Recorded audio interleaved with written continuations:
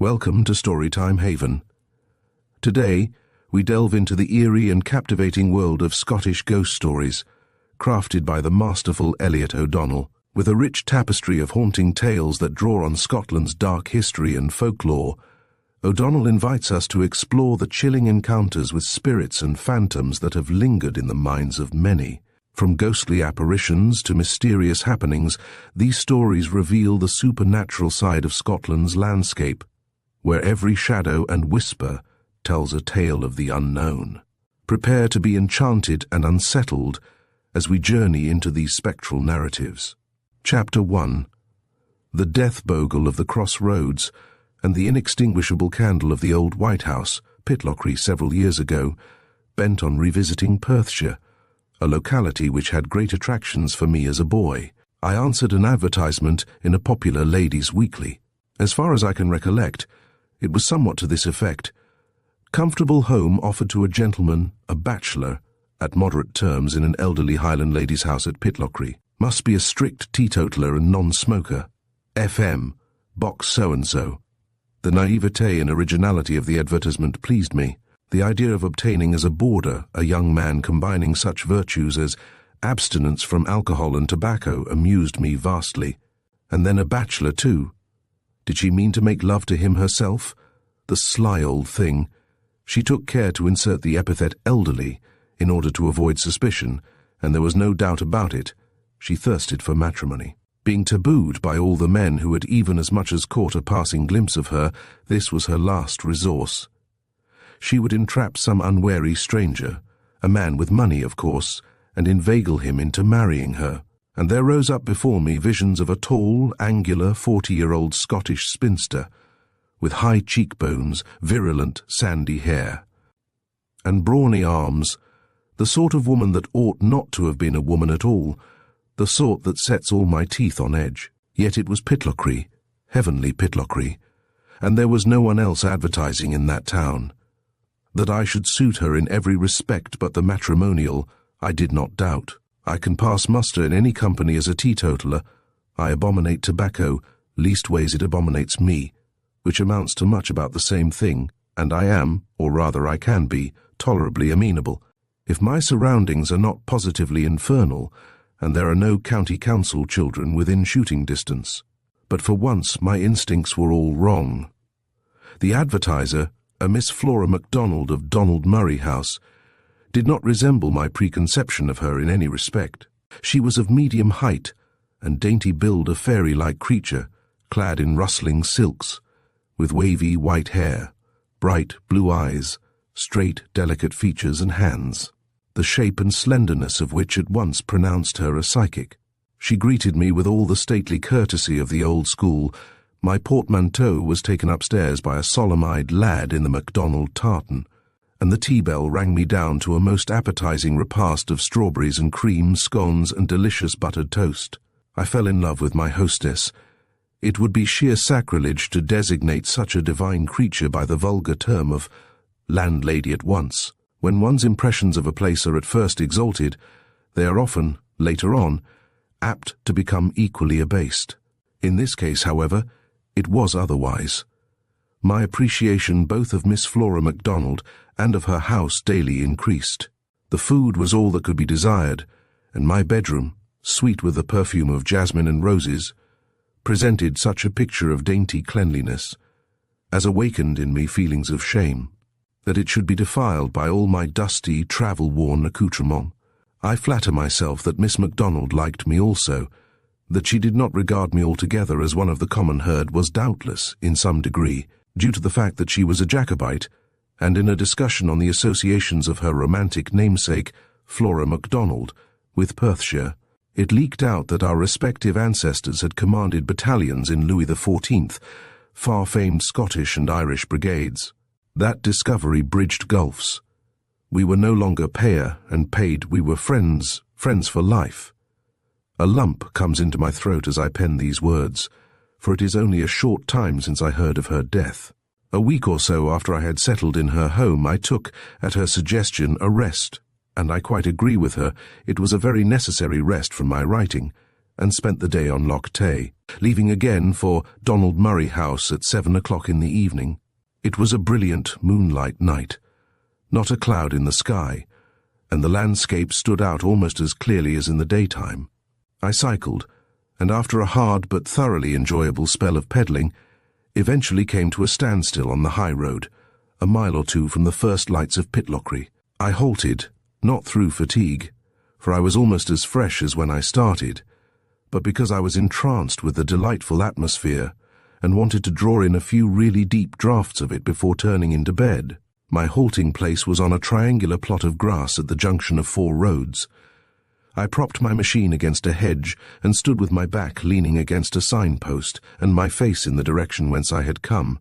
I remained in this attitude for some minutes, probably 10, and was about to remount my bicycle, when I suddenly became icy cold, and a frightful, hideous terror seized and gripped me so hard that the machine, slipping from my palsied hands, fell to the ground with a crash. The next instant something, for the life of me I knew not what, its outline was so blurred and indefinite, alighted on the open space in front of me with a soft thud, and remained standing as bolt upright as a cylindrical pillar. From afar off there then came the low rumble of wheels, which momentarily grew in intensity, until there thundered into view a wagon, weighed down beneath a monstrous stack of hay, on the top of which sat a man in a wide-brimmed straw hat, engaged in a deep confabulation with a boy in corduroys who sprawled beside him. The horse, catching sight of the motionless thing opposite me, at once stood still and snorted violently. The man cried out, "Hey, hey! What's the matter with ye, beast?" And then in an hysterical kind of screech, "Great God, what's yon figure that I see? What's yon figure, Tamas?" The boy immediately raised himself into a kneeling position, and clutching hold of the man's arm, screamed, I dinna ken, Matthew, but take heed, mon. It doesna touch me. It's me it's come after, na ye."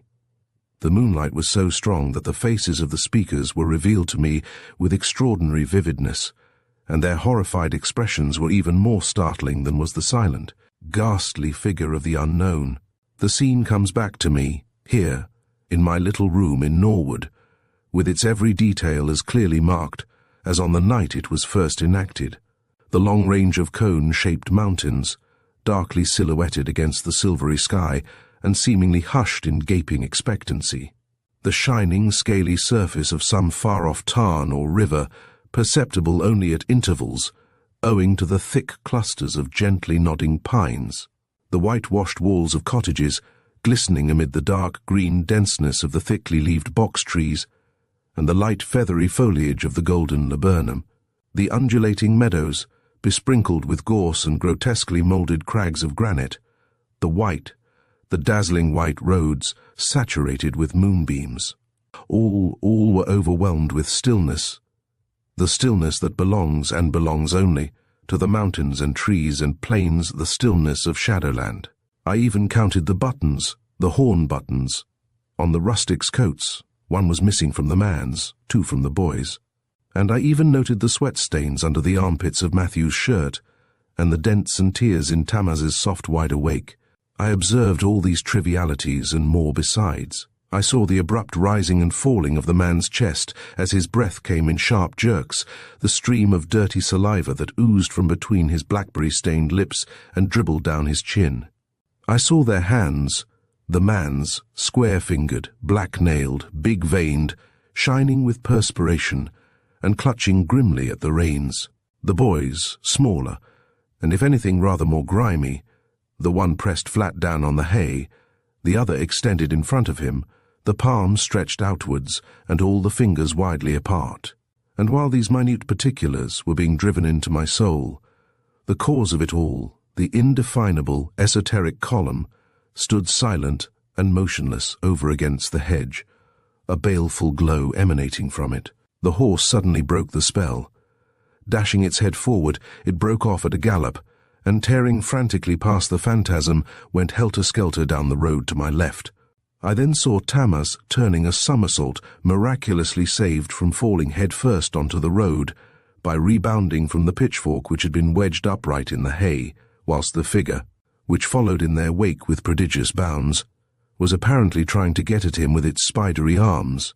But whether it succeeded or not I cannot say, for I was so uncontrollably fearful lest it should return to me that I mounted my bicycle and rode as I had never ridden before and have never ridden since. I described the incident to Miss MacDonald on my return. She looked very serious. "It was stupid of me not to have warned you," she said, "that particular spot in the road has always, at least ever since I can remember, borne the reputation of being haunted. None of the peasants round here will venture within a mile of it after twilight, so the carters you saw must have been strangers. No one has ever seen the ghost except in the misty form in which it appeared to you. It does not frequent the place every night. It only appears periodically, and its method never varies. It leaps over a wall or hedge, remains stationary till someone approaches, and then pursues them with monstrous springs. The person it touches invariably dies within a year. I well recollect when I was in my teens, on just such a night as this, driving home with my father from Lady Colin Ferner's croquet party at Blair Athol. When we got to the spot you name, the horse shied, and before I could realize what had happened, we were racing home at a terrific pace.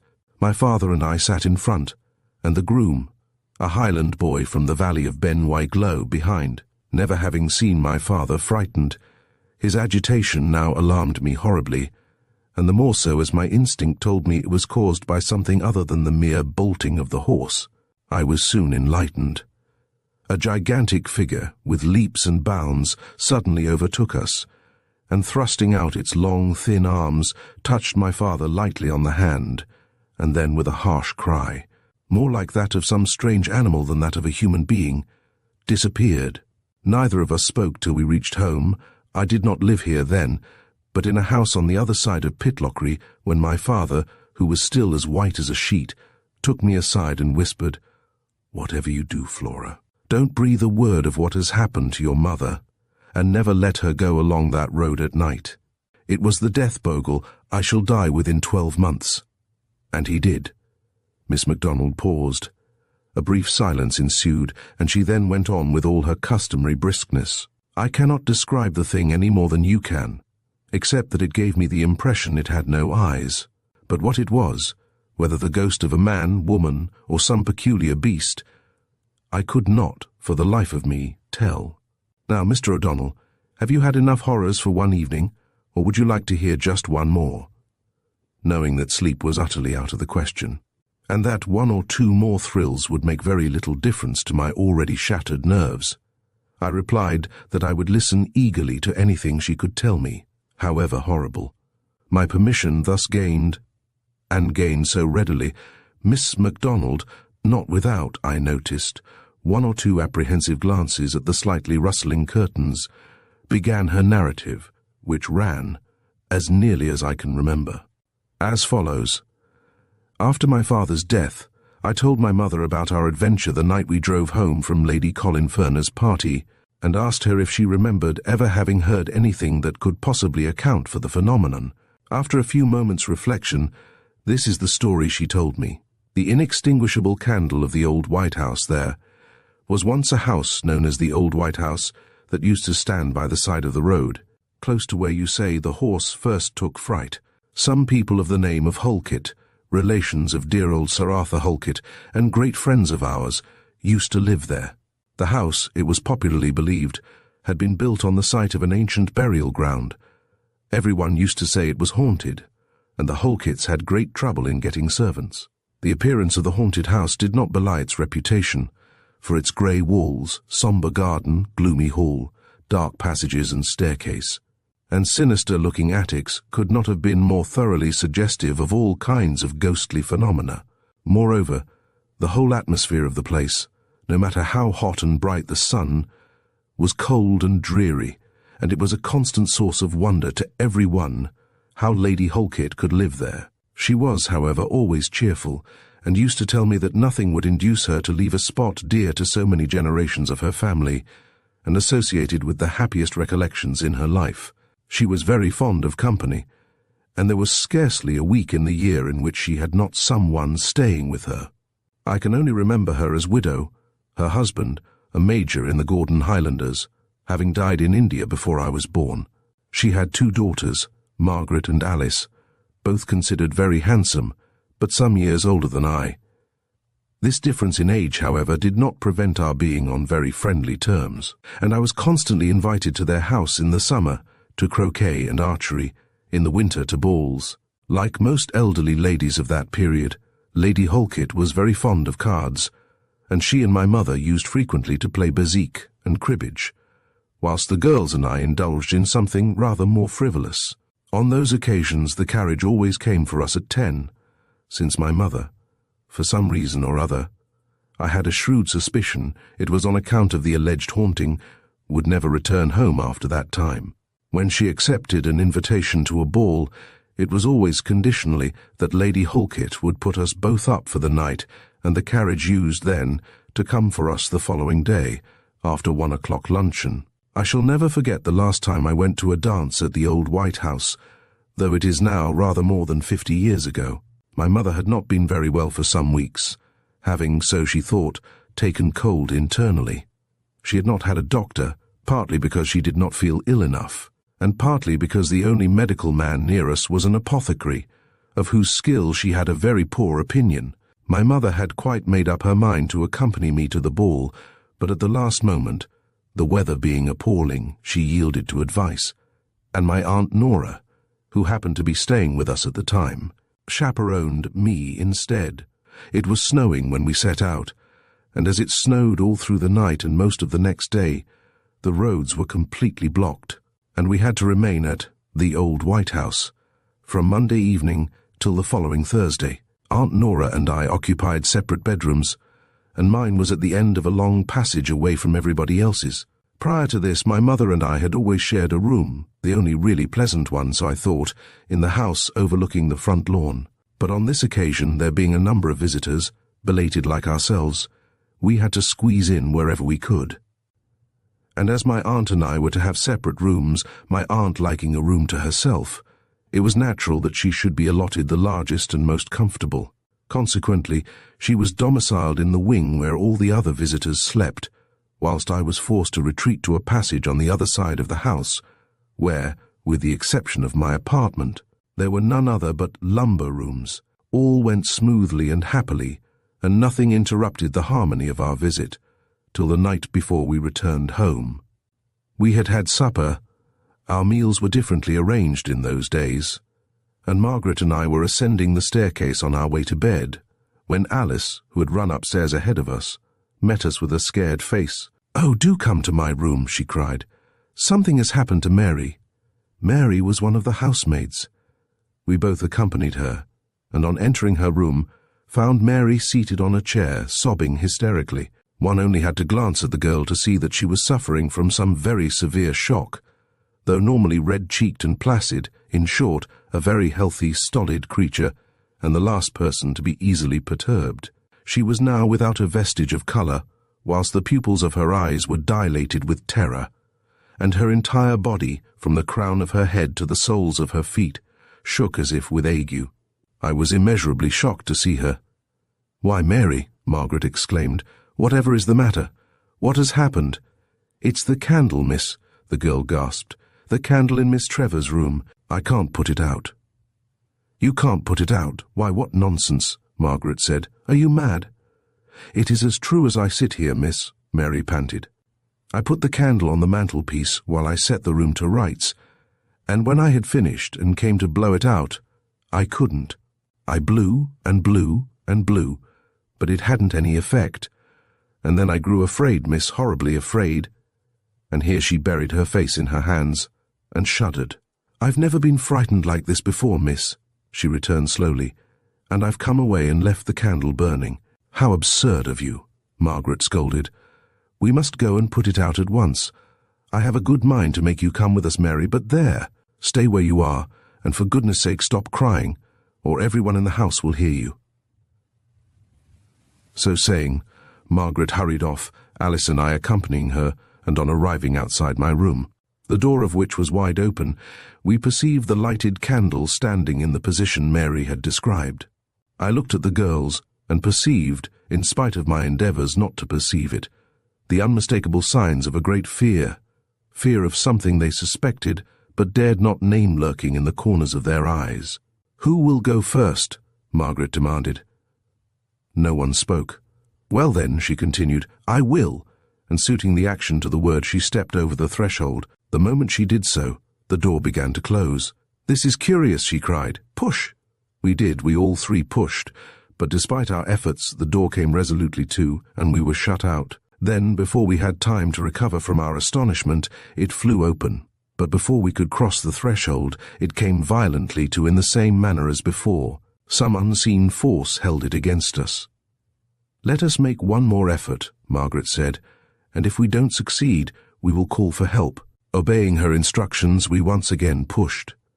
I was nearest the handle, and in some manner, how, none of us could ever explain, just as the door opened of its own accord, I slipped and fell inside. The door then closed immediately with a bang, and, to my unmitigated horror, I found myself alone in the room.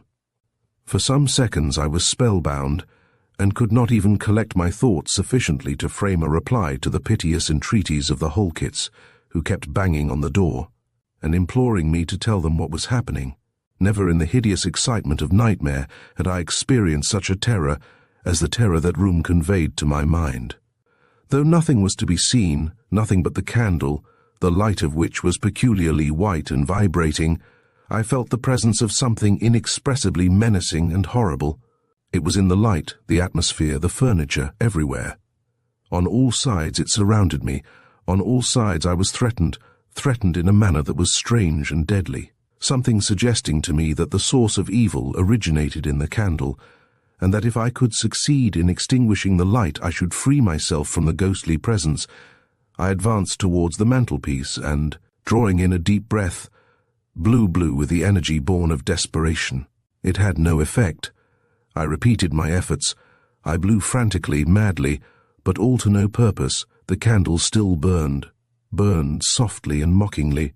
Then a fearful terror seized me, and flying to the opposite side of the room, I buried my face against the wall and waited for what the sickly beatings of my heart warned me was coming.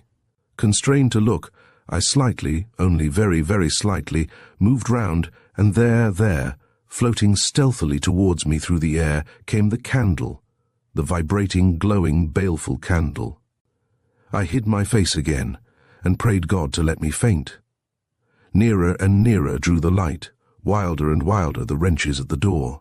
Closer and closer I pressed myself to the wall, and then, when the final throes of agony were more than human heart and brain could stand, there came the suspicion, the suggestion of a touch so horrid that my prayers were at last answered, and I fainted. When I recovered, I was in Margaret's room, and half a dozen well-known forms were gathered round me. It appears that with the collapse of my body on the floor, the door, that had so effectually resisted every effort to turn the handle, immediately flew open, and I was discovered lying on the ground with the candle still alight on the ground beside me. My aunt experienced no difficulty in blowing out the refractory candle, and I was carried with the greatest tenderness into the other wing of the house, where I slept that night. Little was said about the incident next day, but all who knew of it expressed in their faces the utmost anxiety, an anxiety which, now that I had recovered, greatly puzzled me. On our return home, another shock awaited me. We found to our dismay that my mother was seriously ill, and that the doctor, who had been sent for from Perth the previous evening, just about the time of my adventure with the candle, had stated that she might not survive the day. His warning was fulfilled. She died at sunset. Her death, of course, may have had nothing at all to do with the candle episode, yet it struck me then as an odd coincidence, and seems all the more strange to me after hearing your account of the bogle that touched your dear father in the road, so near the spot where the Holkits' house once stood. I could never discover whether Lady Holkit or her daughters ever saw anything of a superphysical nature in their house. After my experience, they were always very reticent on that subject, and naturally I did not like to press it. On Lady Holkit's death, Margaret and Alice sold the house, which was eventually pulled down, as no one would live in it, and I believe the ground on which it stood is now a turnip field. That, my dear, is all I can tell you. Now, Mr. O'Donnell, Miss MacDonald added, having heard our experiences, My mother's and mine, what is your opinion? Do you think the phenomenon of the candle was in any way connected with the bogle both you and I have seen? Or are the hauntings of the old White House entirely separate from those of the road? Chapter 2. The top attic in Pringle's mansion, Edinburgh, a charming lady, Miss South, informs me that no house interested her more, as a child, than Pringle's mansion, Edinburgh. Pringle's mansion, by the by, is not the real name of the house, nor is the original building still standing. The fact is, my friend has been obliged to disguise the locality for fear of an action for slander of title, such as happened in the Egham case of 1904-7. Miss South never saw, save in a picture, the house that so fascinated her, but through repeatedly hearing about it from her old nurse, she felt that she knew it by heart, and used to amuse herself hour after hour in the nursery, drawing diagrams of the rooms and passages, which, to make quite realistic, she named and numbered.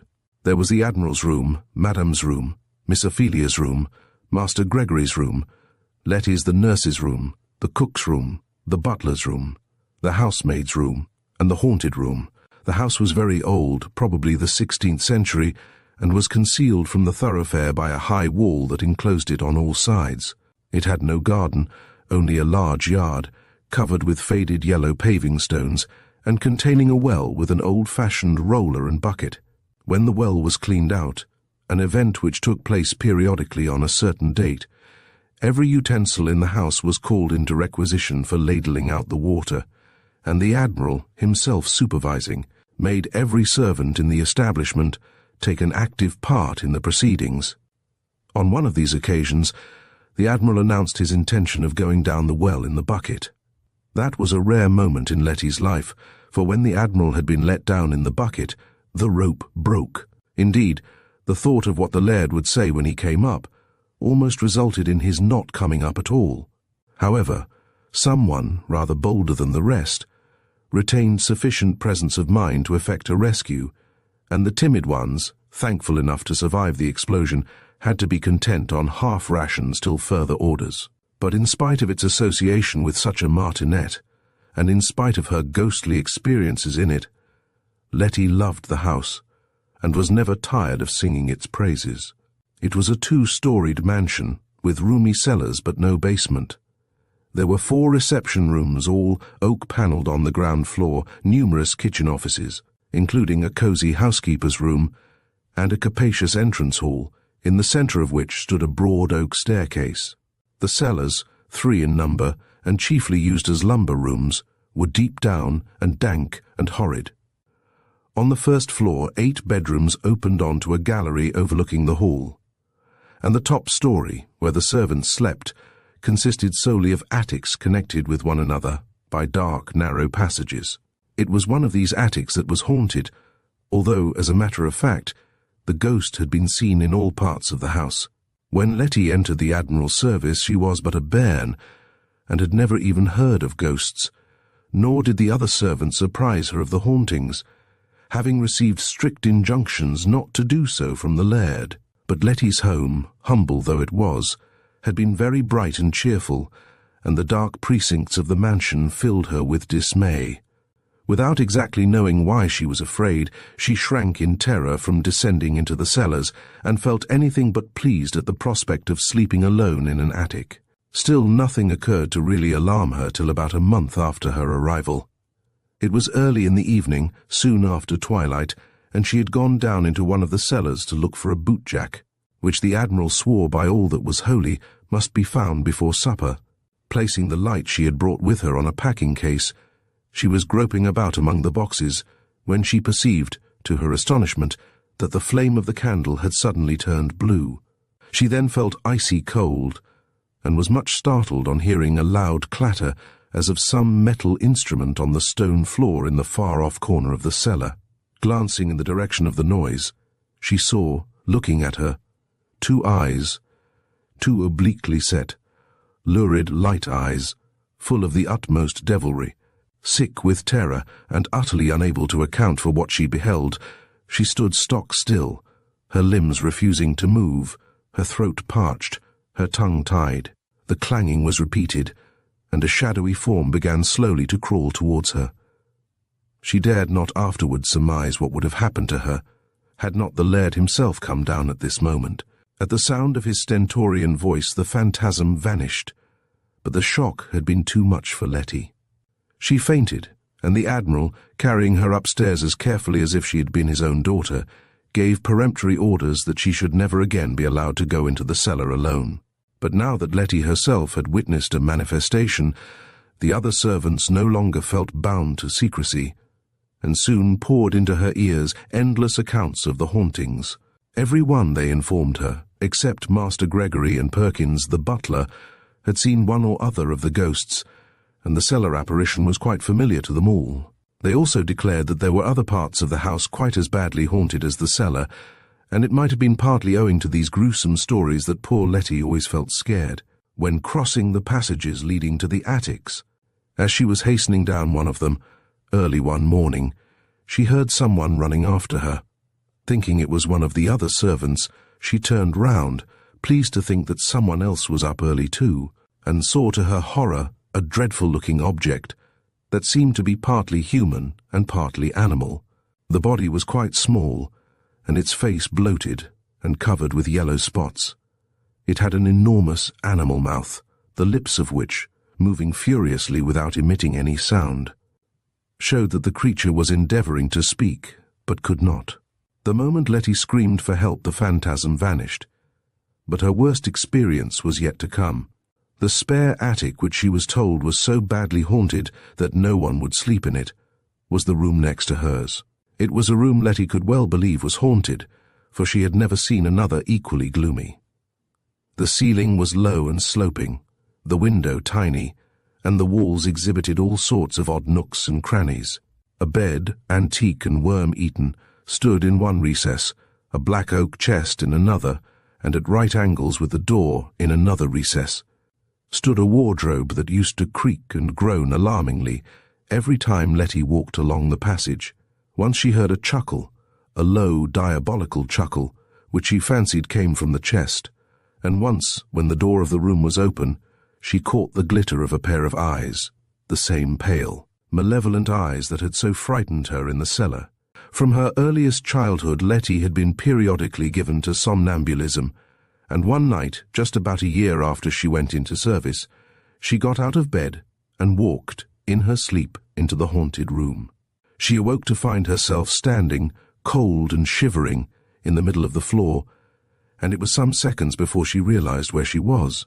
Her horror, when she did discover where she was, is not easily described.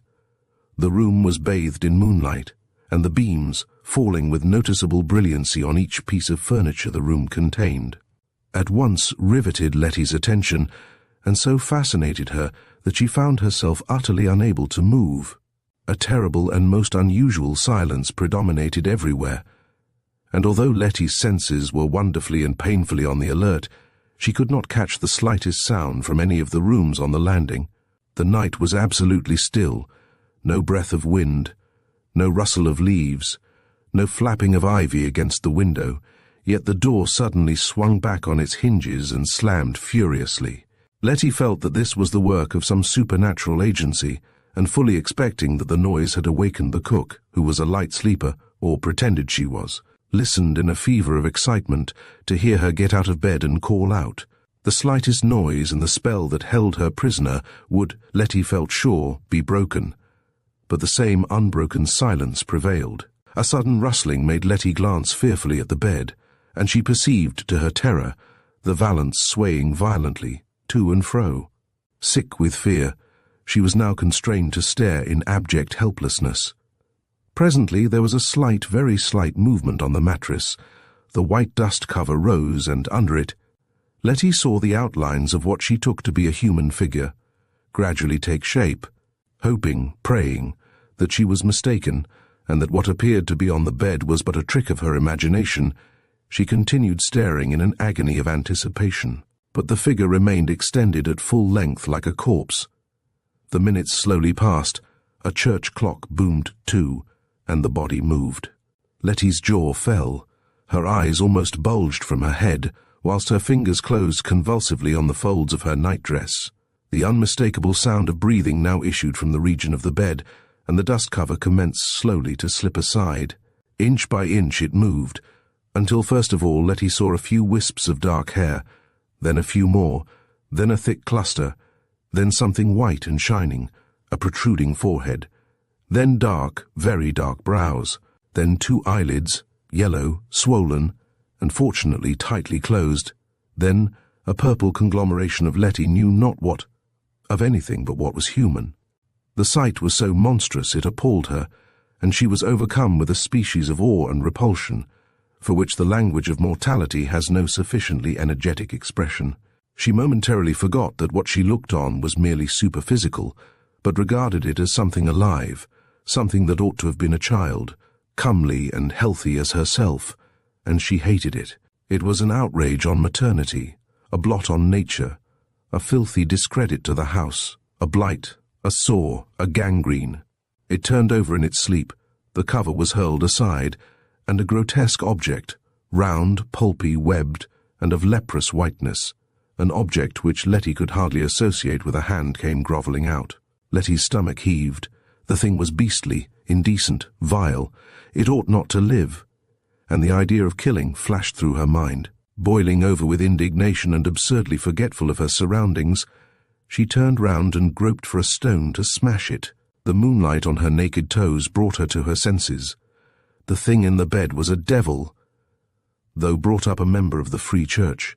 With an abhorrence of anything that could in any way be contorted into papist practices, Letty crossed herself.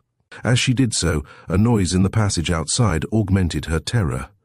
She strained her ears painfully, and the sound developed into a footstep, soft, light, and surreptitious.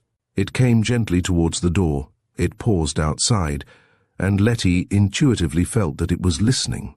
Her suspense was now so intolerable that it was almost with a feeling of relief that she beheld the door slowly, very slowly begin to open.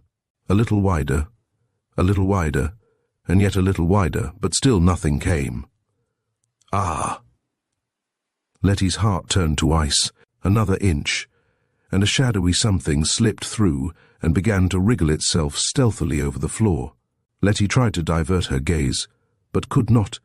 An irresistible, magnetic attraction kept her eyes glued to the gradually approaching horror.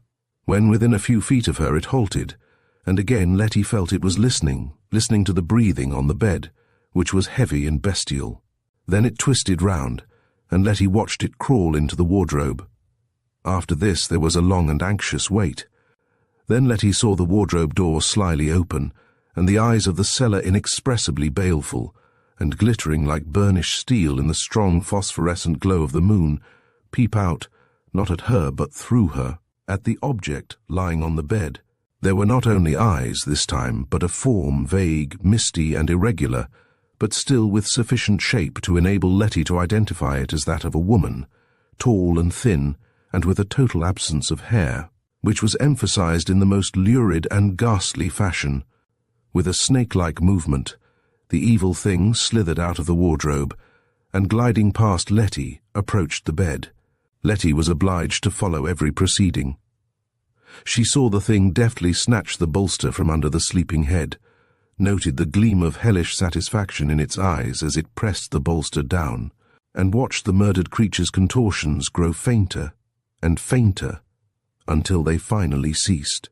The eyes then left the room, and from afar off, away below, in the abysmal cellars of the house, came the sound of digging, faint, very faint, but unquestionably digging. This terminated the grim, phantasmal drama for that night at least, and Letty, chilled to the bone but thoroughly alert, escaped to her room. She spent her few remaining hours of rest wide awake, determining never to go to bed again without fastening one of her arms to the iron staples. With regard the history of the house, Letty never learned anything more remarkable than that. Long ago, an idiot child was supposed to have been murdered in the haunted attic by whom, tradition did not say. The Admiral and his family left Pringle's mansion the year Letty became Miss South's nurse, and as no one would stay in the house, presumably on account of the hauntings, it was pulled down, and an inexcusably inartistic edifice was erected in its place. Chapter 3. The Bounding Figure of House, near Buckingham Terrace, Edinburgh.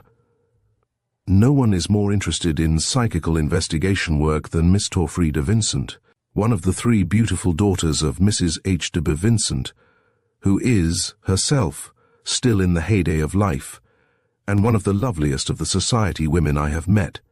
Though I have known her sisters several years, I only met Torfrida for the first time a few months ago, when she was superintending the nursing of her mother, who had just undergone an operation for appendicitis.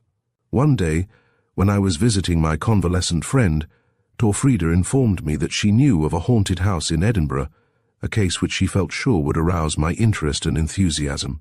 It is unfortunate, she added somewhat regretfully, that I cannot tell you the number of the house, but as I have given my word of honor to disclose it to no one, I feel sure you will excuse me. Indeed, my friends the Gordons, who extracted the promise from me, have got into sad trouble with their landlord for leaving the house under the pretext that it was haunted, and he has threatened to prosecute them for slander of title.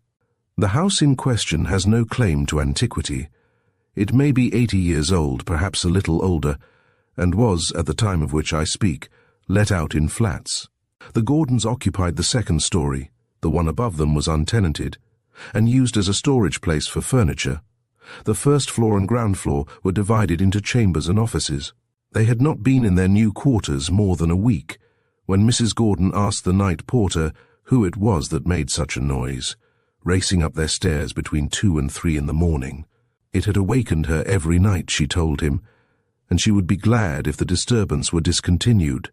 "I am sorry, madam, but I cannot imagine who it can be," the man replied. "Of course it may be someone next door. Sounds are so often deceptive. No one inhabits the rooms above you." But Mrs. Gordon was not at all convinced, and made up her mind to complain to the landlord should it occur again. That night nothing happened, but the night after she was roused from her sleep at 2 o'clock by a feeling that something dreadful, some dire catastrophe, was about to take place. The house was very still, and beyond the faraway echoes of a policeman's patrol on the hard pavement outside, nothing, absolutely nothing, broke the universal, and as it seemed to her, unnatural silence. Generally at night time, there are sounds one likes to assure oneself are too trivial to be heard during the day: the creaking of boards, stairs, nearly always stairs, and the tapping of some leaf, of course some leaf at the windows. Who has not heard such sounds, and who in his heart of hearts has not been only too well aware that they are nocturnal, exclusively nocturnal? The shadows of evening bring with them visitors, prying, curious visitors, grim and ghastly visitors, grey, esoteric visitors, visitors from a world seemingly inconsequent, wholly incomprehensible. Mrs. Gordon did not believe in ghosts. She scoffed at the idea of ghosts, and, like so many would-be wits, unreasonably brave by day, and the reverse by night, had hitherto attributed banshees and the like to cats and other animals.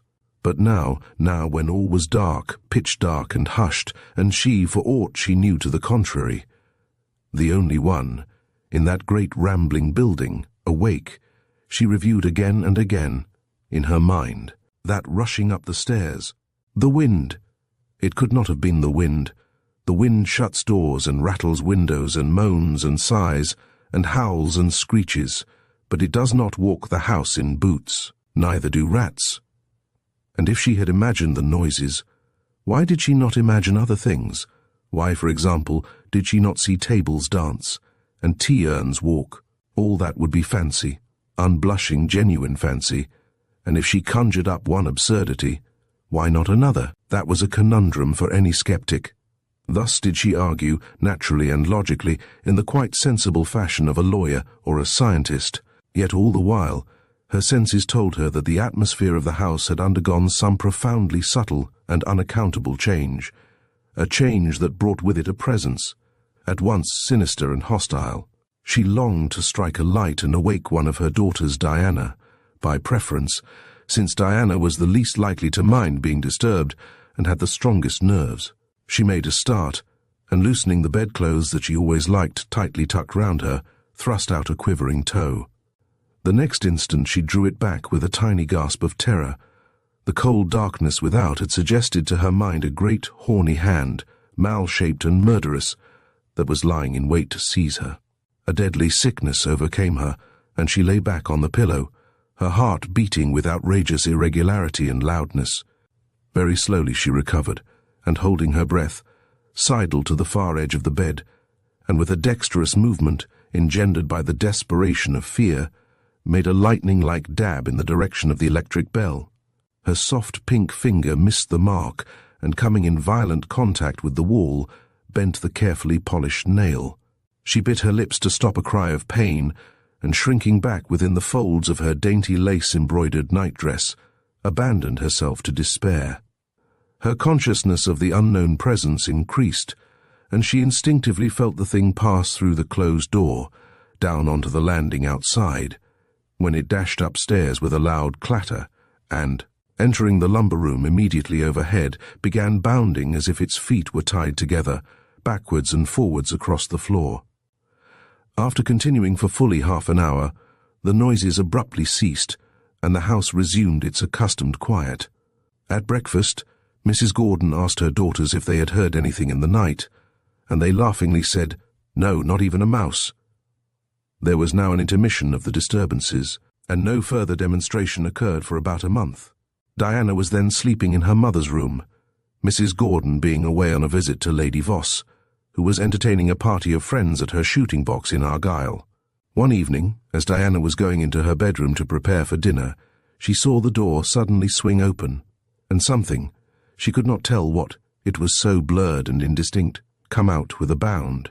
Tearing past her onto the landing, it rushed up the stairs with so much clatter that Diana imagined, though she could see nothing, that it must have on its feet heavy lumbering boots. Filled with an irresistible curiosity, in spite of her alarm, Diana ran after it, and on reaching the upper story, heard it making a terrific racket in the room above the one in which she now slept. Nothing daunted, however, she boldly approached, and, flinging open the door, perceived its filmy outline standing before a shadowy and very antique 8-day clock, which apparently it was in the habit of winding. A great fear now fell on Diana. What was the thing? And supposing it should turn round and face her, what should she see? She was entirely isolated from her sisters, and the servants alone, the light fading in a big, gloomy room full of strange old furniture, which suggested hiding places for all sorts of grim possibilities. She was assured now that the thing she had followed was nothing human, neither was it a delusion, for when she shut her eyes and opened them, it was still there, and oddly enough, it was now more distinct than it was when she had seen it downstairs.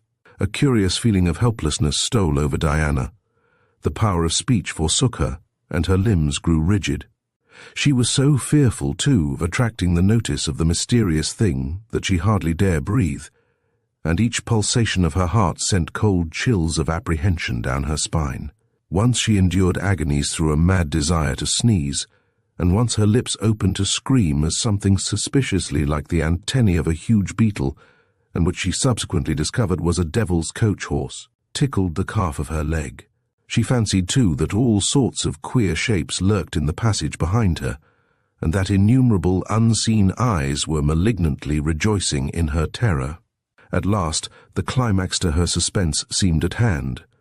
The unknown thing, until now too busy with the clock to take heed of her, paused for a moment or so, as if undecided what to do next, and then slowly began to veer round.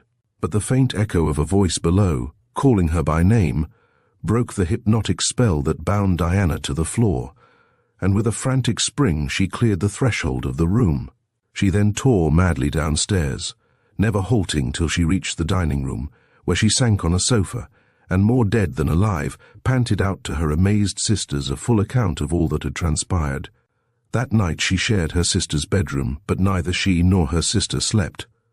From this time till the return of Mrs. Gordon, nothing happened. It was one evening after she came back, when she was preparing to get into bed, that the door of her own room unexpectedly opened, and she saw standing, on the threshold, the unmistakable figure of a man, short and broad, with a great width of shoulders and very long arms. He was clad in a pea-jacket, blue serge trousers, and jack boots. He had a big, round, brutal head, covered with a tangled mass of yellow hair, but where his face ought to have been there was only a blotch, underlying which Mrs. Gordon detected the semblance to something fiendishly vindictive and immeasurably nasty. But, in spite of the horror his appearance produced, her curiosity was aroused with regard to the two objects he carried in his hands, one of which looked like a very bizarre bundle of red and white rags, and the other a small bladder of lard. Whilst she was staring at them in dumb awe, he swung round, and, hitching them savagely under his armpits, rushed across the landing, and, with a series of apish bounds, sprang up the staircase and disappeared in the gloom. This was the climax. Mrs. Gordon felt another such encounter would kill her. So, in spite of the fact that she had taken the flat for a year, and had only just commenced her tenancy, she packed up her goods and left the very next day. The report that the building was haunted spread rapidly, and Mrs. Gordon had many indignant letters from the landlord. She naturally made inquiries as to the early history of the house, but of the many tales she listened to, only one, the authenticity of which she could not guarantee, seemed to suggest any clue to the haunting. It was said that a retired captain in the merchant service, many years previously, had rented the rooms she had occupied. He was an extraordinary individual, and, despite the fact that he had lived so far inland, would never wear any but nautical clothes, blue jersey and trousers, reefer coat and jack boots. But this was not his only peculiarity. His love of grog eventually brought on delirium tremens, and his excessive irritability in the interval between each attack was a source of anxiety to all who came in contact with him. At that time, there happened to be a baby in the rooms overhead, whose crying so annoyed the captain that he savagely informed its mother that if she did not keep it quiet, he would not be answerable for the consequences. His warnings having no effect, he flew upstairs one day, when she was temporarily absent, and, snatching up the bread knife from the table, decapitated the infant. He then stuffed both its head and body into a grandfather's clock, which stood in one corner of the room, and, retiring to his own quarters, drank till he was insensible. He was, of course, arrested on a charge of murder, but being found insane, he was committed during His Majesty's pleasure to a lunatic asylum. He eventually committed suicide by opening an artery in his leg with one of his fingernails. As the details of this tragedy filled in so well with the phenomena they had witnessed, the Gordons could not help regarding the story as a very probable explanation of the hauntings. But remember, its authenticity is dubious. Chapter 4. Jane of George Street, Edinburgh. The news that, for several years at any rate, George Street, Edinburgh was haunted, wrote a correspondent of mine some short time ago, might cause no little surprise to many of its inhabitants, and my friend proceeded to relate his experience of the haunting, which I will reproduce as nearly as possible in his own words. I quote from memory, having foolishly destroyed the letter. I was walking in a leisurely way along George Street the other day, towards Strunel's, where I get my cigars, and had arrived opposite number 6, when I suddenly noticed, just ahead of me, a tall lady of remarkably graceful figure, clad in a costume which, even to an ignoramus in fashions like myself, seemed extraordinarily out of date. In my untechnical language, it consisted of a dark blue coat and skirt trimmed with black braid. The coat had a very high collar, turned over to show a facing of blue velvet. Its sleeves were very full at the shoulders, and a band of blue velvet drew it tightly in at the waist. Moreover, unlike every other lady I saw, she wore a small hat, which I subsequently learned was a toque, with one white and one blue plume placed moderately high at the side. The only other conspicuous items of her dress, the effect of which was, on the whole, quiet, were white glace gloves, over which dangled gold curb bracelets with innumerable pendants, shoes, which were of patent leather with silver buckles and rather high Louis heels, and fine blue silk openwork stockings. So much for her dress. Now for her herself. She was a strikingly fair woman, with very pale yellow hair and a startlingly white complexion, and this latter peculiarity so impressed me that I hastened my steps, determining to get a full view of her. Passing her with rapid strides, I looked back, and as I did so a cold chill ran through me. What I looked at was the face of the dead. I slowed down and allowed her to take the lead. I now observed that, startling as she was, no one else seemed to notice her. One or two people, obviously, though probably unconsciously, possessing the germs of psychism, shivered when they passed her, but as they neither slackened their pace nor turned to steal a second look, I concluded they had not seen her. Without glancing either to the right or left, she moved steadily on, past Moulton's the confectioner's, past Perrin's the hatter's. Once I thought she was coming to a halt, and that she intended crossing the road. No, on, till we came to Deek Street. There we were preparing to cross over, when an elderly gentleman walked deliberately into her. I half expected to hear him apologize, but naturally nothing of the sort happened. She was only too obviously a phantom, and in accordance with the nature of a phantom, she passed right through him. A few yards farther on she came to an abrupt pause, and then, with a slight inclination of her head as if meaning me to follow, she glided into a chemist's shop.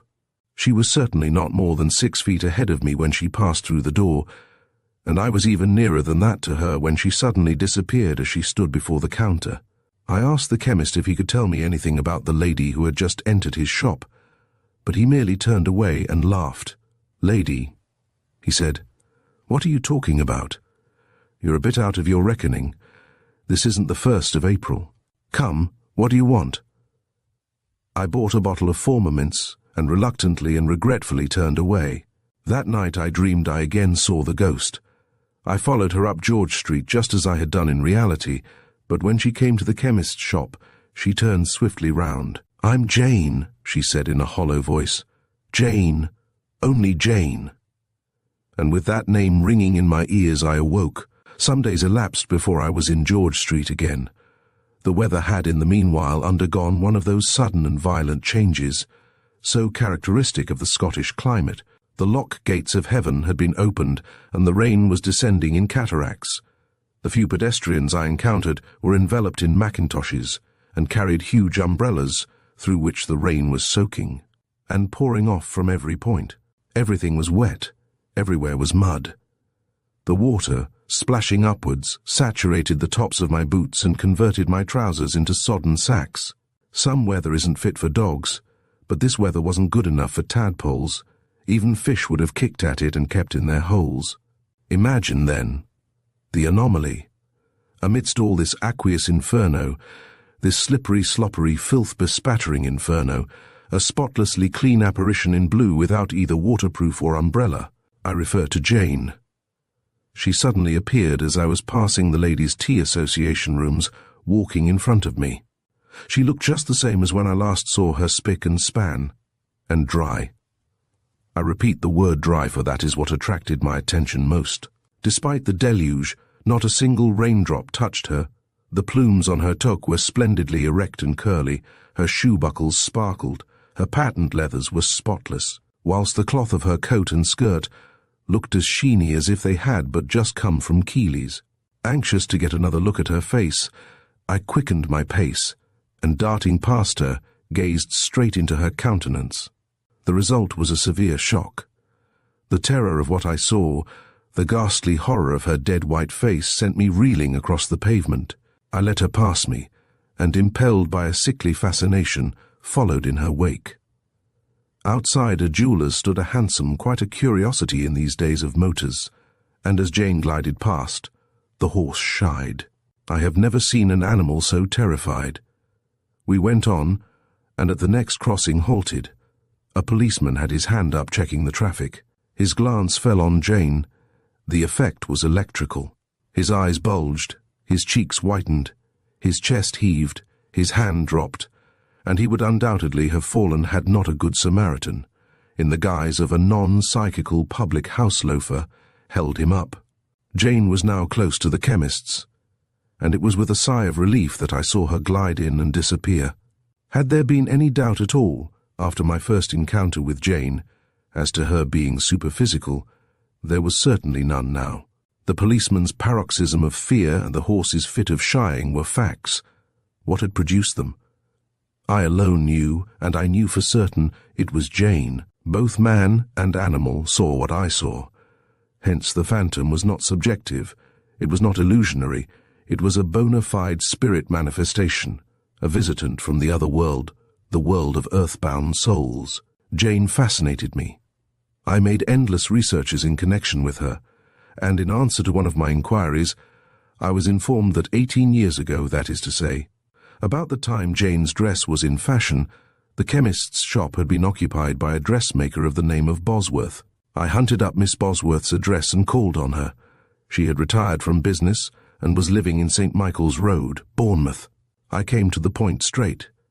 "Can you give me any information," I asked, "about a lady whose Christian name was Jane?" "That sounds vague," Miss Bosworth said. "I've met a good many Janes in my time." "But not Janes with pale yellow hair and white eyebrows and eyelashes." And I described her in detail. "How do you come to know about her?" Miss Bosworth said after a long pause. "Because," I replied with a certain slowness and deliberation characteristic of me, "because I've seen her ghost." Of course I knew Miss Bosworth was no skeptic. The moment my eyes rested on her, I saw she was psychic, and that the superphysical was often at her elbow. Accordingly, I was not in the least surprised at her look of horror. "What?" she exclaimed. "Is she still there? I thought she would surely be at rest now." "Who was she?" I inquired. "Come, you need not be afraid of me. I have come here solely because the occult has always interested me. Who was Jane, and why should her ghost haunt George Street?" "It happened a good many years ago," Miss Bosworth replied, "in 1892. In answer to an advertisement I saw in one of the daily papers, I called on a Miss Jane Vernelt, Mademoiselle Vernelt, she called herself, who ran a costumier's business in George Street, in the very building.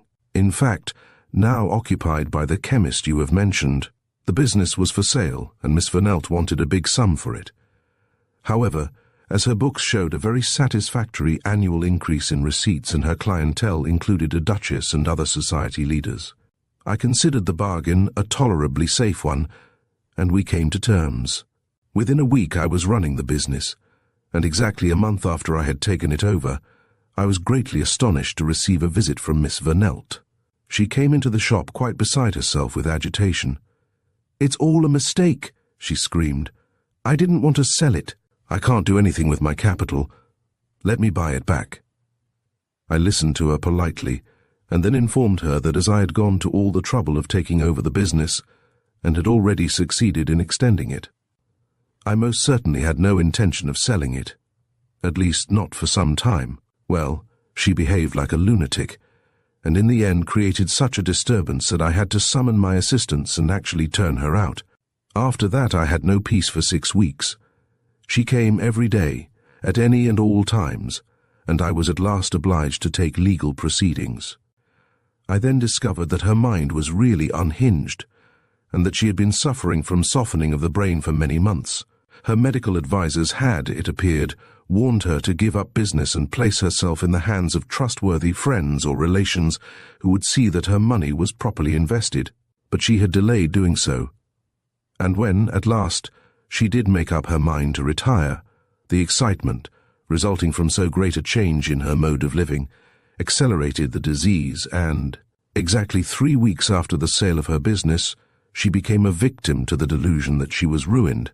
This delusion grew more and more pronounced as her malady increased, and amidst her wildest ravings she clamoured to be taken back to George Street. The hauntings, indeed, began before she died, and I frequently saw her when I knew her material body to be under restraint, just as you describe, gliding in and out the showrooms. For several weeks after her death, the manifestations continued. They then ceased, and I have never heard of her again until now. If I remember rightly, the account of the George Street ghost here terminated, but my friend referred to it again at the close of his letter. "Since my return to Scotland," he wrote, "I have frequently visited George Street, almost daily, but I have not seen Jane. I only hope that her poor distracted spirit has at last found rest." And with this kindly sentiment, my correspondent concluded. Chapter 5. The Sallow-Faced Woman of No, Forest Road, Edinburgh.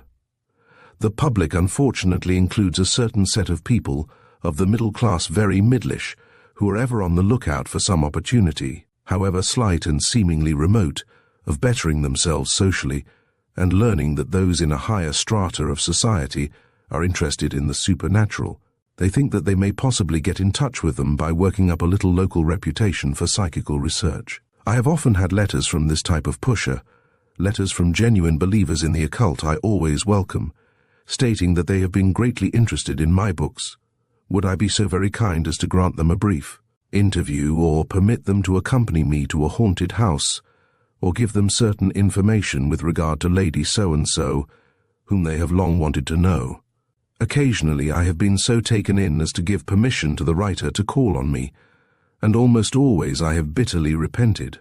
The wily one, no matter how wily, cannot conceal the cloven hoof for long, and he has either tried to thrust himself into the bosom of my family, or has written to my neighbours declaring himself to be my dearest friend, and when, in desperation, I have shown him the cold shoulder, he has attacked me virulently in some rag of a local paper, the proprietor, editor, or office boy, of which happens to be one of his own clique. I have even known an instance where this type of person has, through trickery, actually gained access to some notoriously haunted house, and from its owners, the family he has long had his eyes on, from a motive anything but psychic, has ferreted out the secret and private history of the haunting. Then, when he has been found out and forced to see that his friendship is not wanted, he has, in revenge for the slight, unblushingly revealed the facts that were only entrusted to him in the strictest confidence, and, through influence with the lower stratum of the press, caused a most glaring and sensational account of the ghost to be published. With such a case in view, I cannot be surprised that possessors of family ghosts and haunted houses should show the greatest reluctance to be approached on the subject, save by those they feel assured will treat it with the utmost delicacy. But I have quoted the above breach of confidence merely to give another reason for my constant use of fictitious names with regard to people and places, and having done so, I hope to some purpose. I will proceed with the following story.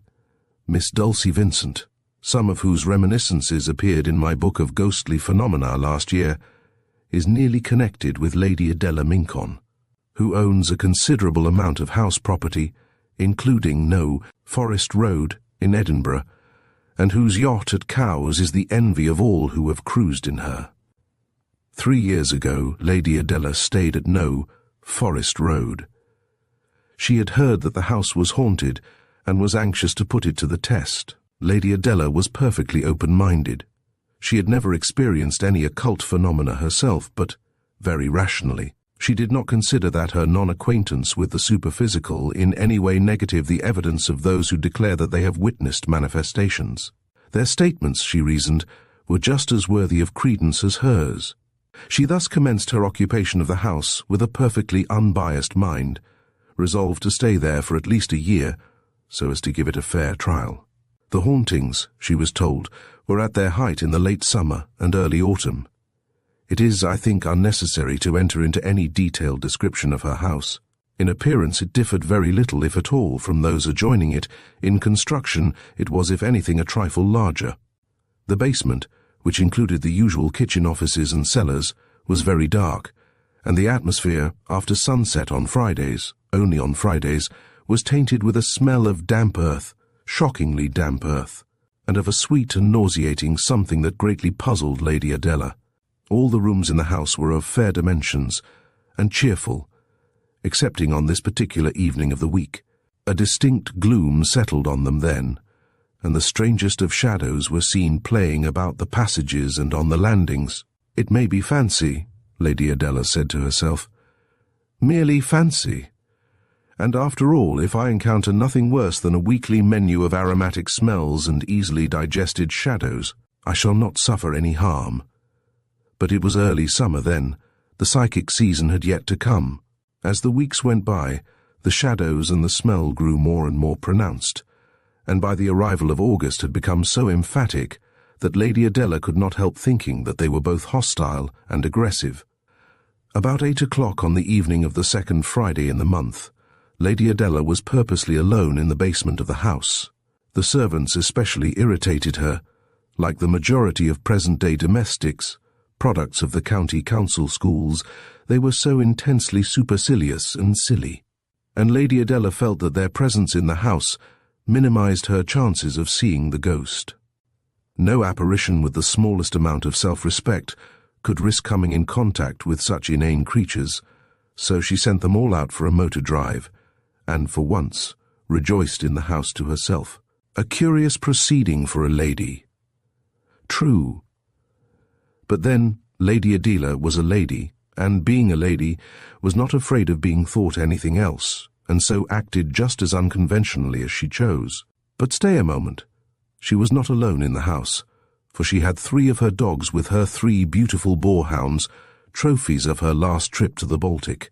With such colossal and perfectly trained companions, Lady Adela felt absolutely safe, and ready, as she acknowledged afterwards, to face a whole army of spooks. She did not even shiver when the front door of the basement closed, and she heard the sonorous burring of the motor, drowning the giddy voices of the servants, grow fainter and fainter until it finally ceased altogether.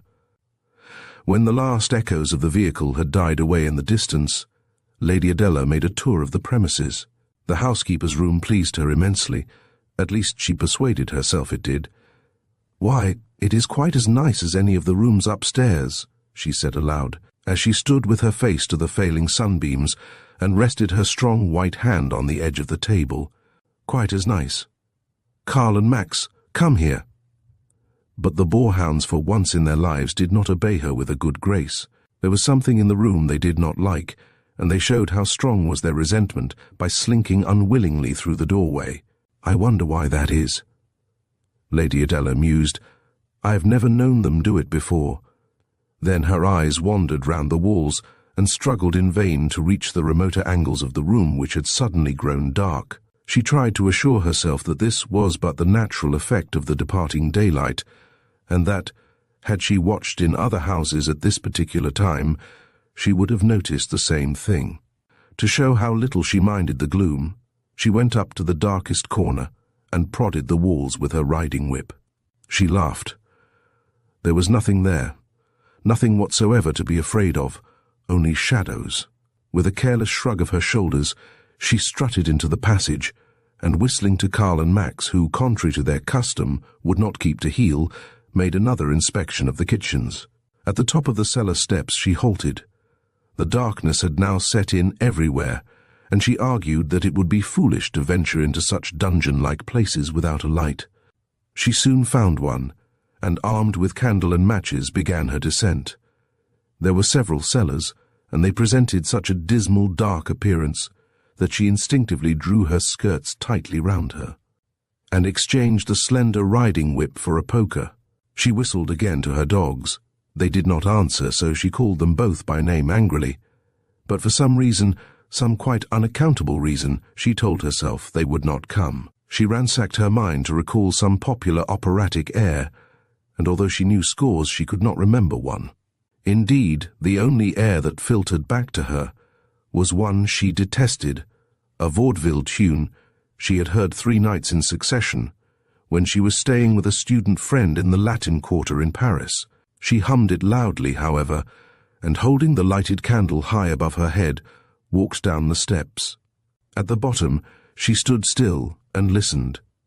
From high above her came noises which sounded like the rumbling of distant thunder, but which, on analysis, proved to be the rattling of window frames. Reassured that she had no cause for alarm, Lady Adela advanced. Something black scudded across the red-tiled floor, and she made a dash at it with her poker. The concussion awoke countless echoes in the cellars, and called into existence legions of other black things that darted hither and thither in all directions. She burst out laughing. They were only beetles. Facing her, she now perceived an inner cellar, which was far gloomier than the one in which she stood. The ceiling was very low, and appeared to be crushed down beneath the burden of a stupendous weight, and as she advanced beneath it, she half expected that it would cave in and bury her. A few feet from the center of this cellar she stopped, and bending down, examined the floor carefully. The tiles were unmistakably newer here than elsewhere, and presented the appearance of having been put in at no very distant date. The dampness of the atmosphere was intense, a fact which struck Lady Adela as somewhat odd, since the floor and walls looked singularly dry. To find out if this were the case, She ran her fingers over the walls and, on removing them, found they showed no signs of moisture. Then she rapped the floor and walls and could discover no indications of hollowness. She sniffed the air, and a great wave of something sweet and sickly half choked her. She drew out her handkerchief and beat the air vigorously with it, but the smell remained, and she could not in any way account for it. She turned to leave the cellar, and the flame of her candle burned blue. Then for the first time that evening, almost indeed for the first time in her life, she felt afraid. So afraid that she made no attempt to diagnose her fear.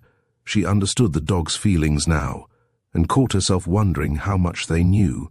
She whistled to them again, not because she thought they would respond, she knew only too well they would not, but because she wanted company, even the company of her own voice, and she had some faint hope, too, that whatever might be with her in the cellar would not so readily disclose itself if she made a noise. The one cellar was past, and she was nearly across the floor of the other when she heard a crash. The candle dropped from her hand, and all the blood in her body rushed to her heart. She could never have imagined it was so terrible to be frightened. She tried to pull herself together and be calm, but she was no longer mistress of her limbs. Her knees knocked together, and her hands shook. It was only the dogs, she feebly told herself. I will call them. But when she opened her mouth, she found her throat was paralyzed. Not a syllable would come. She knew, too, that she had lied, and that the hounds could not have been responsible for the noise. It was like nothing she had ever heard, nothing she could imagine, and although she struggled hard against the idea, she could not help associating the sound with the cause of the candle burning blue, and the sweet, sickly smell. Incapable of moving a step, she was forced to listen in breathless expectancy for a recurrence of the crash. Her thoughts became ghastly.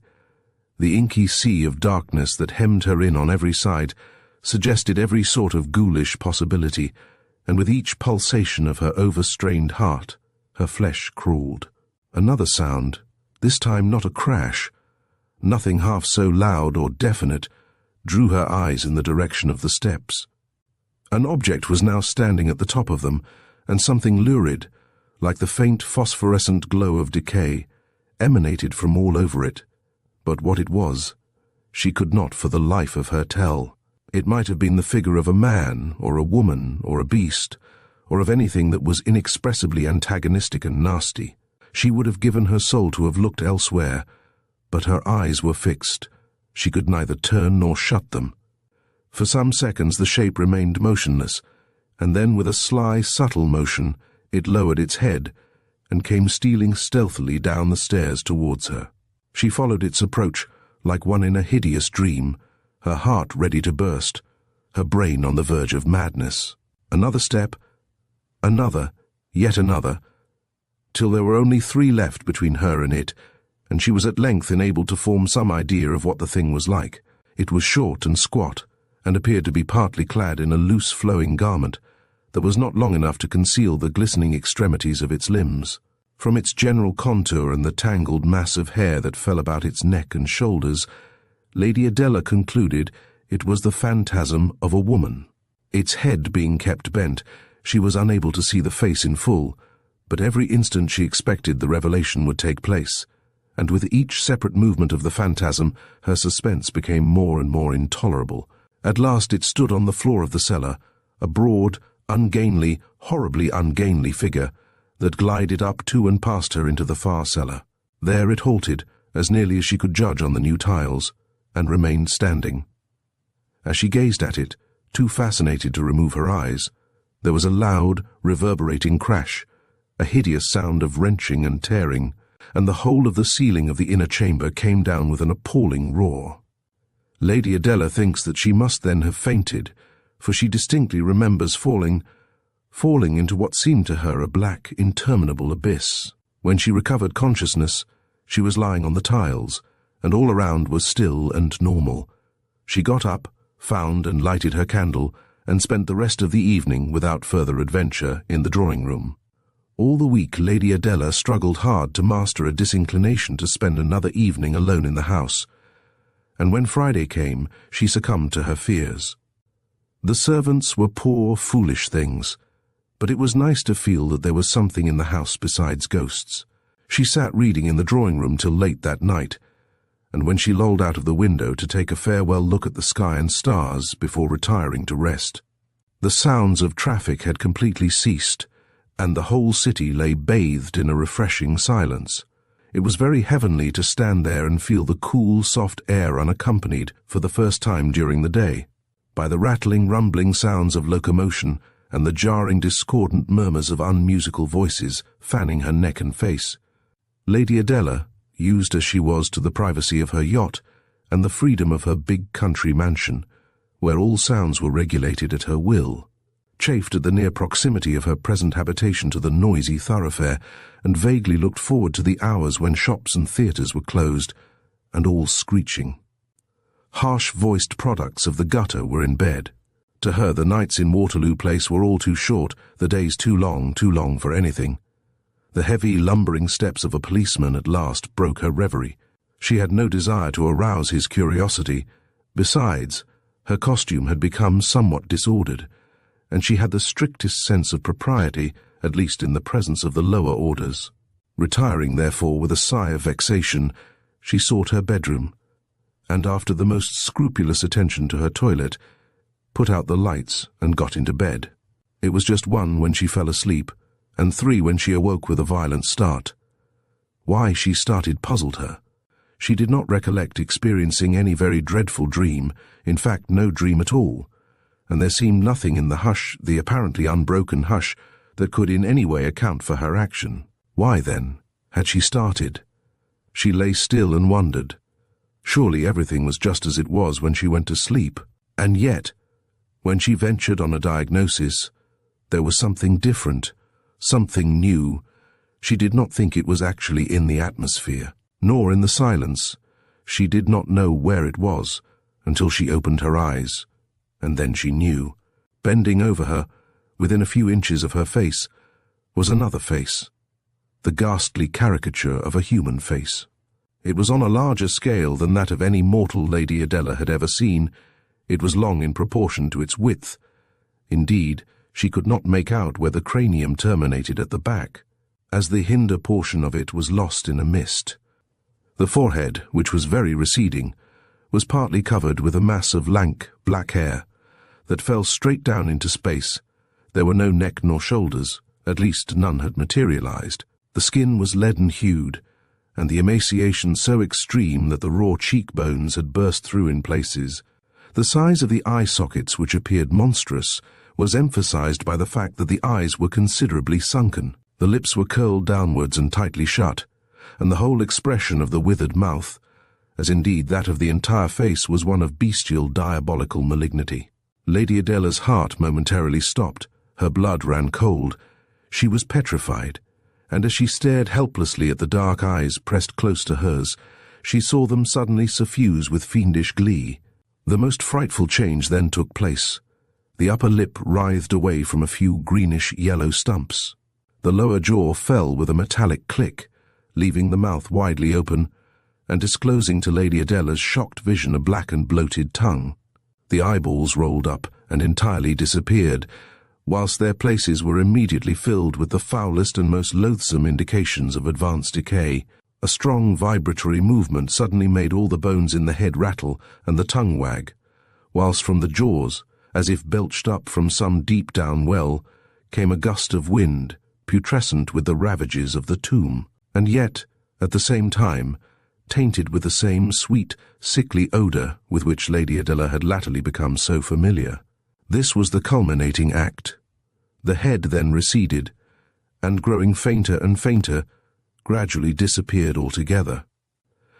Lady Adela was now more than satisfied.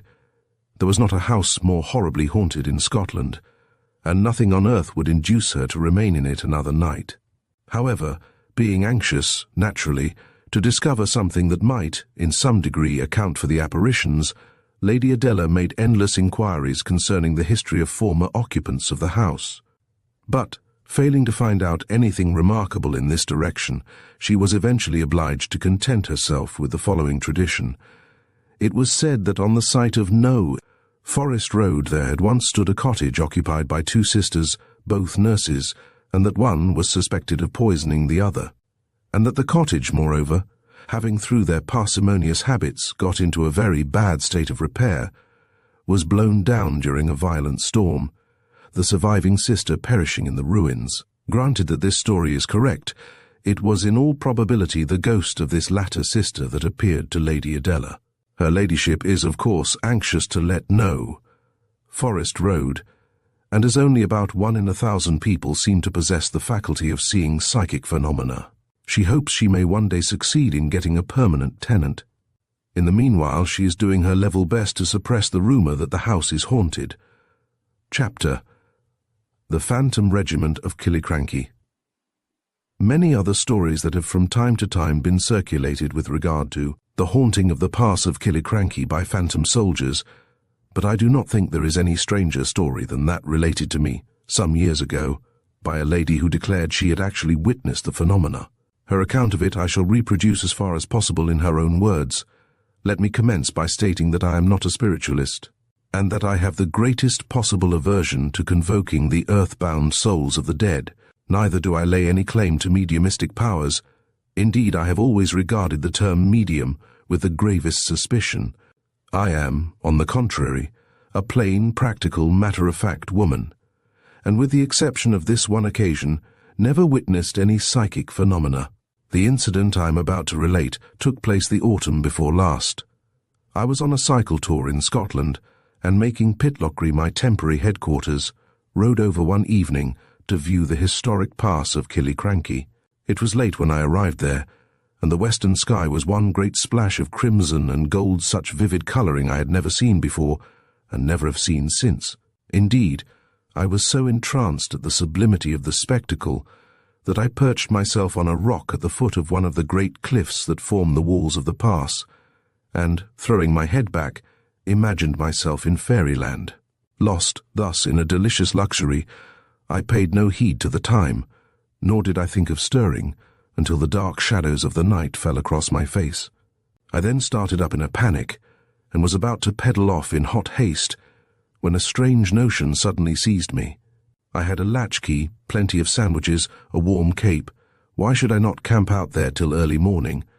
I had long yearned to spend a night in the open. Now was my opportunity. The idea was no sooner conceived than put into operation. Selecting the most comfortable-looking boulder I could see, I scrambled onto the top of it, and, with my cloak drawn tightly over my back and shoulders, commenced my vigil. The cold mountain air, sweet with the perfume of gorse and heather, intoxicated me, and I gradually sank into a heavenly torpor, from which I was abruptly aroused by a dull boom that I had once associated with distant musketry.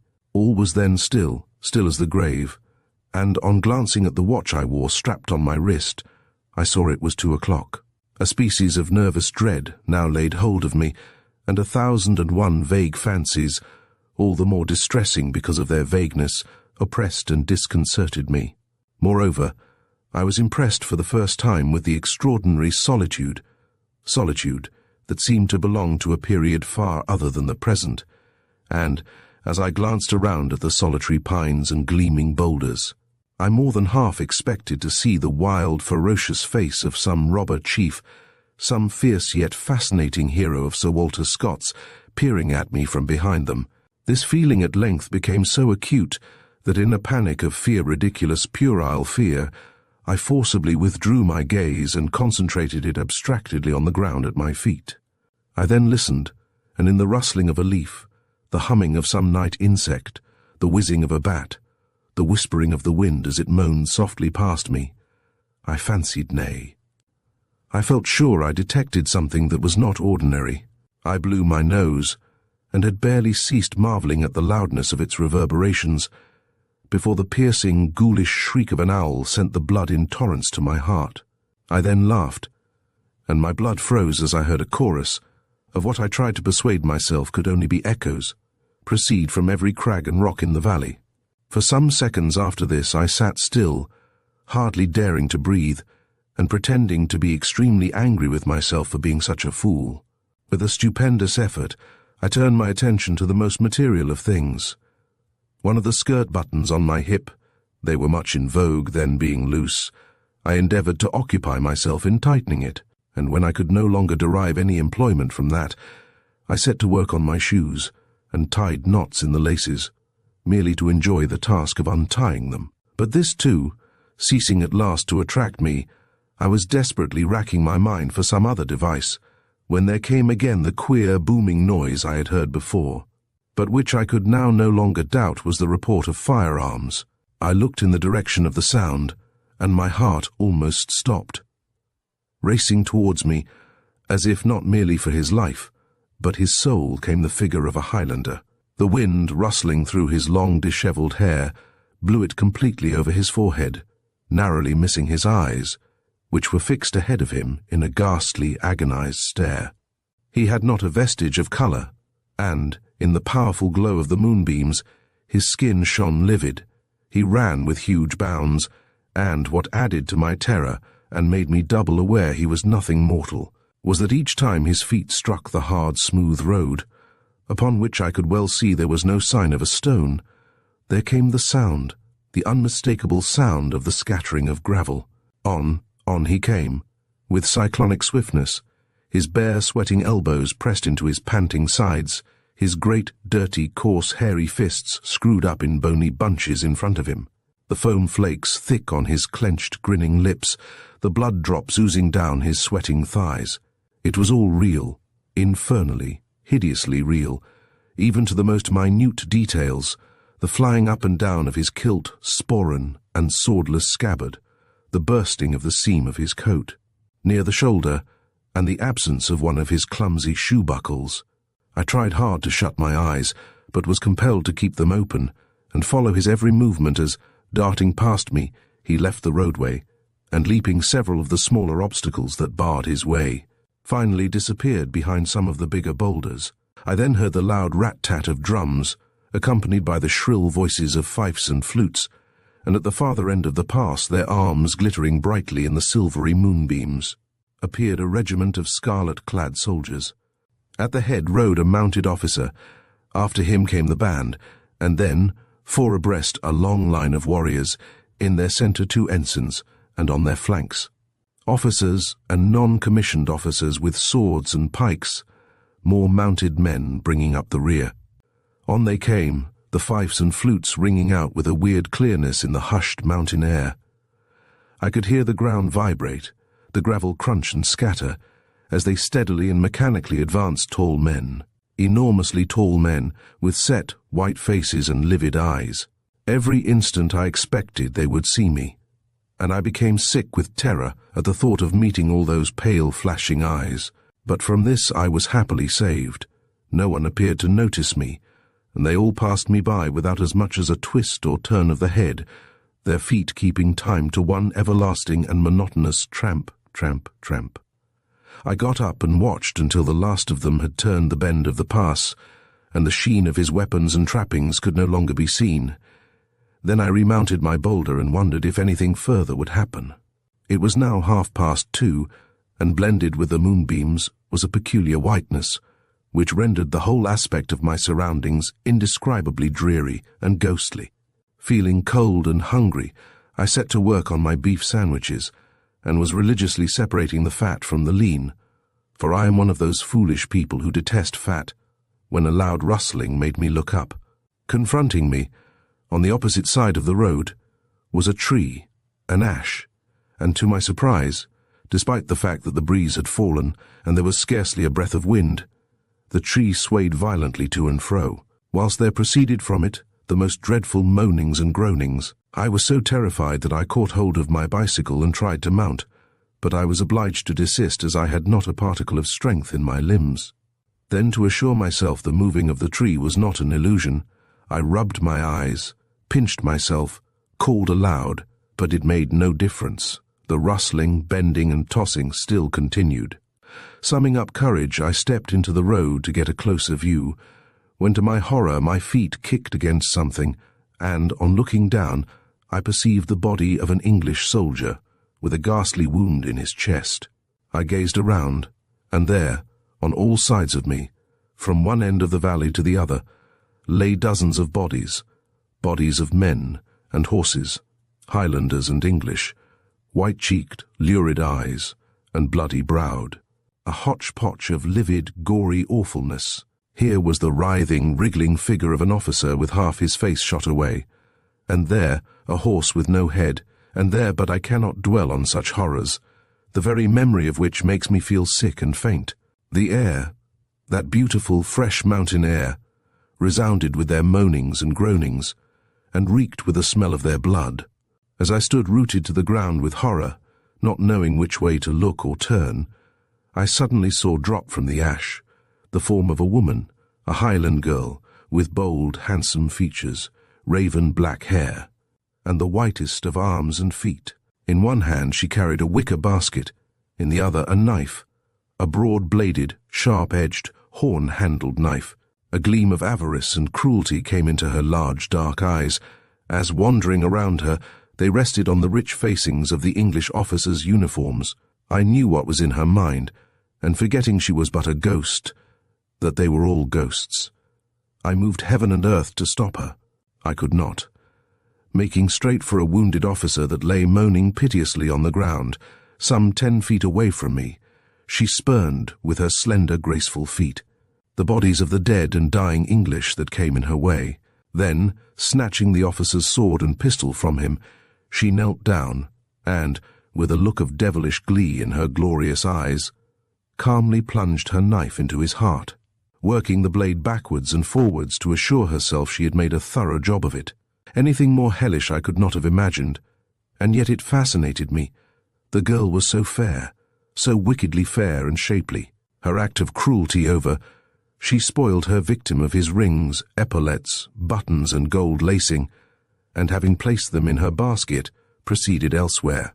In some cases, unable to remove the rings easily, she chopped off the fingers and popped them, just as they were, into her basket. Neither was her mode of dispatch always the same, for while she put some men out of their misery in the manner I have described, she cut the throats of others with as great a nonchalance as if she had been killing fowls, whilst others again she settled with the butt ends of their guns or pistols. In all she murdered a full half-score, and was decamping with her booty when her gloating eyes suddenly encountered mine, and with a shrill scream of rage she rushed towards me. I was an easy victim, for strain and pray how I would, I could not move an inch. Raising her flashing blade high over her head, an expression of fiendish glee in her staring eyes, she made ready to strike me. This was the climax. My overstrained nerves could stand no more, and ere the blow had time to descend, I pitched heavily forward and fell at her feet. When I recovered, every phantom had vanished, and the past glowed with all the cheerful freshness of the early morning sun. Not a whit the worse for my venture, I cycled swiftly home, and ate as only one can eat who has spent the night amid the banks and braes of bonny Scotland. Chapter 7. Pearlin Jean of Allenbank. Few ghosts have obtained more notoriety than Pearlin Jean, the phantasm which for many years haunted Allenbank, a seat of the Stuarts. The popular theory as to the identity of the apparition is as follows. Mr. Stuart, afterwards created first Baronet of Allenbank, when on a tour in France, met a young and beautiful French sister of charity of the name of Jeanne, whom he induced to leave her convent. Tiring of her at length, Mr. Stuart brutally left her, and returning abruptly to Scotland, became engaged to be married to a lady of his own nationality and position in life. But Jean was determined he should not escape her so easily. For him she had sacrificed everything. Her old vocation in life was gone. She had no home, no honour, nothing. So she resolved to leave no stone unturned to discover his whereabouts. At last her perseverance was rewarded, and fortune favouring her, she arrived without mishap at Allenbank. The truth was then revealed to her. Her cruel and faithless lover was about to be wedded to another. But despair gave her energy, and burning with indignation, she hastened to his house to upbraid him. She reached the spot just as he was driving out with his fiancée. With a cry of anguish, Jean rushed forward, and swinging herself nimbly onto the fore-wheel of the coach, turned her white and passionate face towards its occupants. For a moment, Mr. Stuart was too dumbfounded to do anything. He could scarcely believe his senses. Who on earth was this frantic female? Good heavens, Jean, impossible! How on earth had she got there? and the tumultuous beating of his guilty heart turned him sick and faint. Then he glanced fearfully and covertly at his fiancée. She must not know the truth at any cost. Possibly he lost his head. At all events, that is the kindest construction to put on his subsequent action, for, dastardly as his behavior had been to Jean in the past, one can hardly imagine him capable of deliberately murdering her, and in so horrible a fashion. There was not a second to lose. An instant more, and the secret that he had so assiduously hidden from the lady beside him would be revealed. Jean's mouth was already open to speak. He waved her aside. She adhered to her post. He shouted to the postilion, and the huge lumbering vehicle was set in motion. At the first turn of the wheels, Jean slipped from her perch, her dress caught in the spokes, and she was crushed to death. Her fate does not appear to have made any deep impression either on Mr. Stewart or his lady love, for they continued their drive. The hauntings began that autumn. Mr. Stewart, as was only fit and proper, being the first to witness the phenomenon.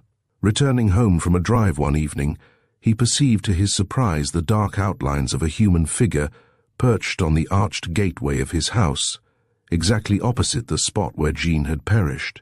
Wondering who it could be, he leaned forward to inspect it closer.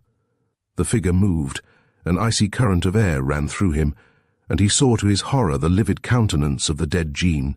There she was, staring down at him with lurid, glassy eyes, her cheeks startlingly white, her hair fluttering in the wind, her neck and forehead bathed in blood. Paralyzed with terror, Mr. Stewart could not remove his gaze, and it was not until one of the menials opened the carriage door to assist him down that the spell was broken and he was able to speak and move. He then flew into the house and spent the rest of the night in the most abject fear. After this he had no peace. Allenbank was constantly haunted. The great oak doors opened and shut of their own accord at night, with loud clanging and bangs, and the rustling of silks and pattering of high-heeled shoes were heard in the oak-panelled bedrooms and along the many dark and winding passages. From her attire, which was a piece of lace made of thread, the apparition became known as Pearlin Jean, and a portrait of her was actually painted. It is recorded that when this picture was hung between one of Mr. Stewart and his lady love, the hauntings ceased, but that as soon as it was removed, they were renewed. Presumably, it was not allowed to remain in the aforesaid position long, for the manifestations appear to have gone on for many years without intermission. Most phantasms of the dead inspire those who see them with horror, and that is my own experience, but Pearlin Jean seems to have been an exception to this rule. A housekeeper called Betty Norrie, who lived for many years at Allenbank, declared that other people besides herself had so frequently seen Jean that they had grown quite accustomed to her, and were, consequently, no more alarmed at her appearance than they were by her noises. Another servant at the house, of the name of Jenny Blackadder, used constantly to hear Jean, but could never see her, though her husband did. The latter, when courting Jenny, received a rare scare, which suggests to me that Jean, in spite of her tragic ending, may not have been without a spice of humour. Thomas, for that was the swain's name, made an assignation one night to meet Jenny in the orchard at Allenbank. It was early when he arrived at the trysting place, for Thomas, like all true lovers, was ever rather more than punctual, and he fully contemplated a long wait. Judge then of his astonishment when he perceived in the moonlight what he took to be the well-known and adored figure of his lady love. With a cry of delight, Thomas rushed forward, and swinging his arms widely open to embrace her, beheld her vanish, and found himself hugging space. An icy current of air thrilled through him, and the whole place-trees, nooks, moonbeams, and shadows underwent a hideous metamorphosis. The very air bristled with unknown horrors till flesh and blood could stand no more, and even at the risk of displeasing his beloved Jenny, Thomas fled. Some few minutes later, at the appointed hour, Jenny arrived on the scene, and no one was there. She dallied for some time, wondering whatever could have happened to Thomas, and then returned, full of grave apprehensions, to the house. It was not until the next morning that the truth leaked out, and Jenny, after indulging in a hearty laugh at her lover, who felt very shamefaced now that it was daylight, sensibly forgave him. and raised no obstacle when asked to fix a day for their marriage. In after years, Jenny used to retell the story with many harrowing allusions to Pearlin Jean, whom she somewhat foolishly made use of as a bogey to frighten children into being good. A Mr. Sharp, who when he was a little boy was once placed in her charge, confesses that he was dreadfully scared at her stories, and that he never ventured down a passage in those days without thinking Pearlin Jean, with her ghostly blood-stained face, claw-like hands, and rustling lace dress, was after him. Nurse Jenny used to tell him that the Stuarts tried in vain to lay Jean's spirit, actually going to the length of calling in 7 ministers to exorcise it. But all to no purpose, it still continued its nocturnal peregrinations. In the year 1790 the Stuarts let the house to strangers, who, when they took it, had not the least idea that it was haunted. However, they did not long remain in ignorance, for 2 ladies, who occupied the same bedroom, were awakened in the night by hearing someone walking across the floor. The presence did not suggest burglars, for the intruder behaved in the most noisy manner, pacing restlessly and apparently aimlessly backwards and forwards across the room, swishing the floor with what sounded like a long lace train, and breathing heavily. They were both terrified, and so cold that they could hear one another's teeth chatter. They were too frightened to call for help. They could only lie still, hoping and praying it would not come nearer to them. The sufferings of these 2 ladies were indescribable, for the ghost remained in their room all night, moving restlessly about until daybreak. It was not until some days later, when other people in the house had experienced the phenomenon, that they were told the story of the notorious Pearlin Jean. But was the so-called Pearlin Jean really the apparition of the murdered Frenchwoman? To my mind, her identity with that of the beautiful Sister of Charity has not been satisfactorily established, and I think there are reasons to doubt it. If, for instance, the apparition were that of a Sister of Charity, why should it appear incongruously attired in a long, trailing gown of lace? And if it were that of a woman of the presumably staid habits of a Sister of Charity, why should it delight in mischief and play the pranks of a poltergeist? And yet, if it wasn't the ghost of Jean, whose ghost was it? Chapter 8. The Drummer of Cortackey. What ancient Scottish or Irish family has not its family ghost? A banshee, the heritage of Niall of the 9 hostages, is still the unenviable possession of his descendants. The O'Donnells, and I, who am a member of the clan, have both seen and heard it several times. As it appears to me, it resembles the decapitated head of a prehistoric woman, and I shall never forget my feelings one night, when, aroused from slumber by its ghastly wailing, I stumbled frantically out of bed, and, groping my way upstairs in the dark, without venturing to look to the left or right lest I should see something horrible, found every inmate of the house huddled together on the landing, paralyzed with fear. I did not see it on that occasion, but on the following morning, as I had anticipated, I received the news that a near and dear relative had died. Possessing such an heirloom myself, I can therefore readily sympathize with those who own a similar treasure, such, for example, as the famous, or rather infamous, drummer of Cortackey Castle, who is invariably heard beating a tattoo before the death of a member of the clan of Ogilvy. Mrs. Crowe, in her Night Side of Nature, referring to the haunting, says, Miss D, a relative of the present Lady C, who had been staying some time with the Earl and Countess at their seat near Dundee, was invited to spend a few days at Cortackey Castle with the Earl and Countess of Eerie. She went, and whilst she was dressing for dinner the first evening of her arrival, she heard a strain of music under her window, which finally resolved itself into a well-defined sound of a drum. When her maid came upstairs, she made some inquiries about the drummer that was playing near the house, but the maid knew nothing on the subject. For the moment the circumstance passed from Miss D's mind, but recurring to her again during the dinner, she said, addressing Lord Eerie, "My lord, who is your drummer?" Upon which his lordship turned pale. Lady Eerie looked distressed, and several of the company, who all heard the question, embarrassed, whilst the lady, perceiving that she had made some unpleasant allusion, although she knew not to what their feelings referred, forbore further inquiry till she reached the drawing-room, when, having mentioned the circumstance again to a member of the family, she was answered, "What? Have you never heard of the drummer boy?" "No," replied Miss D. "Who in the world is he?" "Why," replied the other, "he is a person who goes about the house playing his drum whenever there is a death impending in the family. The last time he was heard was shortly before the death of the last countess, the Earl's former wife, and that is why Lord Eerie became so pale when you mentioned it. The drummer boy is a very unpleasant subject in this family, I assure you."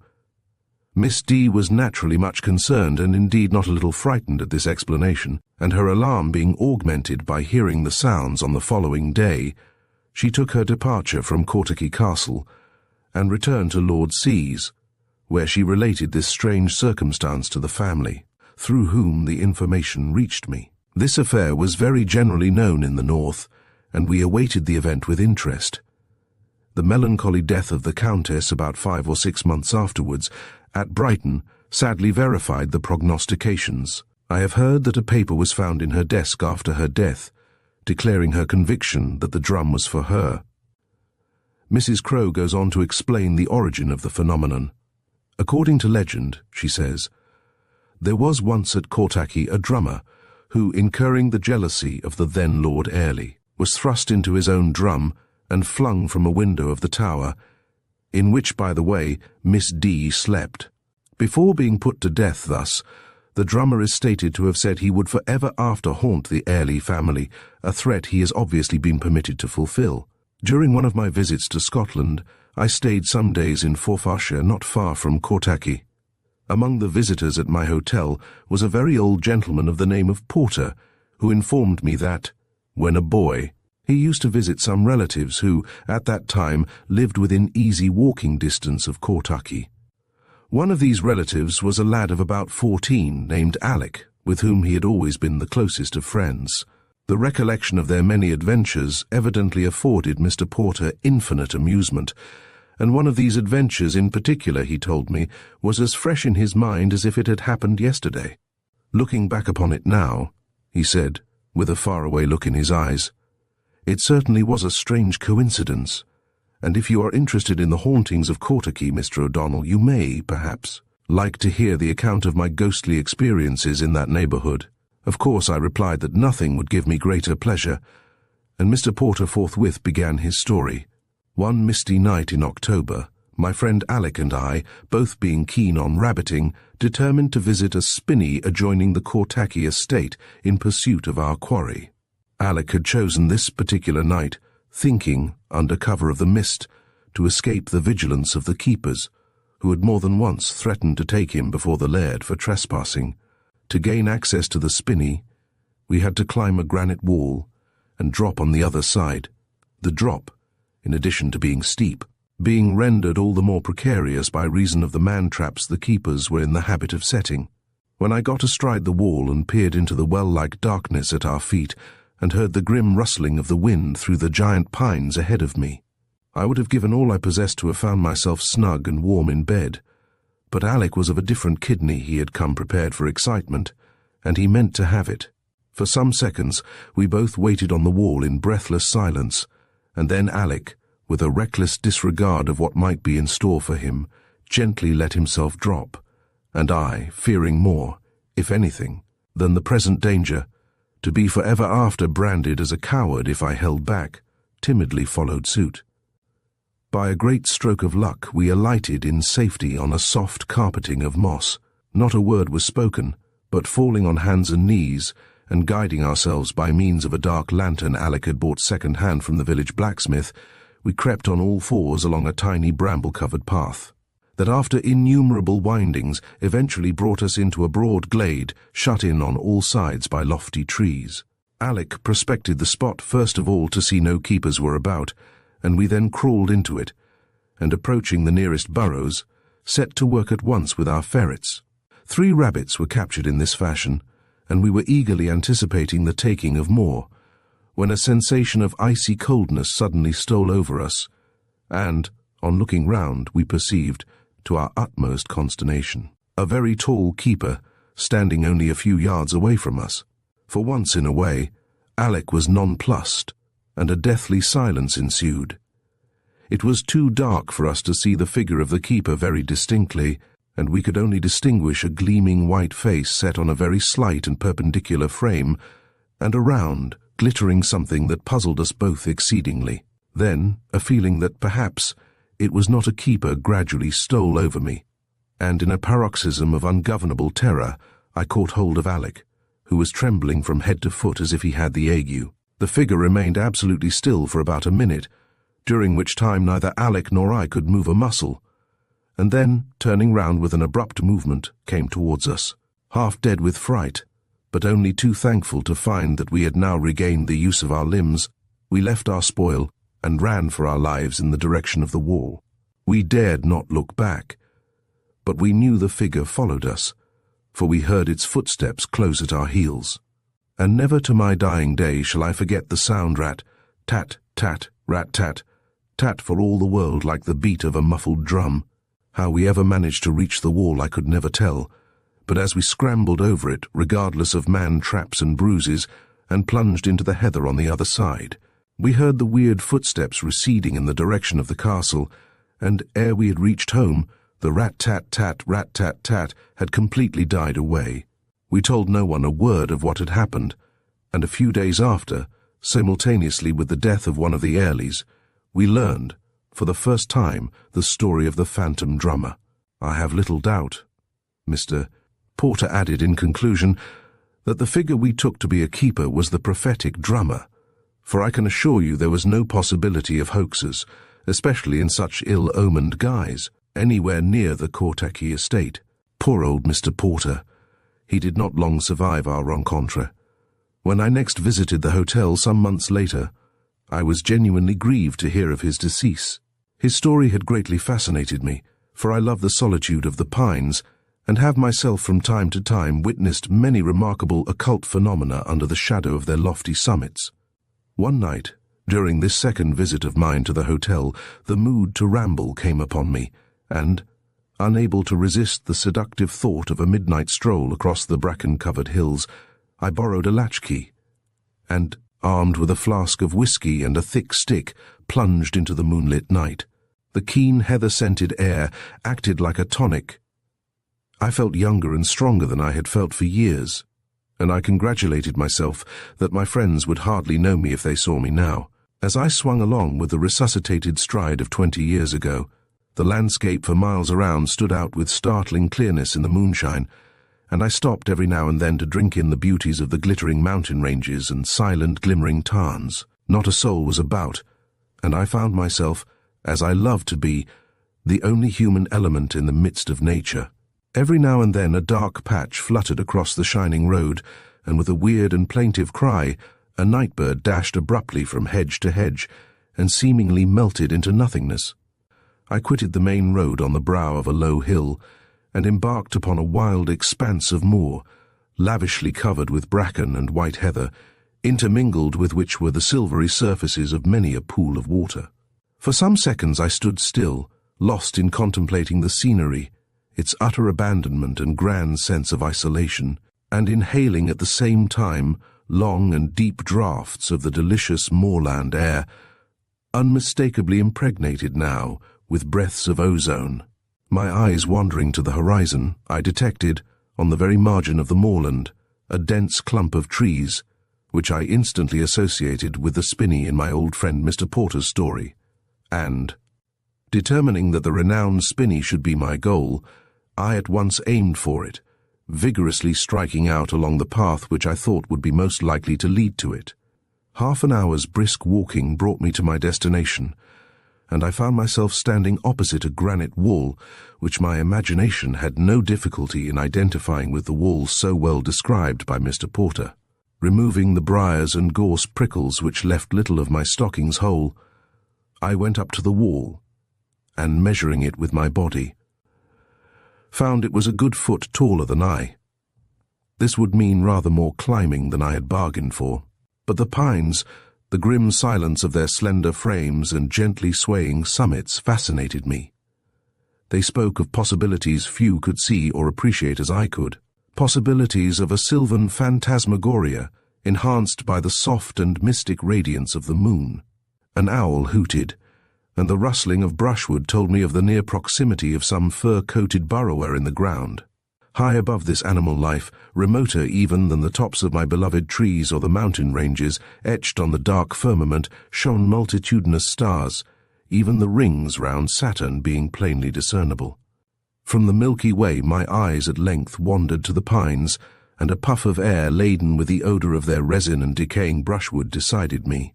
I took a few preliminary sips of whiskey, stretched my rusty limbs, and, placing one foot in a jagged crevice of the wall, swarmed painfully up. How slow and how hazardous was the process! I scratched my fingers, inured to the pen but a stranger to any rougher substance. I ruined my box-calf boots, I split my trousers at the knees, and I felt that my hat had parted with its shape forever, and yet I continued the ascent. The end came all too suddenly. When within an ace of victory, I yielded to impulse, and with an energy the desperate condition of my skin and clothes alone could account for, I swung up, and the outer edge of the wall melted beneath me. My hands frantically clutched at nothingness. A hideous sensation of falling surged through my brain, my ears and eyes filled to bursting, and with a terrific crash that seemed to drive my head and spine right through my stomach, I met the black, uprising earth and lost consciousness. Providentially for me, I had pitched headfirst into a furze bush, which broke the fall. Otherwise I must have met with serious injury. As it was, when I recovered my momentary loss of consciousness, I found that I had sustained no worse harm than a severe shaking, scratches galore, and the utter demolition of my clothes. I picked myself up with difficulty, and spent some time searching for my hat and stick, which I at length discovered, lodged, of course, where one would least have thought of looking for them. I then took close stock of my surroundings, and found them even grimmer than I had anticipated. Though the trees were packed closely together, and there was much undergrowth, the moonbeams were so powerful and so fully concentrated on the spinney that I could see no inconsiderable distance ahead of me. Over everything hung a solemn and preternatural hush. I saw shadows everywhere, shadows that defied analysis and had no material counterparts. A sudden crashing of brushwood brought me to a standstill and sent the blood in columns to my heart. Then I laughed loudly. It was only a hare, the prettiest and pertest thing imaginable. I went on. Something whizzed past my face. I drew back in horror. It was a bat, merely a bat. My nerves were out of order. The fall had unsteadied them. I must pull myself together. I did so, and continued to advance. A shadow, long, narrow, and grotesque, fell across my path, and sent 1,001 icy shivers down my back. In an agony of terror, I shut my eyes and plunged madly on. Something struck me in the face and hurled me back. My eyes opened involuntarily, and I saw a tree that, either out of pique or sheer obstinacy, had planted itself halfway across the path. I examined its branches to make sure they were branches, and continued my march.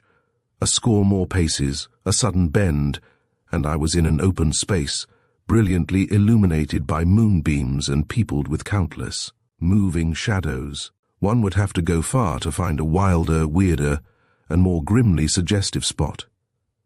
As I stood gazing at the scene in awestruck wonder, a slight breeze rocked the tops of the pine trees, and moaning through their long and gloomy aisles, reverberated like thunder. The sounds, suggesting slightly, ever so slightly, a tattoo, brought with them vivid pictures of the drummer, too vivid just then to be pleasant, and I turned to go. To my unmitigated horror, a white and lurid object barred my way. My heart ceased to beat, my blood turned to ice. I was sick, absolutely sick, with terror. Besides this, the figure held me spellbound. I could neither move nor utter a sound. It had a white, absolutely white face, a tall, thin, perpendicular frame, and a small, glittering, rotund head. For some seconds it remained stationary, and then, with a gliding motion, left the path and vanished in the shadows. Again a breeze rustled through the tops of the pine trees, moaned through their long and gloomy aisles, and reverberated like thunder. Rat-tat-tat, rat-tat-tat, and with this sound beating in my ears, reaction set in, and I never ceased running till I had reached my hotel. Chapter 9. The Room Beyond. An account of the hauntings at Hennersley, Near Ayr to me, Hennersley, is what the transformation scene at a pantomime was to the imaginative child, the dreamy child of long ago, a floral paradise, full of the most delightful surprises. Here, at Hennersley, from out the quite recently icebound earth, softened and moistened now by spring rain, there rises up row upon row of snowdrops, hyacinths and lilies, of such surpassing sweetness and beauty that I hold my breath in astonishment, and ecstatically chant a Te Deum to the fairies for sending such white-clad loveliness. And then, ere my wonder has had time to fade, it is summer.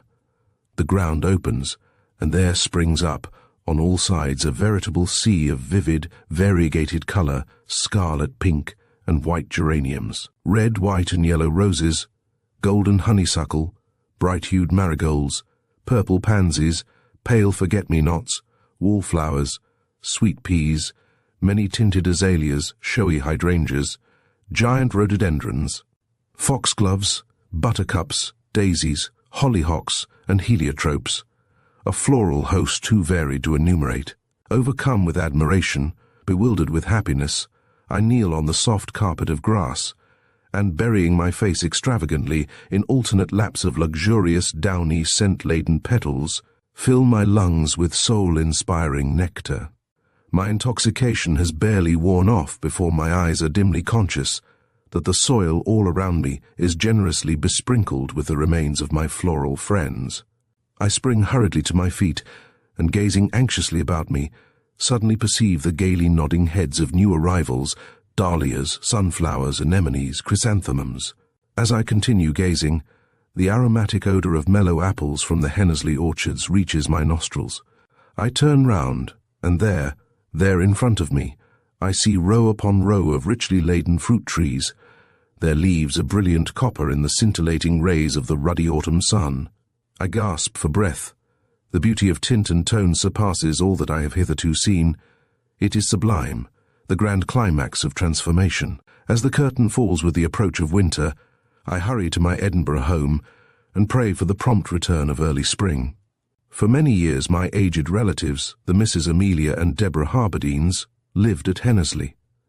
Rarest and kindest of old ladies, they were the human prototypes of the flowers both they and I loved. Miss Amelia, with her beautiful complexion, rounded form and regal mien, suggested to my childish mind more, much more, than the mere semblance of a rose, whilst Miss Deborah, with her sprightly grace and golden hair, was only masquerading as a woman. She was in reality a daffodil. Unlike so many of the fair sex who go in for gardening, my aunts were essentially dainty. Their figures were shapely and elegant, their hands slim and soft. I never saw them working without gloves, and I have good reason to believe they anointed their fingers every night with a special preparation to keep them smooth and white. They were decidedly not brainy, neither were they accomplished, never having made any special study of the higher arts, but they evinced nevertheless the keenest appreciation of painting, music, and literature. Their library, a large one, boasted a delightful harbourage of such writers as Jane Austen, Miss Mitford, and Maria Edgeworth. And in their drawing-room, on the walls of which art was represented by the old as well as modern masters, might be seen and sometimes heard, for the Mrs. Harbourdines often entertained, a well-tuned Broadwood and a buxom harpsichord.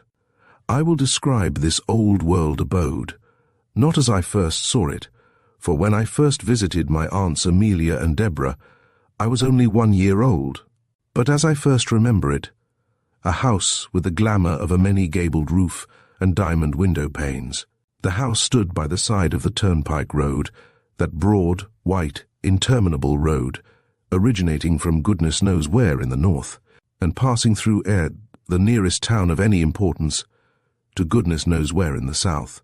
A shady avenue, entered by a wooden swing gate bearing the superscription Hennersley in neat white letters, led by a circuitous route to it, and not a vestige of it could be seen from the road. In front of it stretched a spacious lawn, flanked on either side and at the farthest extremity by a thick growth of chestnuts, beeches, poplars, and evergreens.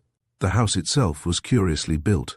It consisted of 2 stories, and formed a main building and 1 wing, which gave it a peculiarly lopsided appearance that reminded me somewhat ludicrously of Chanticleer, with a solitary, scant and clipped appendage. It was often on the tip of my tongue to ask my relatives the reason of this singular disparity, whether it was the result of a mere whim on the part of the architect, or whether it had been caused by some catastrophe. But my curiosity was always held in check by a strange feeling that my relatives would not like to be approached on the subject. My aunts Amelia and Deborah belonged to that class of people, unhappily rare, who possess a power of generating in others an instinctive knowledge of dangerous grounder power which enabled them to avert, both from themselves and the might-be offender, many a painful situation. To proceed, the nakedness of the walls of Hennersley was veiled, who shall say it was not designedly veiled, by a thick covering of clematis and ivy, and in the latter innumerable specimens of the feathered tribe found a sure and safe retreat. On entering the house, one stepped at once into a large hall. A gallery ran round it, and from the centre rose a broad oak staircase. The rooms, with one or two exceptions, opened into one another, and were large, and low and long in shape. The walls and floors were of oak, and the ceilings were crossed by ponderous oak beams. The fireplaces, too, were of the oldest fashion, and in their comfortable ingle nook my aunts in the winter loved to read or knit. When the warm weather came, they made similar use of the deep-set window-sills, over which they indulgently permitted me to scramble onto the lawn. The sunlight was a special feature of Hennersley. Forcing its way through the trellised panes, it illuminated the house with a radiancy, a soft golden radiancy I have never seen elsewhere. My relatives seemed to possess some phenomenal attraction for the sunlight, for, no matter where they sat, a beam brighter than the rest always shone on them, and when they got up, I noticed that it always followed them, accompanying them from room to room and along the corridors. But this was only one of the many pleasant mysteries that added to the joy of my visits to Hennersley. I felt sure that the house was enchanted, that it was under the control of some benevolent being who took a kindly interest in the welfare of my relatives. I remember once, on the occasion of my customary good morning to Miss Amelia, who invariably breakfasted in bed, I inhaled the most delicious odour of heliotrope. It was wafted towards me in a cool current of air as I approached her bed, and seemed, to my childish fancy, to be the friendly greeting of a sparkling sunbeam that rested on Miss Amelia's pillow. I was so charmed with the scent that, alas, forgetful of my manners, I gave a loud sniff, and with a rapturous smile ejaculated, "Oh, Auntie, cherry pie." Miss Amelia started. "Dear me, child," she exclaimed, "how quietly you entered. I had no idea you were in the room." "Heliotrope is the name of the scent, my dear, but please do not allude to it again. Your Aunt Deborah and I are very fond of it." Here she sighed. "But for certain reasons you would not understand, we do not like to hear the word heliotrope mentioned. Kiss me, dear, and run away to your breakfast." For the first time in my life, perhaps, I was greatly puzzled. I could not see why I should be forbidden to refer to such a pleasant and harmless subject, a subject that, looked at from no matter what point of view, did not appear to me to be in the slightest degree indelicate. The more I thought over it, the more convinced I became that there was some association between the scent and the sunbeam, and in that association I felt sure much of the mystery lay. The house was haunted agreeably, delightfully haunted by a golden light, a perfumed radiant light that could only have in my mind one origin, one creator Titania, queen of the fairies, the guardian angel of my extremely aged relatives. "Aunt Deborah," I said one morning, as I found her seated in the embrasure of the breakfast-room window, crocheting, "Aunt Deborah, you love the sunlight, do you not?" She turned on me a startled face. "What makes you ask such strange questions, child?" she said. "Of course I like the sun. Most people do. It is no uncommon thing, especially at my age." "But the sunbeams do not follow everyone, Auntie, do they?" I persisted. Miss Deborah's crochet fell into her lap. "How queerly you talk," she said, with a curious trembling of her lips. "How can the sunbeams follow one?" "But they do, Auntie, they do indeed," I cried. "I have often watched a bright beam of golden light follow Aunt Amelia and you in different parts of the room, and it has settled on your lace collar now." Miss Deborah looked at me very seriously, but the moistening of her eyes I attributed to the strong light. "Esther," she said, laying one of her soft hands on my forehead, "there are things God does not want little girls to understand. Question me no more." I obeyed, but henceforth I felt more than ever assured that my aunts, consciously or unconsciously, shared their charming abode with some capricious genii, of whose presence in their midst I had become accidentally aware, and to find out the enchanted neighborhood of its mysterious retreat was to me now a matter of all-absorbing importance. I spent hour after hour roaming through the corridors, the copses, and my beloved flower gardens, in eager search of some spot I could unhesitatingly affirm was the home of the genii. Most ardently I then hoped that the sunbeams would follow me, and that the breeze charged with cool heliotrope would greet me as it did Aunt Deborah. In the daytime, all Hennesley was sunshine and flowers, and stray where I would, I never felt lonely or afraid, but as the light waned I saw and felt a subtle change creep over everything. The long aisles of trees that in the morning only struck me as enchantingly peaceful and shady, gradually filled with strangely terrifying shadows. The hue of the broad swards deepened into a darkness I did not dare interpret, whilst in the house, in its every passage, nook and corner, a gloom arose that, seeming to come from the very bowels of the earth, brought with it every possible suggestion of bogey. I never spoke of these things to my relatives, partly because I was ashamed of my cowardice, and partly because I dreaded a fresh rebuke. How I suffered, and how I ridiculed my sufferings in the mornings when every trace of darkness was obliterated, and amid the radiant bloom of the trees I thought only of heliotrope and sunbeams. One afternoon, my search for the abode of the genii led me to the wingless side of the house, a side I rarely visited. At the foot of the ivy-covered walls and straight in their centre was laid a wide bed of flowers, every one of which was white. But why white? Again and again I asked myself this question, but I dared not broach it to my relatives. A garden all white was assuredly an enigma, and to every enigma there is undoubtedly a key. Was this garden, which was all white, in any way connected with the sunbeams and heliotrope? Was it another of the mysteries God concealed from little girls? Could this be the home of the genii? This latter idea had no sooner entered my head than it became a conviction. Of course, there was no doubt whatever.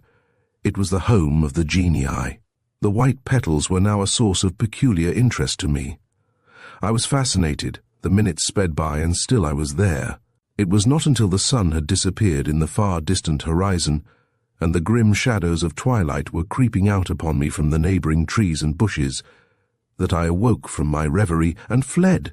That night, unable to sleep through the excitement caused by my discovery of the home of the genii, I lay awake, my whole thoughts concentrated in one soul-absorbing desire, the passionate desire to see the fairy of Hennesley.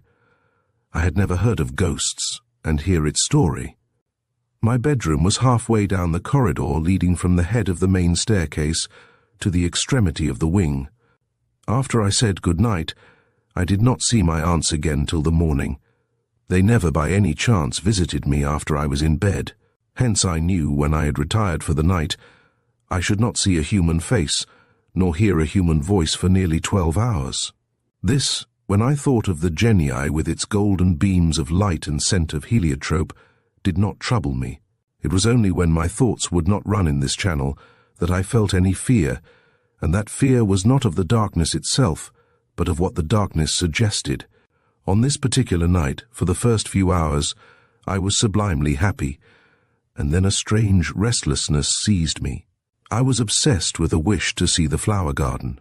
For some minutes, stimulated by a dread of what my aunts would think of such a violation of conventionality on the part of a child, I combated furiously with the desire, but at length the longing was so great, so utterly and wholly irresistible, that I succumbed, and, getting quietly out of bed, made my way noiselessly into the corridor.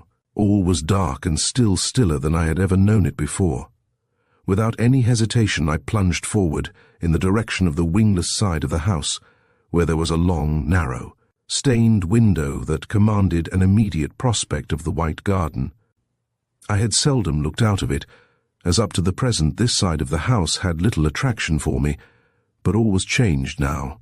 And, as I felt my way cautiously along the corridor, 1,001 fanciful notions of what I might see surged through my brain. I came to the end of the corridor. I descended 6 stairs. I got to the middle of the gallery overlooking the large entrance hall below me. Above me, on all sides of me, was Stygian darkness. I stopped, and there suddenly rang out, apparently from close at hand, a loud, clear, most appallingly clear, blood-curdling cry, which, beginning in a low key, ended in a shriek so horrid, harsh and piercing, that I felt my heart shrivel up within me, and in sheer desperation I buried my fingers in my ears to deaden the sound. I was now too frightened to move one way or the other. All the strength departed from my limbs, and when I endeavored to move my feet, I could not. They appeared to be fastened to the ground with lead weights. I intuitively felt, that the author of the disturbance was regarding my terror with grim satisfaction, and that it was merely postponing further action in order to enjoy my suspense. To block out the sight of this dreadful creature, I clenched my eyelids tightly together, at the same time earnestly imploring God to help me. Suddenly I heard the low wail begin again, and then the echo of a far-off silvery voice came softly to me through the gloom. "It's an owl, only an owl." With lightning-like rapidity, the truth then dawned on me, and as I withdrew my clammy fingertips from my ears, the faint fluttering of wings reached me through an open skylight. Once again I moved on, the gallery was left behind, and I was well on my way down the tortuous passage leading to my goal, when a luminous object, of vast height and cylindrical shape, suddenly barred my progress. Overcome by a deadly sickness, I sank on the floor, and burying my face in my hands, quite made up my mind that my last moments had come. How long I remained in this position I cannot say. To me it seemed eternity. I was eventually freed from it by the echo of a gentle laugh, so kind and gay and girlish that my terror at once departed, and, on raising my head, I perceived that the cause of my panic was nothing more than a broad beam of moonlight on a particularly prominent angle of the wall. Heartily ashamed at my cowardice, I got up, and stepping briskly forward, soon reached the stained glass window. Pressing my face against the pane, I peered through it, and there immediately beneath me lay the flowers, glorified into dazzling gold by the yellow color of the glass. The sight thrilled me with joy. It was sublime. My instinct had not deceived me. This was indeed the long-looked-for home of the genii. The temperature, which had been high, abnormally so for June, now underwent an abrupt change, and a chill current of air, sweeping down on me from the rear, made my teeth chatter. I involuntarily shrank back from the window, and, as I did so, to my utter astonishment it disappeared, and I saw, in its place, a room. It was a long, low room, and opposite to me, at the farthest extremity, was a large bay window, through which I could see the nodding tops of the trees. The furniture was all green, and of a lighter, daintier make than any I had hitherto seen. The walls were covered with pictures, the mantel-shelf with flowers. Whilst I was busily employed noting all these details, the door of the room opened, and the threshold was gorgeously illuminated by a brilliant sunbeam, from which suddenly evolved the figure of a young and lovely girl. I can see her now as I saw her then, tall and slender, with masses of golden hair waved artistically aside from a low forehead of snowy white, finely penciled brows, and long eyes of the most lustrous violet, a straight, delicately moulded nose, a firm, beautifully proportioned chin, and a bewitching mouth. At her bosom was a bunch of heliotrope, which, deftly undoing, she raised to her nose and then laughingly held out to me. I was charmed. I took a step forward towards her. The instant I did so, a wild look of terror distorted her face. She waved me back, something jarred against my knee, and, in the place of the room, I saw only the blurred outline of trees through the yellow window panes. Bitterly disappointed, but absolutely sure that what I had seen was objective, I retraced my steps to my bedroom, and passed the remainder of the night in sound sleep. After breakfast, however, unable to restrain my curiosity longer, I sought Miss Amelia, who was easier to approach than her sister, and managing after several efforts to screw up courage, blurted out the story of my nocturnal escapade. My aunt listened in silence. She was always gentle, but on this occasion she surpassed herself. "I am not going to scold you, Esther," she said, smoothing out my curls. "After what you have seen, it is useless to conceal the truth from you. God perhaps intends you to know all. Years ago, Esther, this house was not as you see it now. It had 2 wings, and in the one that no longer exists was the bedroom you saw in your vision. We called it the green room because everything in it was green. Your Aunt Alicia, an aunt you have never heard of, who slept there, having a peculiar fancy for that color. Alicia was our youngest sister, and we all loved her dearly. She was just as you describe her, beautiful as a fairy, with golden hair and violet eyes, and she always wore a bunch of heliotrope in her dress. One night, Esther, one lovely, calm midsummer night, 40 years ago, this house was broken into by burglars. They got in through the green room window, which was always left open during the warm weather.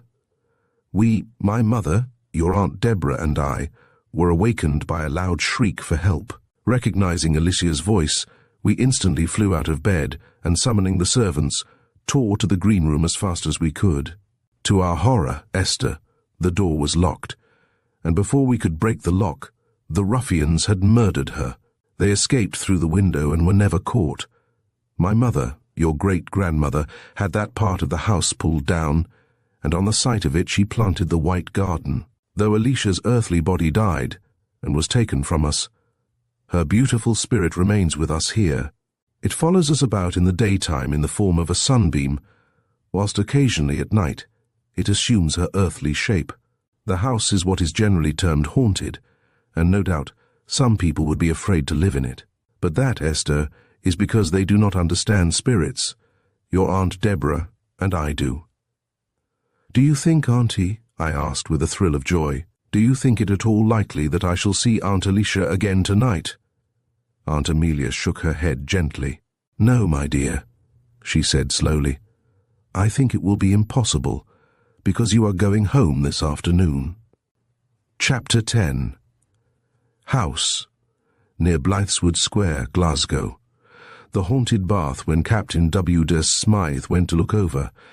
House, in the neighbourhood of Blytheswood Square, Glasgow. The only thing about the house he did not like was the bathroom. It struck him as excessively grim. The secret of the grimness did not lie, he thought, in any one particular feature, in the tall, gaunt geyser, for example, though there was always something in the look of a geyser when it was old and dilapidated, as was the case with this one, that repelled him, or in the dark drying cupboard, or in the narrow slit-like window, but in the room as a whole, in its atmosphere and general appearance. He could not diagnose it. He could not associate it with anything else he had ever experienced. It was a grimness that he could only specify as grim with a grimness that made him feel he should not like to be alone, there in the dead of night. It was a nuisance, because the rest of the house pleased him, moreover. The locality was convenient, and the rent moderate, very moderate for such a neighbourhood. He thought the matter well over as he leaned in the doorway of the bathroom. He could, of course, have the room completely renovated, new paper, new paint, and a fresh bath. Hot water pipes. The geyser should be done away with. Geysers were hideous, dangerous, and pshaw, what nonsense. Ghostly. What absurd rot. How his wife would laugh. That decided the question. His wife. She had expressed a very ardent wish that he should take a house in or near Blytheswood Square. If he could get one on anything like reasonable terms, and here was his chance. He would accompany the agent of the property to the latter's office, and the preliminaries should be forthwith settled. 6 weeks later, he and his family were installed in the house, which still reeked with the smell of fresh paint and paper.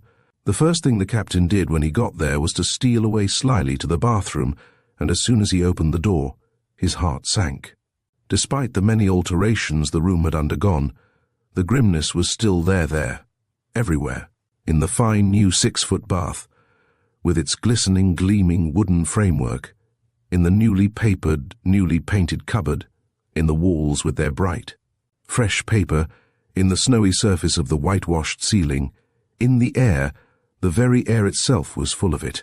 The captain was, as a rule, very fond of his bath, but in his new quarters he firmly resolved that someone else should use the bath before he made the experiment. In a very few days the family had all settled down, and every one, with the exception of the captain, had had a bath, but no matter how many and how bitter were his wife's complaints, try how he would, he could not. He positively could not bring himself to wash in the bathroom alone. It was all right so long as the door was open, but his wife resolutely refused to allow him to keep it open. And the moment it was shut, his abject terror returned, a terror produced by nothing that he could in any way analyze or define. At last, ashamed of his cowardice, he screwed up courage, and, with a look of determined desperation in his eyes and mouth, an expression which sent his wife into fits of laughter, set out one night from his bedroom, candle in hand, and entered the bathroom. Shutting and locking the door, he lighted another candle, and after placing them both on the mantel-shelf, turned on the bath water and began to undress. "I may as well have a peep in the cupboard," he said, "just to satisfy myself no one is hiding there, for everyone in the house knows how I hate this beastly bathroom, with the intention of playing me a practical joke. Supposing one of the maids, Polly, for example, I'm sure she'd be quite capable, took it into her pretty head to—" But here the captain was obliged to stop. He really was not equal to facing, even in his mind's eye, the situation such a supposition involved, and at the bare idea of such a thing his countenance assumed a deeper hue, and I am loth to admit, an amused grin. The grin, however, died out as he cautiously opened the door and peered furtively in. Nothing was there. With a breath of relief he closed the door again, placed a chair against it, and sitting down, proceeded to pull off his clothes. Coat, vest, undergarments, he placed them all tenderly in an untidy heap on the floor, and then, with a last lingering affectionate look at them, walked sedately towards the bath. But this sedateness was only momentary. The first few steps he walked, but, a noise in the grate startling him, he suddenly assumed an air of the greatest gaiety, and bowing with mock gallantry to his trousers, he now waltzed coquettishly to the bath. It was grim, horribly grim, and horribly hot too, for when he felt the temperature with one of his squat, podgy toes, it made him swear quite involuntarily. Turning on the cold water, and slapping his thighs playfully, he felt again. Too hot yet, far too hot even for him. He loved heat. More cold. And he was hoisting one chubby leg to feel again, when a repetition of the noise in the grate making him swing round, he lost his balance, and descended on the floor with a very hard, bump. For some seconds he lay still, too sulky and aggrieved even to get up, but the draught from under the ill-fitting door tickling his bare flesh in the most immodest fashion, he roused himself from this lethargy, and was about to raise himself from the floor, when the lights went out without a moment's warning, and he found himself engulfed in the most funereal darkness. To say he was startled is to put it very mildly. He was absolutely terror-stricken, far too terror-stricken to think of moving now, and least of all of getting up and groping for the matches. Indeed, when he came to think of it, he had not seen any matches in the room, and he had not brought any with him. His wife had flurried him so much. The moment the candles were extinguished, the grimness sensibly increased, and he could feel all around him, thickly amalgamated with the ether, a superphysical presence, at once hostile and horrible. Then, to bring his terror to a climax, there issued from the bath a loud rubbing and splashing, as if some very heavy person was vigorously washing. The water rose and fell, squished and bubbled as it does when one is lying at full length in it, raising and lowering oneself, kicking and plunging first on one side and then on the other. Whilst, to add to the realism, Captain Smythe distinctly heard gasping and puffing, and the soft, greasy sound of a well-soaped flannel. He could indeed follow every movement of the occupant of the bath as graphically as if he had seen him, from the brisk scrubbing of body and legs to the finicky process of cleaning the ears and toes. It was whilst the bather was occupied thus that the cupboard door began to open very quietly and stealthily, and Captain de Smeeth heard the chair he had so carefully placed against it, being gradually propelled across the floor. Then something, He would have given anything to tell what came out and began to steal towards him. He tried to crawl out of its way, but could not.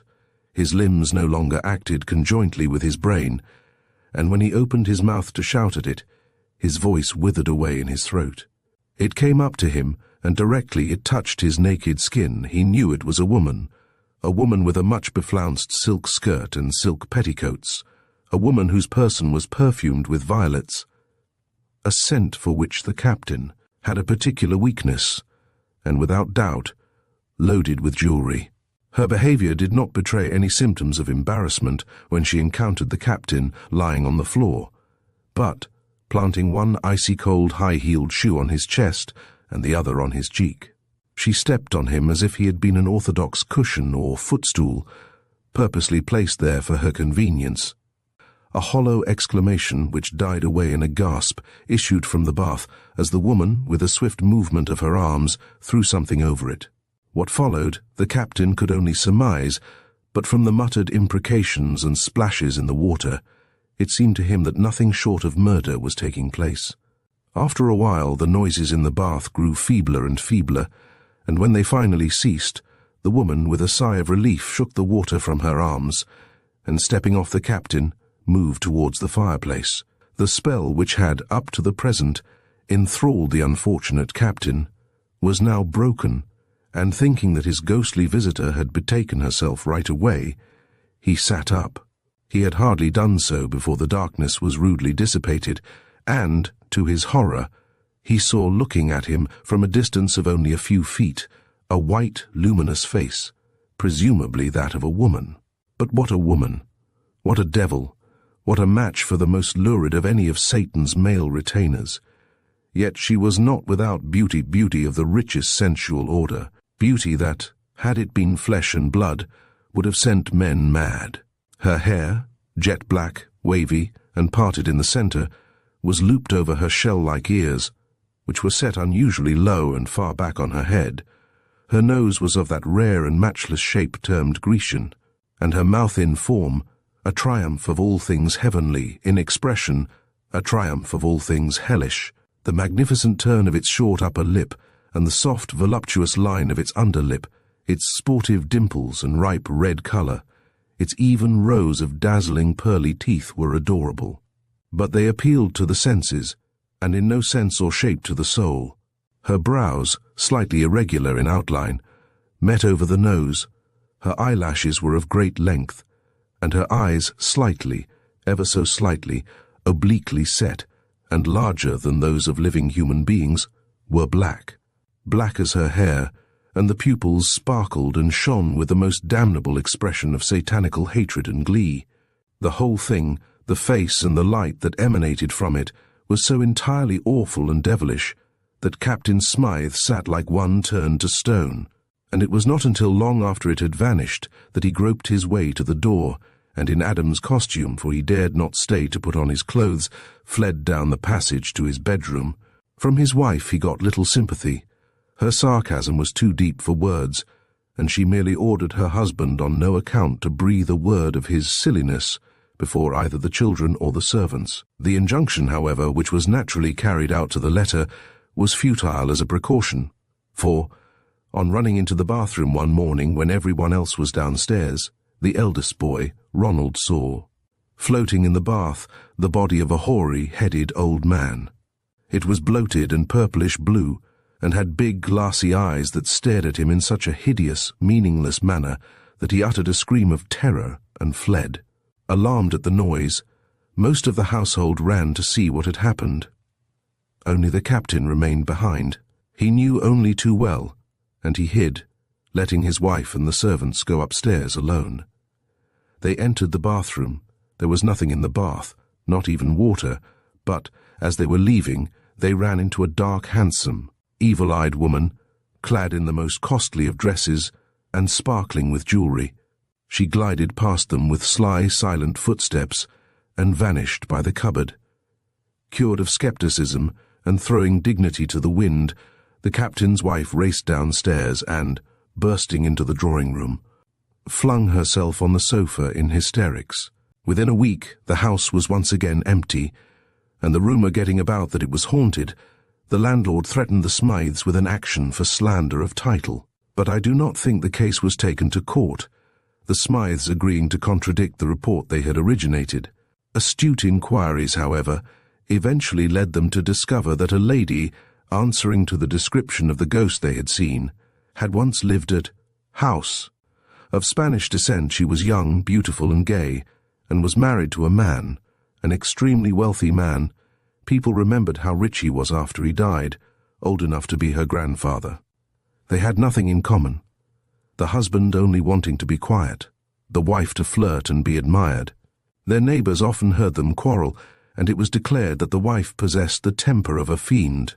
The man was eventually found dead in his bath, and there being no indications of violence, it was generally supposed that he had fainted, his wife having been previously heard to declare that he often had fainting fits, and had thus been accidentally drowned.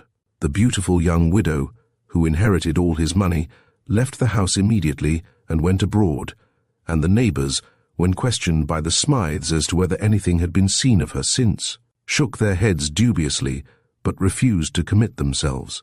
Chapter 11. The Choking Ghost of House, near Sandyford Place, Glasgow. The last time I was passing through Glasgow, I put up for the night at an hotel near Sandyford Place, and met there an old theatrical acquaintance named Brown, Helly Brown, not having seen him since I gave up acting, which is now, alas. A good many years, we had much to discuss: touring days, lodgings, managers, crowds, and a dozen other subjects, all included in the vulgar term shop. We spent the whole of one evening debating thus, in the smoke-room, whilst the following night we went to an entertainment given by that charming reciter and raconteur, Miss Lillian North, who, apart from her talent, which, in my opinion, places her in the first rank of her profession, is the possessor of extraordinary personal attractions, not the least remarkable of which are her hands. Indeed, it was through my attention being called to the latter that I am indirectly indebted for this story. Miss North has typically psychic hands exquisitely white and narrow, and her long, tapering fingers and filbert nails, which, by the way, are always trimly manicured, are the most perfect I have ever seen. I was alluding to them, on our way back to the hotel after her performance, when Helly Brown interrupted me. "Talking about psychic things, O'Donnell," he said, "do you know there is a haunted house near where we are staying? You don't? Very well then, if I tell you what I know, and you write about it, will you promise not to allude to the house by its right number? If you do, there will be the dickens to pay simply call it House, near Sandyford Place. You promise? Good. Let us take a little stroll before we turn in. I feel I want a breath of fresh air, and I will tell you the experience I once had there. It is exactly 2 years ago, and I was on tour here in the Green Bushes. All the usual theatrical diggings had been snapped up long before I arrived, and not knowing where else to go, I went to No Sandyford Place, which I saw advertised in one of the local papers as a first-class private hotel with very moderate charges. A wild bit of extravagance, eh? But then one does do foolish things sometimes, and, to tell the truth, I wanted a change badly. I had digged for a long time with a fellow called Charlie Grosvenor. Not at all a bad chap, but rather apt to get on one's nerves after a while, and he had got on mine horribly. Consequently, I was not at all sorry for an excuse to get away from him for a bit, even though I had to pay dearly for it. A private hotel in a neighborhood like that of Sandyford Place is a big order for an ordinary comedian. I forget exactly what the terms were, but I know I pulled rather a long face when I was told. Still, being, as I say, tired of the usual digs, I determined to try it, and accordingly found myself landed in a nice-sized bedroom on the second floor. The first 3 nights passed, and nothing happened, saving that I had the most diabolical nightmares, a very unusual thing for me. It was the cheese, I said to myself, when I got out of bed the first morning. I will take very good care I don't touch cheese tonight. I kept this resolution, but I had the nightmare again, and even, if anything, worse than before. Then I fancied it must be cocoa.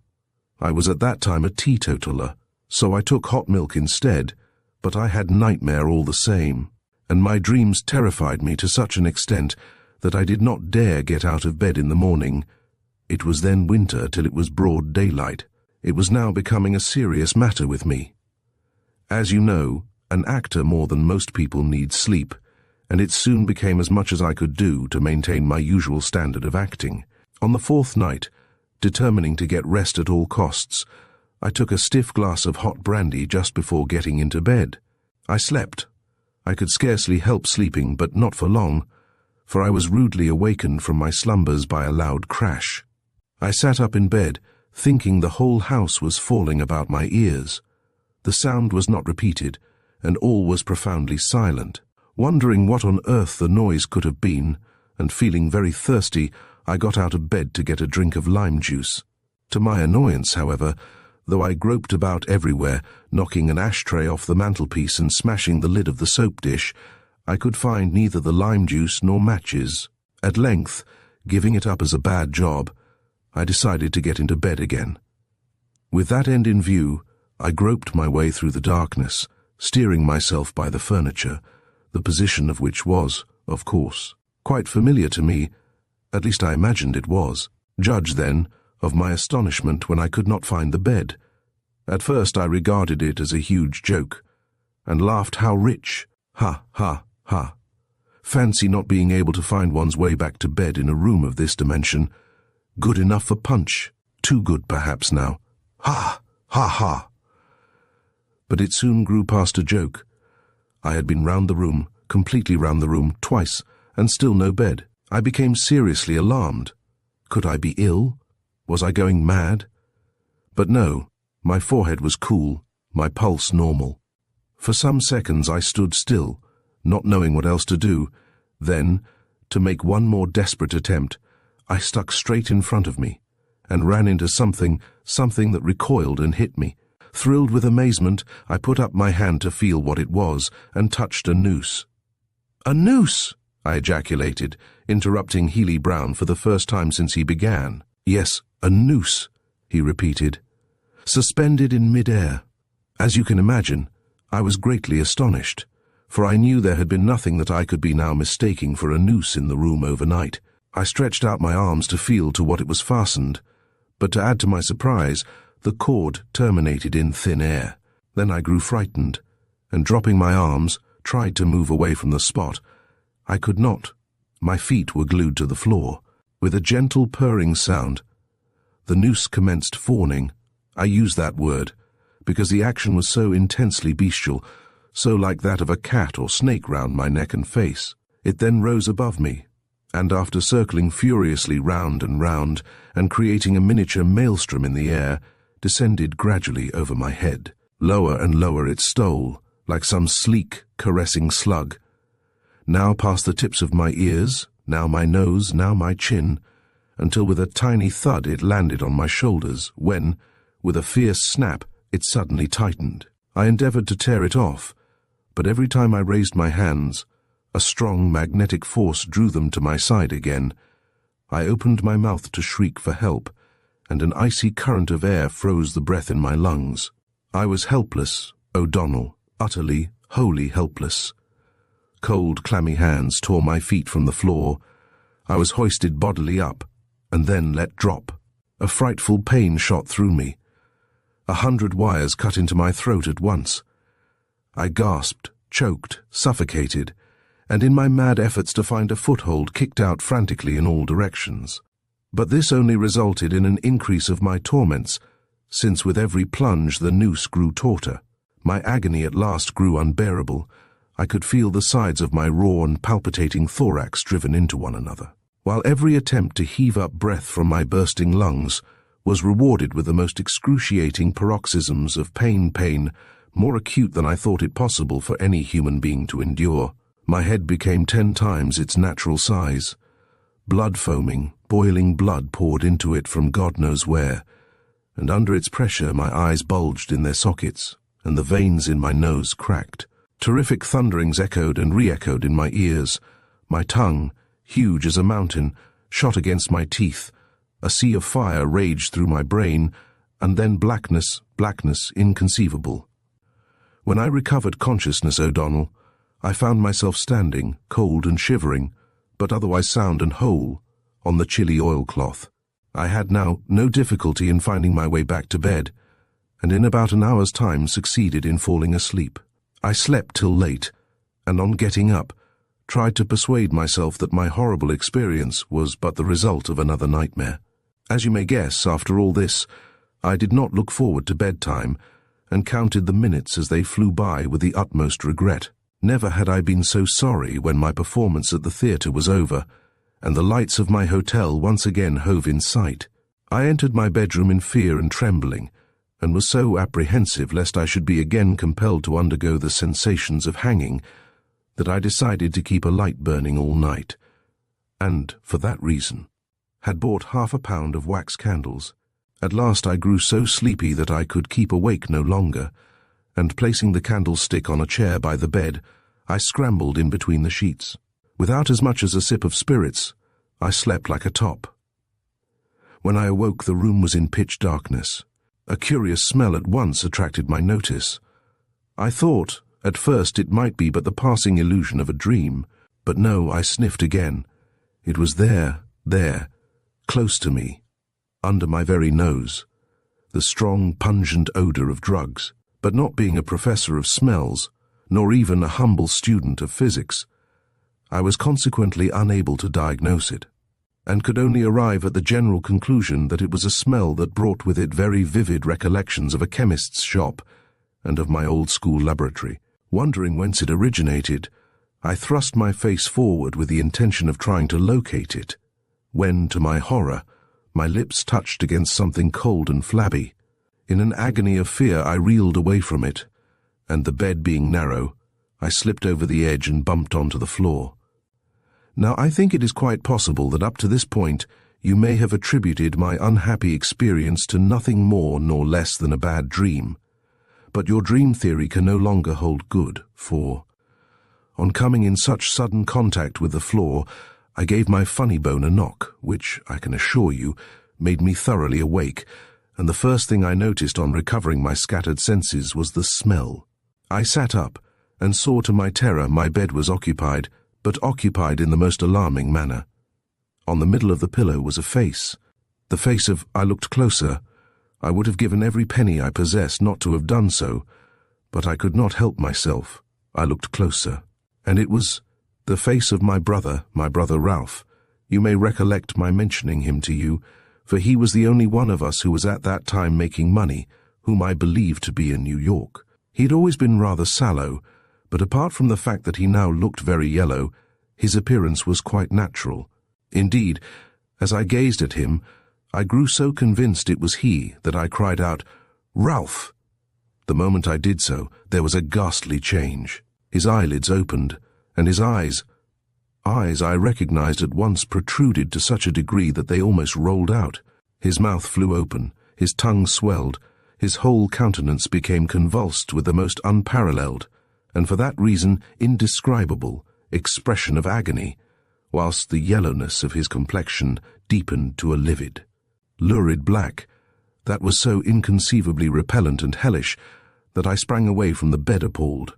There was then a gasping, rasping noise, and a voice that, despite its unnatural hollowness, I identified as that of Ralph, broke forth. "I have been wanting to speak to you for ages, but something, I cannot explain, has always prevented me. I have been dead a month, not cancer, but Dolly. Poison. Goodbye, Helly. I shall rest in peace now." The voice stopped. There was a rush of cold air, laden with the scent of the drug, and tainted, faintly tainted, with a nauseating smell of the grave, and the face on the pillow vanished. How I got through the remainder of the night I cannot say. I dare not think. I dare only remember that I did not sleep. I was devoted to Ralph, and the thought that he had perished in the miserable manner suggested by the apparition completely prostrated me. In the morning I received a black-edged letter from my mother, stating that she had just heard from Dolly, my brother's wife, saying Ralph had died from cancer in the throat. Dolly added in a postscript that her dearly beloved Ralph had been very good to her and left her well provided for. Of course, we might have had the body exhumed, but we were poor, and Ralph's widow was rich, and in America, you know, everything goes in favor of the dollars. Hence, we were obliged to let the matter drop, sincerely trusting Dolly would never take it into her head to visit us. She never did. My mother died last year. I felt her death terribly, O'Donnell, and as I no longer have any fixed abode, but am always touring the British provinces, there is not much fear of Ralph's murderess and I meeting. It is rather odd, however, that after my own experience at the hotel, I heard that it had borne the reputation for being haunted for many years, and that a good many visitors who had passed the night in one of the rooms, presumably mine, had complained of hearing strange noises and having dreadful dreams. How can one explain it all? One can't, I responded, as we turned in for the night. Chapter 12. The grey piper and the heavy coach of Donald Gowrie House, Perth Donald Gowrie House, until comparatively recent times, stood on the outskirts of Perth. It was a long, low, rambling old place, dating back to the beginning of the 17th century. At the time of the narrative, it was in the possession of a Mr. William Whittingham, who bought it at a very low price from some people named Tyler. It is true that it would cost a small fortune to repair, but, notwithstanding this disadvantage, Mr. Whittingham considered his purchase a bargain, and was more than satisfied with it. Indeed, he knew of no other house of a similar size, of such an imposing appearance, and so pleasantly situated, that he could have bought for less than twice the amount he had paid for this, and he was really very sorry for the Tylers, who explained to him, in confidence, that had they not been in such urgent need of money, they would never have sold Donald Gowrie House at such a ridiculously low figure. However, with them it was a question of cash down, and Mr. Whittingham had only to write out a cheque for the modest sum they asked, and the house was his. It was June when Mr. Whittingham took possession of the house, June, when the summer sun was brightest and the gardens looked their best. The Whittingham family, consisting of Mr. and Mrs. Whittingham, 2 sons, Ernest and Harvey, and 3 daughters, Ruth, Martha, and Mary, were, as one might gather from their names alone, plain, practical, genteel, and in fact very superior people, who were by no means lacking in that exceedingly useful quality of canniness, so characteristic of the lowland Scot to which race they belonged. Mr. Whittingham had, for years, conducted a grocery business in Jedburgh, twice filling the honoured and coveted post of mayor, and when he at length retired into private life, his friends, and it was astonishing how many friends he had, shrewdly suspected that his pockets were not only well lined, but full to bursting. Acting on the advice of his wife and daughters, who were keen on social distinction, he sent Ernest to Oxford, conditionally that he should take holy orders in the Church of England, whilst Harvey, who, when scarcely out of the petticoat stage, displayed the regular Whittingham talent for business by covertly helping himself to the sugar in his father's shop, and disposing of it at strictly sale price to his sister's cronies in the nursery, was sent to one of those half-preparatory and half-finishing schools, of course for the sons of gentlemen only, at Edinburgh, where he was kept till he was old enough to be articled to a prosperous, exceedingly prosperous, firm of solicitors. The girls, Ruth, Martha, and Mary, had likewise been highly educated, that is to say, they had remained so many years at an English seminary for young ladies, and had been given a final 12 months in France and Germany to enable them to obtain the correct accent. At the time of the story they were as yet unmarried, and were awaiting with the most laudable patience the advent of men of title. They were delighted with their new home, which Ruth had persuaded her father to christen Donald Gowrie, after the house in a romantic novel she had just been reading, and proud of their gilded premises and magnificent tennis lawns, they had placed a gigantic and costly tray in the hall, in confident assurance that it would speedily groan beneath the weight of cards from all the gentry in Perthshire. But please be it understood that my one and only object in alluding to these trifling details is to point out that the Whittinghams, being entirely engrossed in matters mundane, were the very last people in the world to be termed superstitious, and although imaginative, where future husbands' calls and cards were concerned, prior to the events about to be narrated, had not an ounce of superstition in their natures. Indeed, until then, they had always smiled in a very supercilious manner at even the smallest mention of a ghost. September came, their first September in Donald Gowrie, and the family welcomed with joy Ernest and his youthful bride. The latter was not, as they had fondly hoped, and roundly announced in Perth, the daughter of a peer, but of a wealthy Bristol draper, the owner of a house near the Downs, whose son had been one of Ernest's many friends at Oxford. The coming of the newly married pair to Donald Gowrie brought with it a burst of bird-like gaiety, all sorts of entertainments musical, at homes, dinners, dances, tennis, and garden parties. In fact, every variety that accorded with the family's idea of good taste were given. And with praiseworthy push, for which the Whittinghams had fast become noted, all the county was invited. This splendid display of wealth and hospitality was not disinterested, I fear. It might be not only accounted a send-off for the immaculately clad curate and his wife, but also a determined effort on the part of Mr. and Mrs. Whittingham to attract the right sort of lover for their girls. It was during the progress of one of their alfresco entertainments that the scepticism of certain of the Whittinghams with regard to the supernatural received a rude blow. Martha, Mary, and two eligible young men, friends of Harvey's, having finished a somewhat spirited game of croquet, were refreshing themselves with lemonade, whilst they continued their flirtation. Presently Mary, whose partner declared how much he should like to see some photographs she had recently taken of herself, with a well-affected giggle of embarrassment set off to the house to fetch her album. The minutes passed, and, as she did not return, Martha went in search of her. The album, she knew, was in their boudoir, which was situated at the end of the long and rather gloomy corridor of the upper story.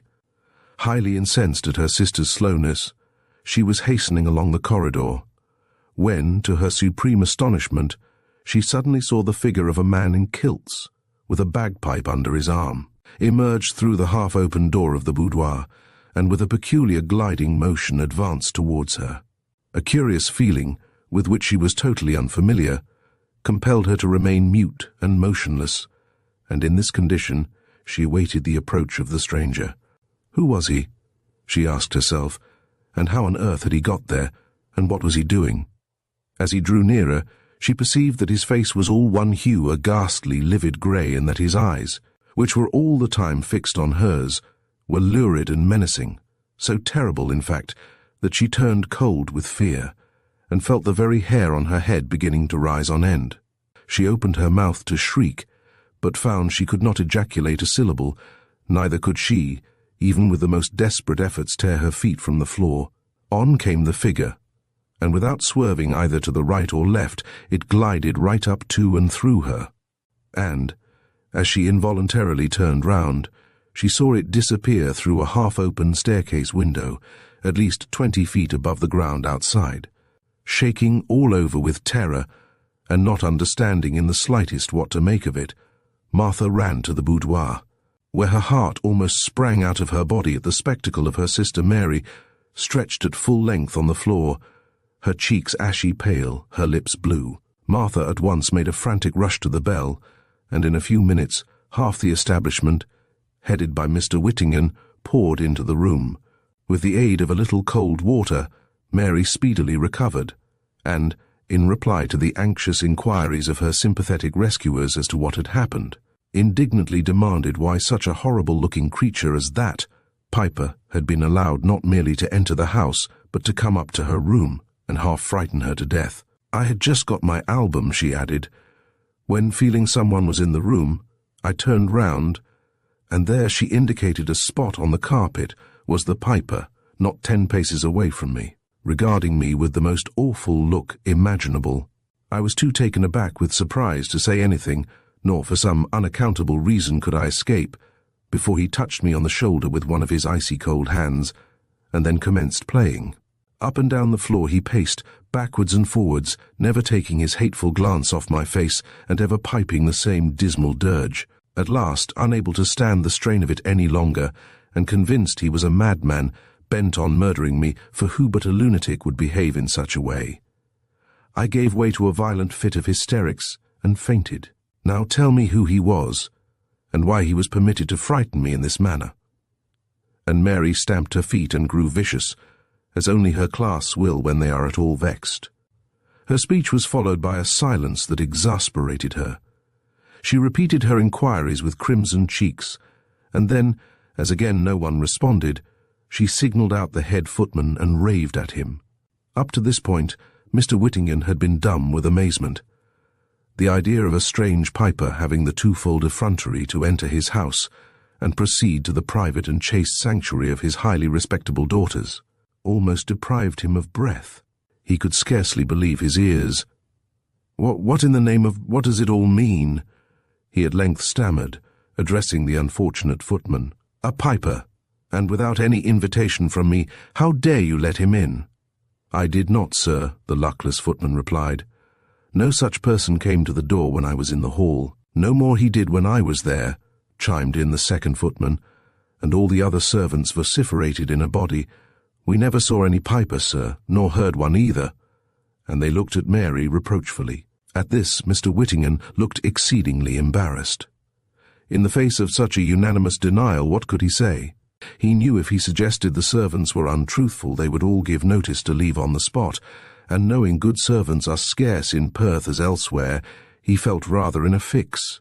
At length, turning to Mary, he asked if she was sure it was a piper. "Sure!" Mary screamed. "Why, of course I am. Did I not tell you he marched up and down here playing on his disgusting bagpipes, which nearly broke the drum of my ear? And I saw him too, Pa," Martha put in. "I met him in the corridor. He had his pipes under his arm, and the most dreadful expression in his face. I don't wonder Mary was frightened."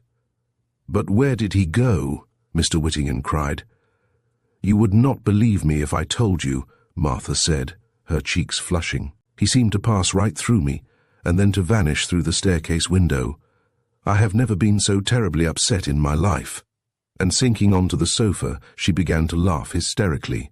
Dear me, it is very odd," Mr. Whittingham exclaimed, as Mary handed her sister a wine-glass of sal volatile. "They can't both have been dreaming, it must. But there, what a nonsensical notion. There are no such things as ghosts. Only children and nursemaids believe in them nowadays. As soon as you have quite recovered, my dears, we will return to the garden, and I think that under the circumstances, the rather peculiar circumstances, it will be better to say nothing to your mother. Do you understand?" Mr. Whittingham went on, eyeing the servants. "Nothing to your mistress." The affair thus terminated, and for some days nothing further happened to disturb the peace of the family.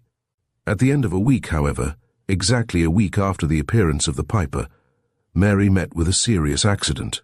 She was running across the croquet lawn to speak to her sister-in-law when she tripped over a hoop that had been accidentally left there and, in falling, ran a hat-pin into her head. Blood poisoning ensued, and within a fortnight she was dead. Martha was the only one in the house, however, who associated Mary's accident and death with the piper. To her, that sinister expression in the mysterious Highlander's eyes portended mischief, and she could not but suspect that, in some way or another, he had brought about the catastrophe.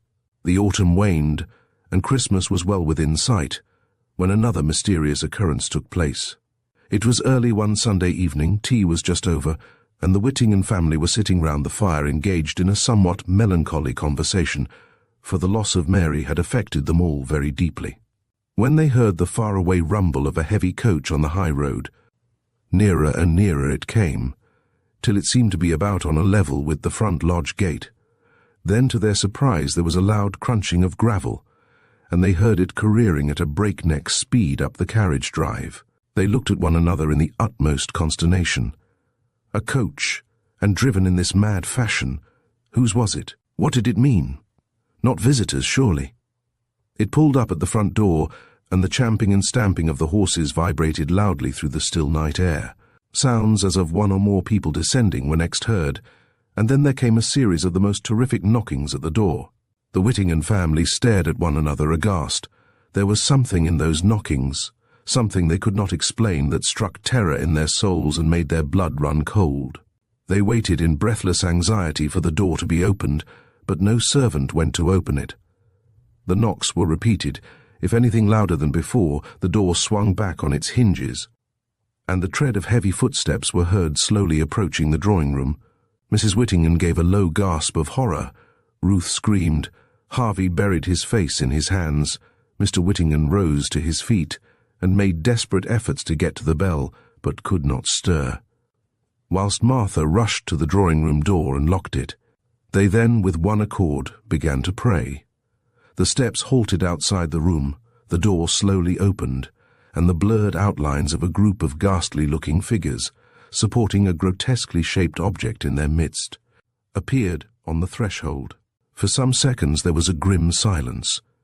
It was abruptly broken by a thud. Ruth had slipped from her chair to the floor in a dead faint, whereupon the shadowy forms solemnly veered round and made their way back again to the front door. The latter swung violently open. There was a rush of icy wind which swept like a hurricane across the hall and into the drawing-room. The front door then slammed to with a crash, and the coach drove away. Everyone's attention was now directed to Ruth. At first, sal volatile and cold water produced no effect, but after a time she slowly, very slowly regained consciousness. As soon as she had recovered sufficiently to speak, she expressed an earnest desire that no reference should ever be made in her presence to what had just happened. "It was for me," she said in such an emphatic tone as filled her audience with the direst forebodings. "I know it was for me." They all looked in my direction. "God help me. I shall die like Mary." Though greatly perplexed as to what she meant, for no one excepting herself had been able to make out the phenomena with any degree of distinctness, they yielded to her entreaties and asked her no questions. The servants had neither heard nor seen anything. A fortnight later, Ruth was taken ill with appendicitis. Peritonitis speedily set in, and she died under the operation. The Whittinghams now began to wish they had never come to Donald Gowrie, but with the astuteness that had been characteristic of the family through countless generations of fair days and foul, they took the greatest precautions never to drop, even as much as a hint to the servants, or to anyone in the town that the house was haunted. A year passed without any further catastrophe, and they were beginning to hope their ghastly visitors had left them, when something else occurred. It was Easter time, and Ernest, his wife and baby were staying with them. The baby, a boy, was fat and bonny, the very picture of health and happiness.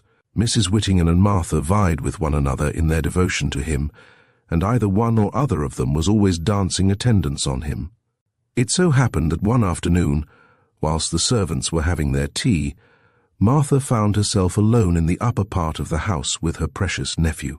Mr. Whittingham had gone to Edinburgh to consult his lawyer, the head of the firm with whom Harvey was articled on business, whilst Mrs. Whittingham had taken her son and daughter-in-law for a drive. The weather was glorious, and Martha, though as little appreciative of the beauties of nature as most commercial-minded young women, could not but admire the colouring of the sky as she looked out of the nursery window. The sun had disappeared, but the effect of its rays was still apparent on the western horizon, where the heavens were washed with alternate streaks of gold and red and pink, the colour of each streak excessively brilliant in the centre, but paling towards the edges. Here and there were golden, pink-tipped clouds and crimson islets surrounded with seas of softest blue. And outside the limits of this sun-kissed pale, the blue of the sky gradually grew darker and darker, until its line was altogether lost in the black shadows of night that, creeping over the lone mountain tops in the far east, slowly swept forward. Wafted by the gentle breeze came the dull moaning and whispering of the pine trees, the humming of the wind through the telephone wires, and the discordant cawing of the crows. And it seemed to Martha, as she sat there and peered out into the garden, that over the whole atmosphere of the place had come a subtle and hostile change, a change in the noises of the trees, the birds, the wind, a change in the flower-scented ether, a change, a most marked and emphatic change in the shadows. What was it? What was this change? Whence did it originate? What did it portend? A slight noise, a most trivial noise, attracted Martha's attention to the room. She looked round and was quite startled to see how dark it had grown. In the old days, when she had scoffed at ghosts, she would as soon have been in the dark as in the light. The night had no terrors for her. But now, since those awful occurrences last year, all was different, and as she peered apprehensively about her, her flesh crawled. What was there, in that corner opposite? That corner hemmed in on the one side by the cupboard. How she hated cupboards.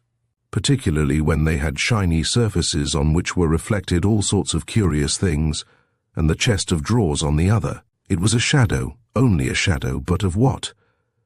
She searched the room everywhere to find its material counterpart, and at last discovered it in the nurse's shawl which hung over the back of a chair. Then she laughed, and would have gone on laughing, for she tried to persuade herself that laughter banished ghosts, when suddenly something else caught her eyes.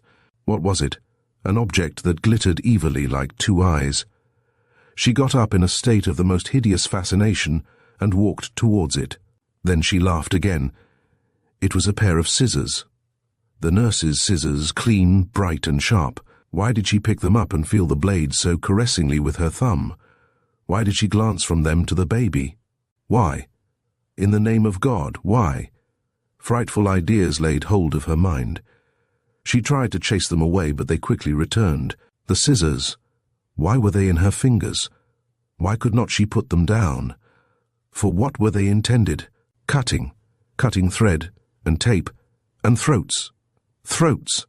And she giggled hysterically at the bare notion. But what was this round her waist, this shadowy arm-like object? She looked fearfully round, and her soul died within her as she encountered the malevolent, gleeful eyes of the sinister piper, pressed closely against her face. Was it she he wanted this time, she, or whom, in the name of all that was pitiable? Desperately, as if all the lives in the universe and the future of her soul were at stake, did she struggle to free herself from his grasp. But in vain. Every fibre, every muscle of her body was completely at his will.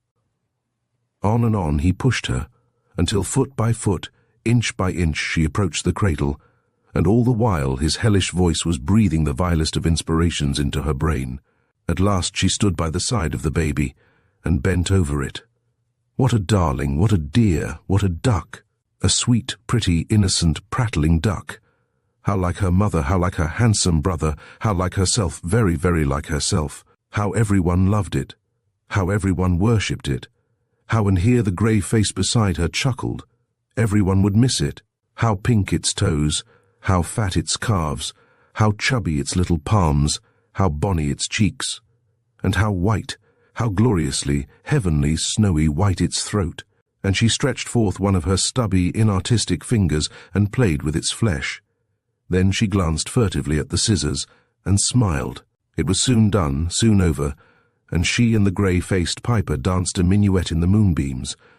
Afterwards he piped a farewell dirge, a wild, weird, funereal dirge, and, marching slowly backwards, his dark, gleaming eyes fixed gloatingly on hers, disappeared through the window.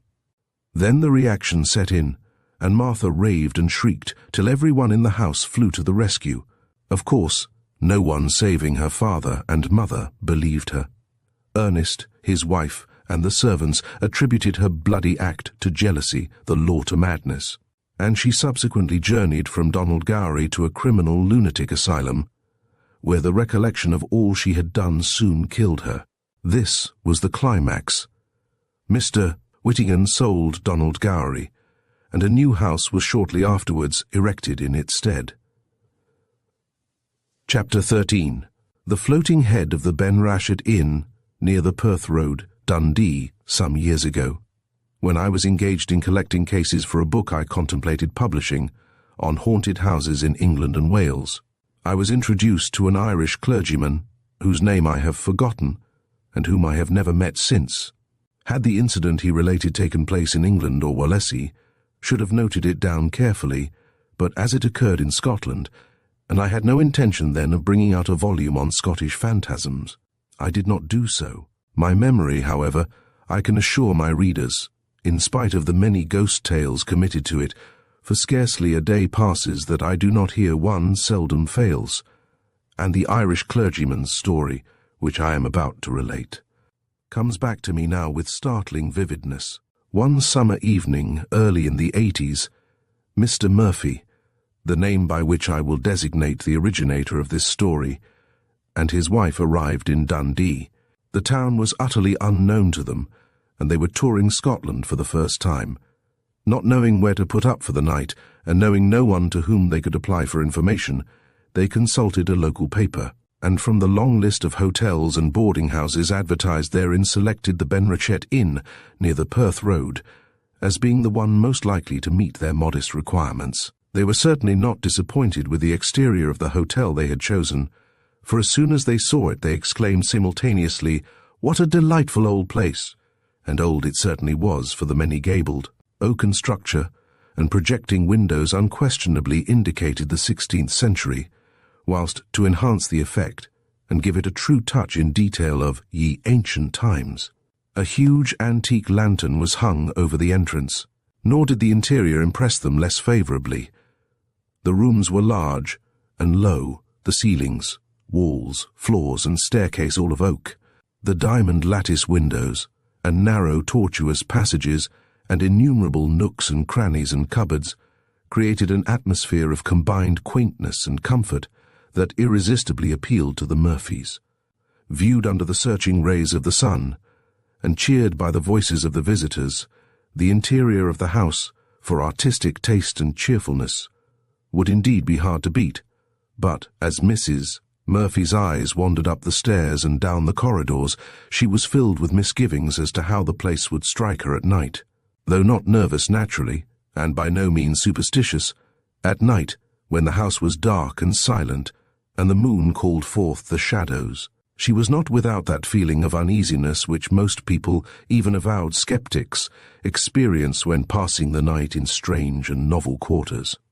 The room they engaged, I cannot say selected, as, the hotel being full, they had Hobson's choice, was at the end of a very long passage, at the back of the house and overlooking the yard.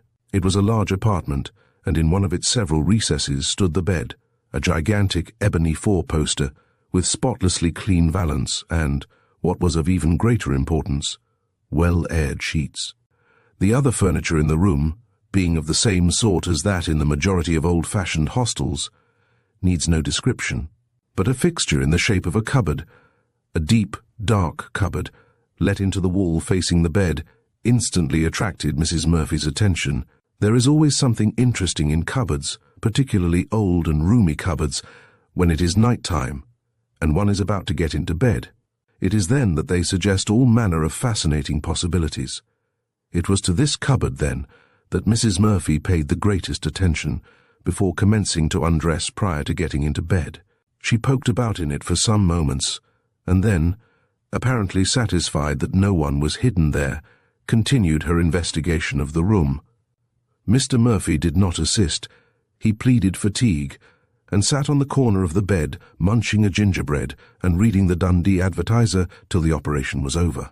He then helped Mrs. Murphy unpack their portmanteau, and during the process whiled away so much time in conversation that they were both startled when a clock from some adjacent church solemnly boomed 12. They were then seized with something approaching a panic, and hastened to disrobe. "I wish we had a nightlight, John," Mrs. Murphy said, as she got up from her prayers. "I suppose it wouldn't do to keep one of the candles burning. I am not exactly afraid, only I don't fancy being left in the dark. I had a curious sensation when I was in the cupboard. Just now, I can't exactly explain it, but I feel now that I would like the light left burning. It certainly is rather a gloomy room," Mr. Murphy remarked, raising his eyes to the black oak ceiling and then allowing them to dwell in turn on each of the angles and recesses. "And I agree with you, it would be nice if we had a night light, or better still, gas. But as we haven't, my dear, and we shall be on our feet a good deal tomorrow, I think we ought to try and get to sleep as soon as possible." He blew out the candle as he spoke and quickly scrambled into bed. A long hush followed, broken only by the sound of breathing and an occasional ticking as of some long-legged creature on the wall and window blind. Mrs. Murphy could never remember if she actually went to sleep, but she is sure her husband did, as she distinctly heard him snore, and the sound, so detestable to her as a rule, was so welcome to her then. She was lying listening to it, and wishing with all her soul she could get to sleep, when she suddenly became aware of a smell, a most offensive, pungent odour, that blew across the room and crept up her nostrils. The cold perspiration of fear at once broke out on her forehead. Nasty as the smell was, it suggested something more horrible, something she dared not attempt to analyze. She thought several times of rousing her husband, but remembering how tired he had been, she desisted, and with all her faculties abnormally on the alert, she lay awake and listened. A death-like hush hung over the house, interrupted at intervals by the surreptitious noises peculiar to the night, enigmatical creaks and footsteps, rustlings as of drapery, sighs and whisperings, all very faint, all very subtle, and all possibly, just possibly, attributable to natural causes. Mrs. Murphy caught herself why, she could not say, waiting for some definite auditory manifestation of what she instinctively felt was near at hand. At present, however, she could not locate it. She could only speculate on its whereabouts. It was somewhere in the direction of the cupboard, and each time the stench came to her, the conviction that its origin was in the cupboard grew. At last, unable to sustain the suspense any longer, and urged on by an irresistible fascination, she got softly out of bed, and, creeping stealthily forward, found her way with surprisingly little difficulty, considering it was pitch dark and the room was unfamiliar to her, to the cupboard. With every step she took, the stink increased, and by the time she had reached the cupboard, she was almost suffocated. For some seconds, she toyed irresolutely with the door handle, longing to be back again in bed, but unable to tear herself away from the cupboard. At last, yielding to the demands of some pitilessly exacting unknown influence, she held her breath and swung open the door. The moment she did so, the room filled with the faint phosphorescent glow of decay, and she saw, exactly opposite her, a head, a human head floating in mid-air. Petrified with terror, she lost every atom of strength, and entirely bereft of the power to move or articulate a sound, she stood stock still staring at it. That it was the head of a man she could only guess from the matted crop of short red hair that fell in a disordered entanglement over the upper part of the forehead and ears. All else was lost in a loathsome, disgusting mass of detestable decomposition, too utterly vile and foul to describe. On the abnormal thing beginning to move forward, the spell that bound Mrs. Murphy to the floor was broken, and with a cry of horror, she fled to the bed and awoke her husband. The head was by this time close to them, and had not Mrs. Murphy dragged her husband forcibly out of its way, it would have touched him.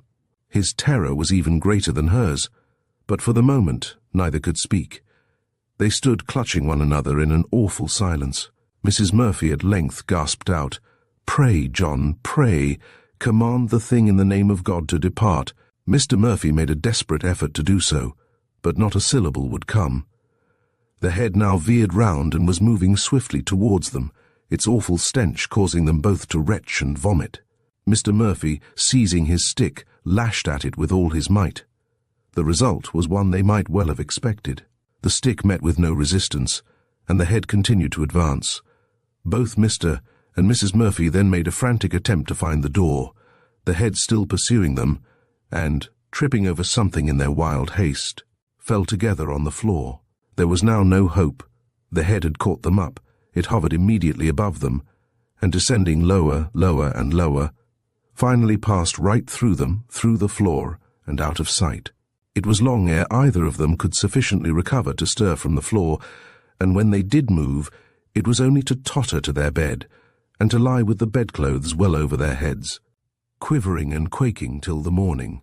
The hot morning sun dissipating their fears, they got up, and hurrying downstairs, demanded an interview with their landlord.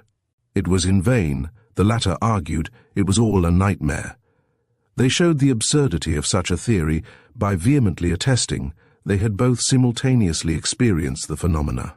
They were about to take their departure, when the landlord, retracting all he had said, offered them another room and any terms they liked, if only they would stay and hold their tongues. "I know every word of what you say is true," he said, in such submissive tones that the tender hearts of Mr. and Mrs. Murphy instantly relented, and they promised to remain. "But what am I to do? I cannot shut up a house which I have taken on a 20 years' lease, because one room in it is haunted, and after all, there is only one visitor in 20 who is disturbed by the apparition. What is the history of the head? Why, it is said to be that of a peddler who was murdered here over 100 years ago. The body was hidden behind the wainscoting, and his head under the cupboard floor. The miscreants were never caught. They are supposed to have gone down in a ship that sailed from this port just about that time and was never heard of again. This is the gist of the story the clergyman told me, and believing it, as I undoubtedly do, to be true, there is every reason to suppose that the inn, to which I have, of course, given a fictitious name, if still in existence, is still haunted. Chapter 14. The Hauntings of House. In the neighbourhood of the Great Western Road, Aberdeen, the following experience of a haunting is that of Mr. Scarf, who told it me some few summers ago, expressing at the same time great eagerness to accompany me on some of my investigations. I append it as nearly as possible in his own words. I was spending Easter, he began, with some friends of mine in Aberdeen, and, learning from them that there was a haunted house in the immediate vicinity of the Great Western Road, I begged them to try and get me permission to spend a night in it. As good luck would have it, the landlord happened to be a connection of theirs, and although at first rather reluctant to give me leave, lest by doing so he should create a precedent and, consequently, be pestered to death by people whom he knew to be as anxious as I was to see the ghost, he eventually yielded, and the following evening at 8 p.m., accompanied only by my dog, Scott, I entered the premises.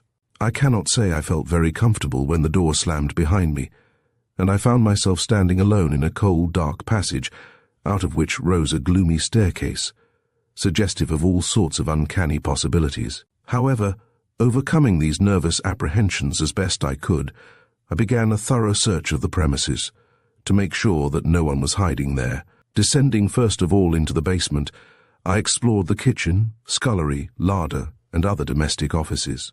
The place fairly reeked with damp, but this was not to be wondered at, taking in consideration the fact that the soil was clay, the floor of the very poorest quality of cement, cracked and broken in 12 places, and that there had been no fires in any of the rooms for many months. Here and there in the darkest corners were clusters of ugly cockroaches, whilst more than one monstrous rat scampered away on my approach. My dog, or rather the dog that was lent me, and which went by the name of Scott, kept close at my heel, showing no very great enthusiasm in his mission and giving even the rodents as wide a berth as possible. I invariably trust to my psychic faculty. As you know, Mr. O'Donnell, some people are born with the faculty to enable me to detect the presence of the superphysical. I generally feel the latter incorporated in some inexplicable manner in the ether, or see it inextricably interwoven with the shadows. Here in the basement it was everywhere. The air was simply saturated with it, and, as the fading sunlight called shadow after shadow into existence, it confronted me enigmatically whichever way I turned. I went upstairs, and the presence followed me. In one or two of the top bedrooms, more particularly in a tiny garret overlooking the backyard, the presence seemed inclined to hover. For some seconds I waited there, in order to see if there would be any further development, there being none. I obeyed the mandates of a sudden impulse, and made my way once more to the basement. On arriving at the top of the kitchen stairs, Scott showed a decided disinclination to descend farther. Crouching down, he whined piteously, and when I attempted to grasp him by the collar, snarled in a most savage manner. Consequently, thinking it better to have no companion at all than one so unwilling, I descended without him. The stairs terminated in a very dark and narrow passage, into which the doors of the kitchen, larder, storeroom, etc., opened respectively, and at the farther extremity of which was a doorway leading to the backyard. The superphysical presence seeming to be more pronounced in this passage than anywhere else, I decided to spend the night in it, and, selecting a spot opposite the entrance to the scullery, I constructed a seat out of 2 of the drawers of the kitchen dresser by placing them, one on the other, bottom uppermost on the floor. It was now 9:30. The traffic in the street overhead was beginning to diminish. The rumbling of drays or heavy four-wheelers had almost ceased, whilst the jingling of hansoms and even the piercing hoot-hoot and loud burr-burr of motors was fast becoming less and less frequent. I put out my candle and waited, and as I waited, the hush and gloom of the house deepened and intensified, until, by midnight, all round me was black and silent black, with a blackness that defies penetration, and silent, with a silence that challenges only the rivalry of the grave.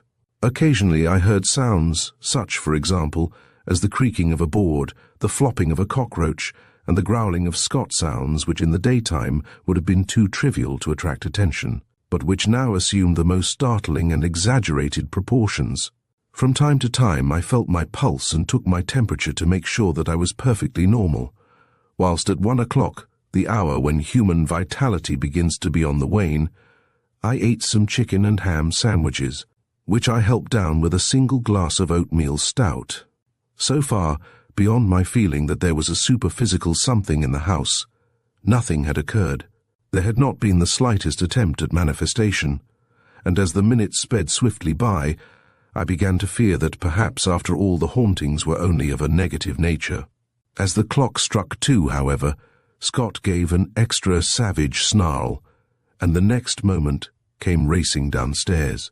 Darting along the passage and tearing towards me, he scrambled up the overturned drawers, and burying his face in my lap, set up the most piteous whinings. A sensation of icy coldness, such as could not have been due to any physical cause, now surged through me, and as I got out my pocket flashlight ready for emergencies, I heard an unmistakable rustling in the cellar opposite.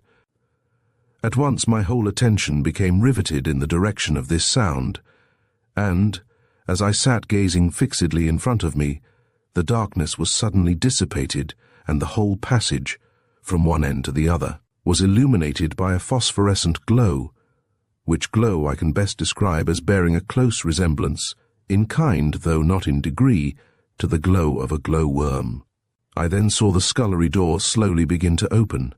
A hideous fear seized me. What in the name of heaven should I see? Transfixed with terror, unable to move or utter a sound, I crouched against the wall, paralyzed, helpless, whilst the door opened wider and wider. At last, after an interval which to me was eternity, something, an as yet indefinite, shadowy something, loomed in the background of the enlarging space. My suspense was now sublime, and I felt that another second or so of such tension would assuredly see me swoon. The shadowy something, however, quickly developed, and in less time than it takes to write, it assumed the form of a woman, a middle-aged woman with a startlingly white face, straight nose, and curiously lined mouth, the 2 front upper teeth of which projected considerably, and were very long. Her hair was black, her hands coarse and red, and she was clad in the orthodox shabby print of a general servant in some middle-class family. The expression in her wide-open, glassy blue eyes as they glared into mine was one of such intense mental and physical agony that I felt every atom of blood in my veins congeal. Creeping stealthily forward, her gaze still on me, she emerged from the doorway, and motioning to me to follow, glided up the staircase. Up we went, the cold, grey dawn greeting us on our way. Entering the garret to which I have already alluded, the phantasm noiselessly approached the hearth, and, pointing downward with a violent motion of the index finger of its right hand, suddenly vanished. A great feeling of relief now came over me, and yielding to a reaction which was the inevitable consequence of such a severe nervous strain, I reeled against the window-sill and shook with laughter. Equanimity at length reasserting itself, I carefully marked the spot on the floor, indicated by the apparition, and descending into the basement to fetch Scott, made hurried tracks to my friend's house, where I was allowed to sleep on till late in the day. I then returned to the haunted house with the landlord and my friend, and on raising the boarding in the garret, we discovered a stamped and addressed envelope. As the result of our combined inquiries, we learned that a few years previously the house had been occupied by some tradespeople of the name of Piblington, who, some 6 or 7 months before they left the house, had in their employment a servant named Anna Webb. This servant, the description of whose person corresponded in every way with the ghost I had seen, had been suspected of stealing a letter containing money, and had hanged herself in the cellar. The letter, I gathered, with several others, had been given to Anna to post by Mrs. Piblington, and as no reply to the one containing money was received, Anna was closely questioned. Naturally nervous and highly strung, the inquisition confused her terribly, and her embarrassment being construed into guilt, she was threatened with prosecution. As a proof of my innocence, she scribbled on a piece of paper, which was produced at the subsequent inquest, "I'm going to hang myself. I never stole your letter, and can only suppose it was lost in the post." The mere fact of the accused committing suicide would, in many people's opinion, point to guilt, and as the postal order was never traced, it was generally concluded that Anna had secreted it, and had been only waiting till inquiries ceased, and the affair was forgotten to cash it. Of course, the letter I found was the missing one, and although apparently hidden with intent, the fact of its never having been opened seemed to suggest that Anna was innocent, and that the envelope had, by some extraordinary accident, fallen unnoticed by Anna through the crack between the boards. Anyhow, its discovery put an end to the disturbances and the apparition of the unfortunate suicide, whether guilty or innocent, and the Judgment Day can alone determine that has never been seen since. Chapter 15. The White Lady of Roanham Avenue, near Stirling, like most European countries, Scotland claims its share of phantasms in the form of white ladies. According to Mr. Ingram, in his Haunted Houses and Family Legends, the ruins of the mansion of Woodhouse-Lee are haunted by a woman in white, presumably, though personally, I think otherwise, the ghost of Lady Hamilton of Bothwellhaugh. This unfortunate lady, together with her baby, was during the temporary absence of her husband, stripped naked and turned out of doors on a bitterly cold night by a favourite of the Regent Murray. As a result of this inhuman conduct, the child died, and its mother, with the corpse in her arms, was discovered in the morning raving mad. Another instance of this particular form of apparition is to be found in Sir Walter Scott's White Lady of Avenel, and there are endless others, both in reality and fiction. Some years ago, when I was putting up at a friend's house in Edinburgh, I was introduced to a man who had had several experiences with ghosts, and had, therefore, been especially asked to meet me. After we had talked together for some time, he related the following adventure which had befallen him in his childhood in Roanham Avenue, the seat of Sir Issy, near Stirling. "I was always a lover of nature," he began, "and my earliest reminiscences are associated with solitary rambles through the fields, dells and copses surrounding my home. I lived within a stone's throw of the property of old Sir Eck, who has long gone to rest, God bless his soul, and I think it needs blessing, for if there was any truth in local gossip, and it is said, I think truly, that there is never any smoke without fire. He had lived a very queer life. Indeed, he was held in such universal awe and abhorrence that we used to fly at his approach, and never spoke of him amongst ourselves saving in such terms as Old Dour Crab or the Laird Deal. Roanham Manor House, where he lived, was a fine specimen of 16th century architecture, and had it been called a castle would have merited the appellation far more than many of the buildings in Scotland that bear that name. It was approached by a long avenue of trees, gigantic elms, oaks and beeches that, uniting their branches overhead in summertime, formed an effectual barrier to the sun's rays. This avenue had an irresistible attraction for me. It literally swarmed with rabbits and squirrels, and many are the times I have trespassed there to watch them. I had a very secure hiding place in the hollow of an old oak, where I have often been secreted while Sir Eck and his keepers, without casting a glance in my direction, passed unsuspectingly by, vowing all sorts of vengeance against trespassers. Of course, I had to be very careful how I got there, for the grounds were well patrolled, and Sir Issy had sworn to prosecute anyone he caught walking in them without his permission. Had Sir Issy caught me, I should doubtless have been treated with the utmost severity, since he and my father were the most bitter opponents politically, and for that reason, unreasonable though it be, never lost an opportunity of insulting one another. My father, a strong radical, was opposed to all big landed proprietors, and consequently winked his eye at my trespassings.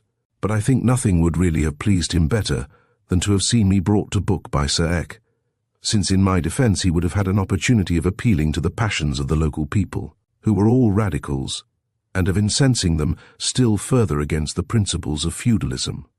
But to continue, I had often heard it rumoured in the village that Roanham Avenue was haunted, and that the apparition was a lady in white, and no other than Sir E.C.'s wife, whose death at a very early age had been hastened, if not entirely accounted for, by her husband's harsh treatment. Whether Sir Eck was really as black as he was painted, I have never been able to ascertain. The intense animosity with which we all regarded him made us believe anything ill of him, and we were quite ready to attribute all the alleged hauntings in the neighbourhood to his past misdeeds. I believe my family, with scarcely an exception, believed in ghosts.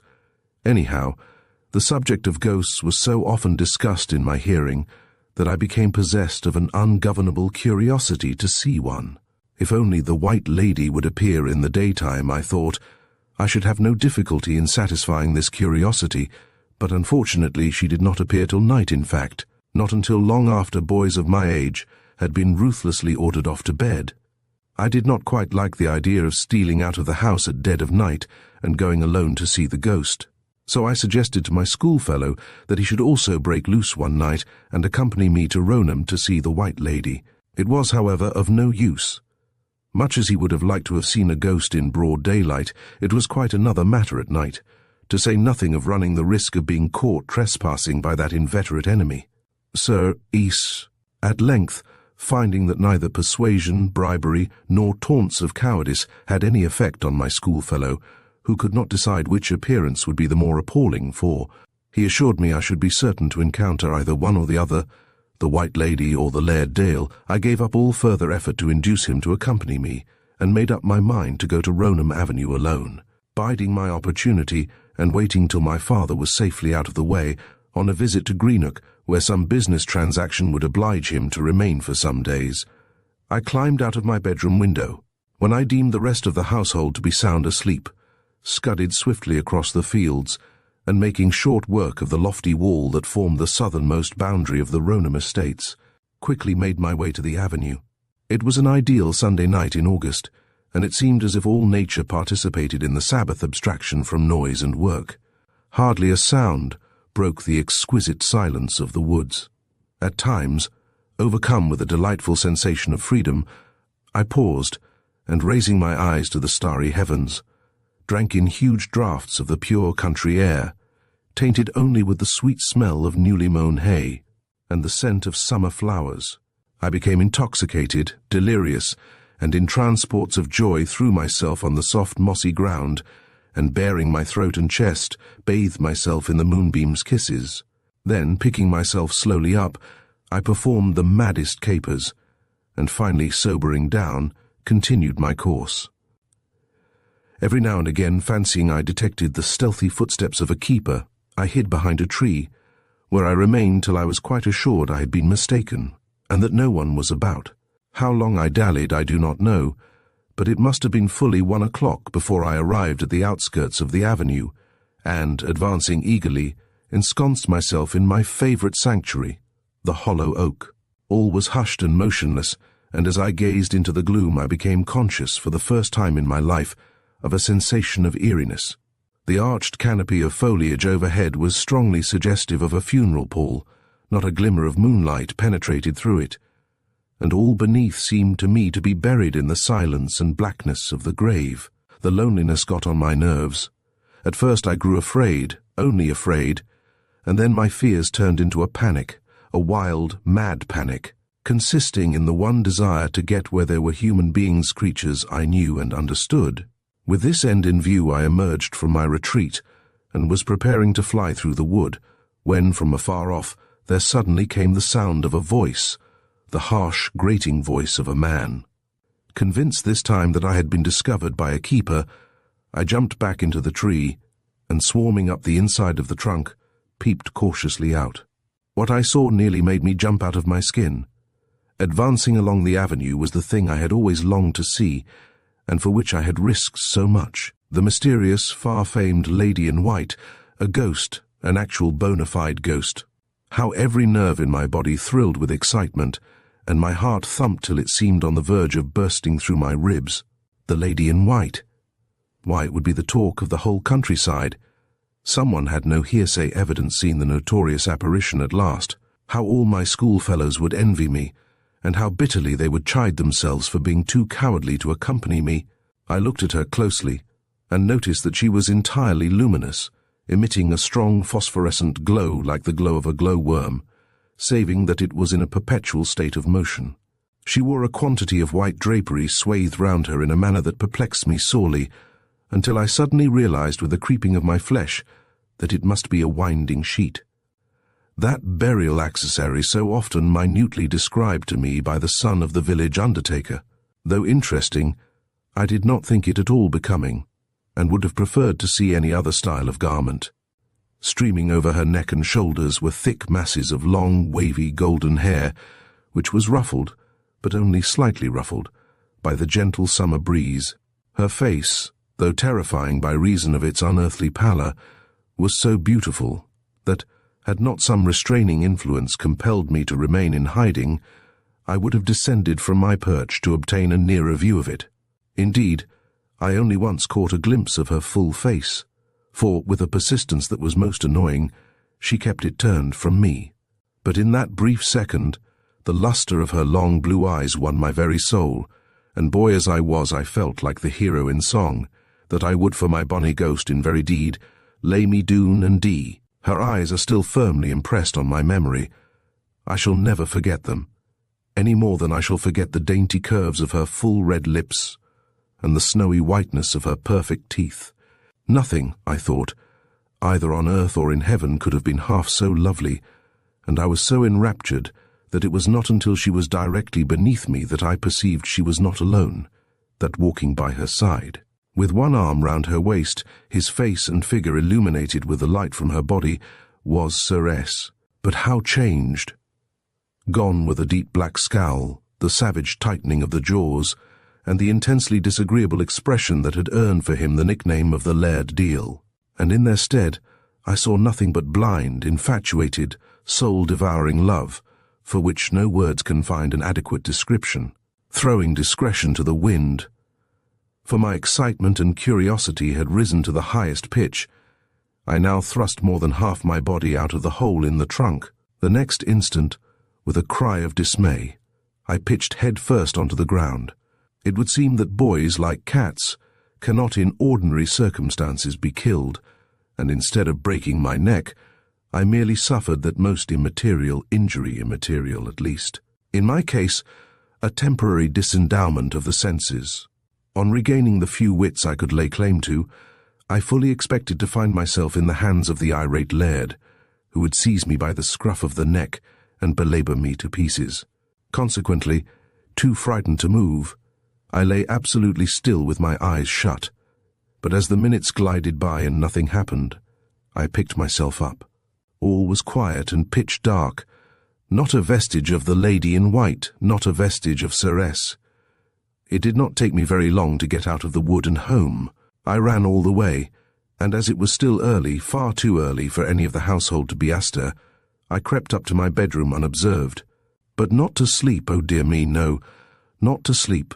For the moment I blew the candle out and got into bed, reaction set in, and I suffered agonies of fear.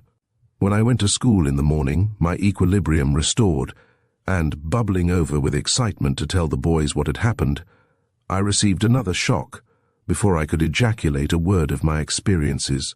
I was told with a roar and shout that almost broke the drum of my ears, that the old Laird Deal was dead. His body had been found stretched on the ground, a few feet from the hollow oak, in the avenue shortly after sunrise. He had died from syncope, so the doctor said.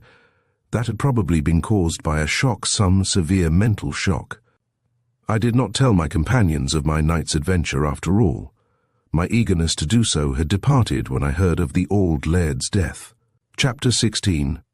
The Ghost of the Hindu Child, or the Hauntings of the White Dove Hotel, near St. Swithin's Street, Aberdeen. In the course of many years' investigation of haunted houses, I have naturally come in contact with numerous people who have had first-hand experiences with the occult. Nurse Mackenzie is one of these people. I met her for the first time last year at the house of my old friend, Colonel Malcolmson, whose wife she was nursing. For some days I was hardly aware she was in the house, the illness of her patient keeping her in constant seclusion. But when Mrs. Malcolmson grew better, I not infrequently saw her, taking a morning constitutional in the beautiful castle grounds. It was on one of these occasions that she favored me with an account of her psychical adventure. "It happened," she began, "shortly after I had finished my term as probationer at St. Kay's Hospital, Edinburgh. A letter was received at the hospital one morning with the urgent request that 2 nurses should be sent to a serious case near St. Swithin's Street.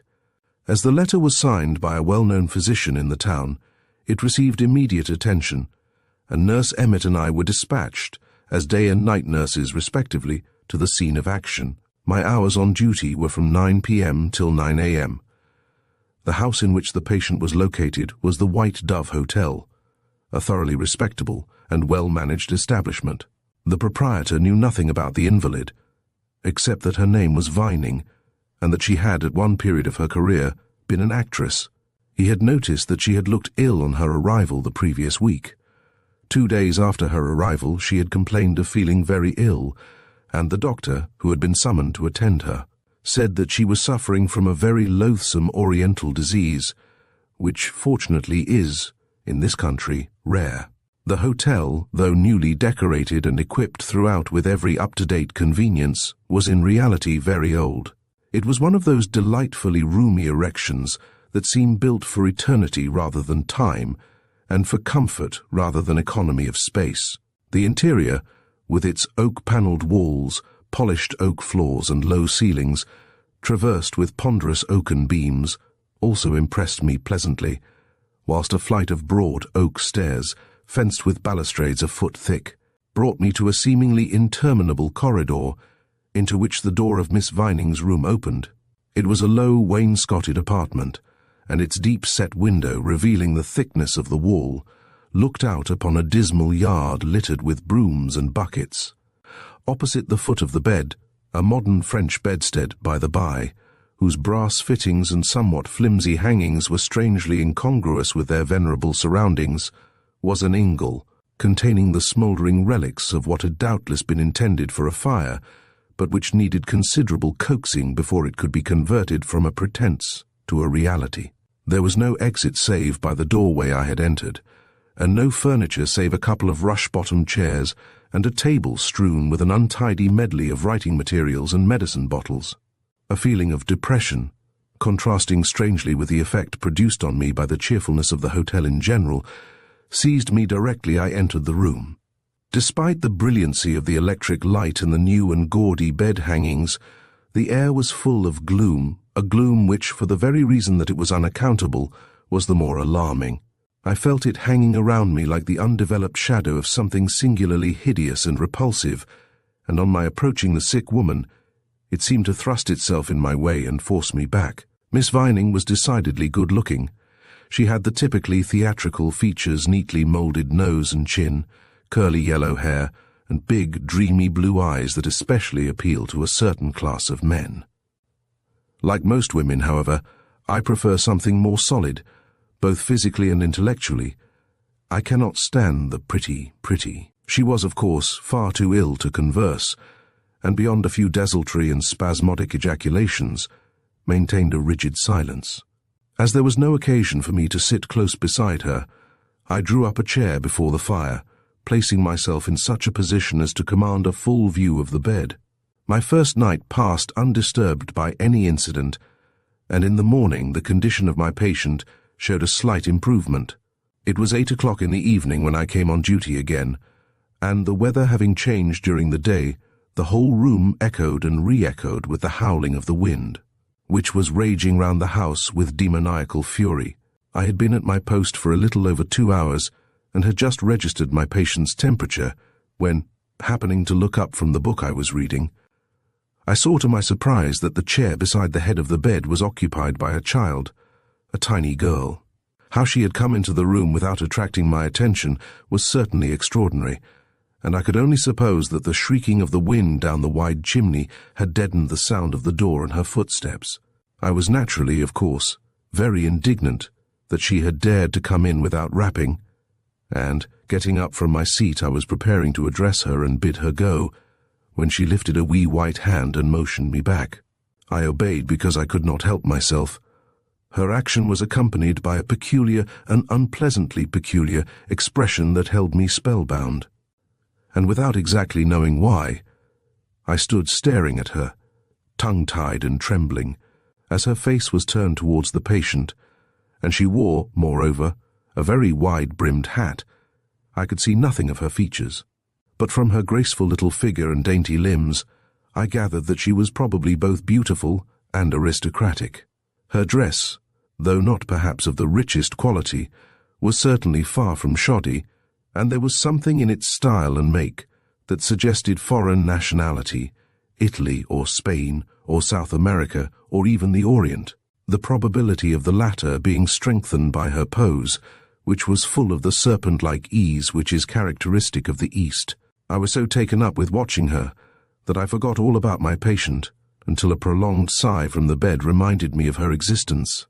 With an effort I then advanced and was about to approach the bed when the child, without moving her head, motioned me back, and again I was helpless. The vision I had obtained of the sick woman, brief though it was, filled me with alarm. She was tossing to and fro on the blankets and breathing in the most agonized manner, as if in delirium, or enthralled by some particularly dreadful nightmare. Her condition so frightened me that I made the most frantic efforts to overcome my inertia. I did not succeed, however, and at last, utterly overcome by my exertion, I closed my eyes. When I opened them again, the chair by the bed was vacant. The child had gone. A tremendous feeling of relief surged through me, and, jumping out of my seat, I hastened to the bedside. My patient was worse. The fever had increased, and she was delirious. I took her temperature. It was 104. I now sat close beside her, and my presence apparently had a soothing effect. She speedily grew calmer, and after taking her medicine gradually sank into a gentle sleep which lasted until late in the morning. When I left her, she had altogether recovered from the relapse. I, of course, told the doctor of the child's visit, and he was very angry. "Whatever happens, nurse," he said, "take care that no one enters the room tonight. The patient's condition is far too critical for her to see anyone, even her own daughter. You must keep the door locked." Armed with this mandate, I went on duty the following night with a somewhat lighter heart, and after locking the door, once again sat by the fire. During the day there had been a heavy fall of snow. The wind had abated, and the streets were now as silent as the grave. 10, 11, and 12 o'clock struck, and my patient slept tranquilly. At 1:45, however, I was abruptly roused from a reverie by a sob of fear and agony that proceeded from the bed. I looked, and there, seated in the same posture as on the previous evening, was the child. I sprang to my feet with an exclamation of amazement. She raised her hand, and as before, I collapsed spellbound, paralyzed. No words of mine can convey all the sensations I experienced as I sat there, forced to listen to the moaning and groaning of the woman whose fate had been entrusted to my keeping. Every second she grew worse, and each sound rang in my ears like the hammering of nails in her coffin. How long I endured such torment I cannot say, I dare not think, for, though the clock was within a few feet of me, I never once thought of looking at it. At last the child rose and, moving slowly from the bed, advanced with bowed head towards the window. The spell was broken. With a cry of indignation, I literally bounded over the carpet and faced the intruder. "Who are you?" I hissed. "Tell me your name instantly. How dare you enter this room without my permission?" As I spoke, she slowly raised her head. I snatched at her hat. It melted away in my hands, and, to my unspeakable terror, my undying terror, I looked into the face of a corpse, the corpse of a Hindu child, with a big gaping cut in its throat. In its lifetime, the child had, without doubt, been lovely. It was now horrible. Horrible with all the ghastly disfigurements, the repellent disfigurements, of a long consignment to the grave. I fainted, and on recovering, found my ghostly visitor had vanished, and that my patient was dead. One of her hands was thrown across her eyes, as if to shut out some object on which she feared to look, whilst the other grasped a counterpane convulsively. It fell to my duty to help pack up her belongings, and among her letters was a large envelope bearing the postmark Quetta. As we were on the lookout for some clue as to the address of her relatives, I opened it It was merely the cabinet-size photograph of a Hindu child, but I recognized the dress immediately. It was that of my ghostly visitor. On the back of it were these words, "Natalie, may God forgive us both." Though we made careful inquiries for any information as to Natalie and Miss Vining in Quetta, and advertised freely in the leading London papers, we learned nothing, and in time we were forced to let the matter drop. As far as I know, the ghost of the Hindu child has never been seen again, but I have heard that the hotel is still haunted by a woman. Chapter 17. Glamis Castle. Of all the hauntings in Scotland, none has gained such widespread notoriety as the hauntings of Glamis Castle, the seat of the Earl of Strathmore and Kinghorn in Forfarshire. Part of the castle, that part which is the more frequently haunted, is of ancient though uncertain date, and if there is any truth in the tradition that Duncan was murdered there by Macbeth, must, at any rate, have been in existence at the commencement of the 11th century. Of course, extra buildings have from time to time been added and renovations made, but the original structure remains pretty nearly the same as it always has been, and is included in a square tower that occupies a central position and commands a complete view of the entire castle. Within this tower, the walls of which are 15 feet thick, there is a room hidden in some unsuspected quarter that contains a secret, the keynote to one at least of the hauntings, which is known only to the Earl, his heir, on the attainment of his 21st birthday, and the factor of the estate. In all probability, the mystery attached to this room would challenge but little attention, were it not for the fact that unearthly noises, which at the time were supposed to proceed from this chamber, have been heard by various visitors sleeping in the square tower. The following experience is said to have happened to a lady named Bond. I append it more or less in her own words. It is a good many years since I stayed at Glamis.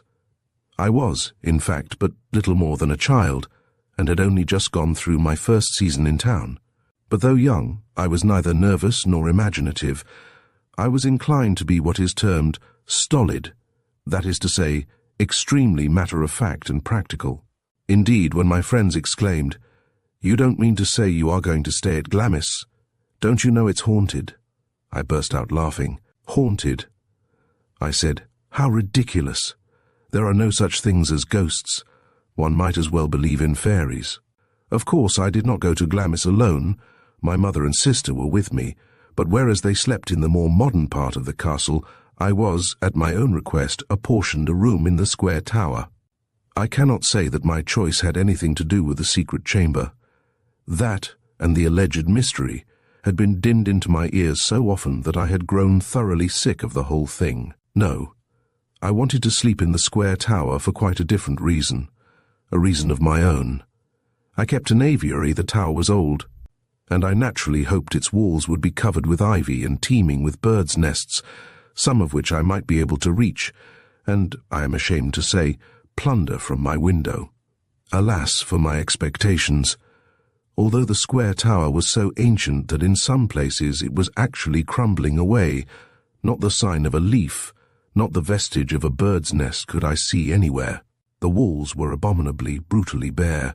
However, it was not long before my disappointment gave way to delight, for the air that blew in through the open window was so sweet, so richly scented with heather and honeysuckle, and the view of the broad, sweeping, thickly wooded grounds so indescribably charming, that despite my inartistic and unpoetical nature, I was entranced as I had never been before, and never have been since. Ghosts, I said to myself, ghosts, how absurd, how preposterously absurd.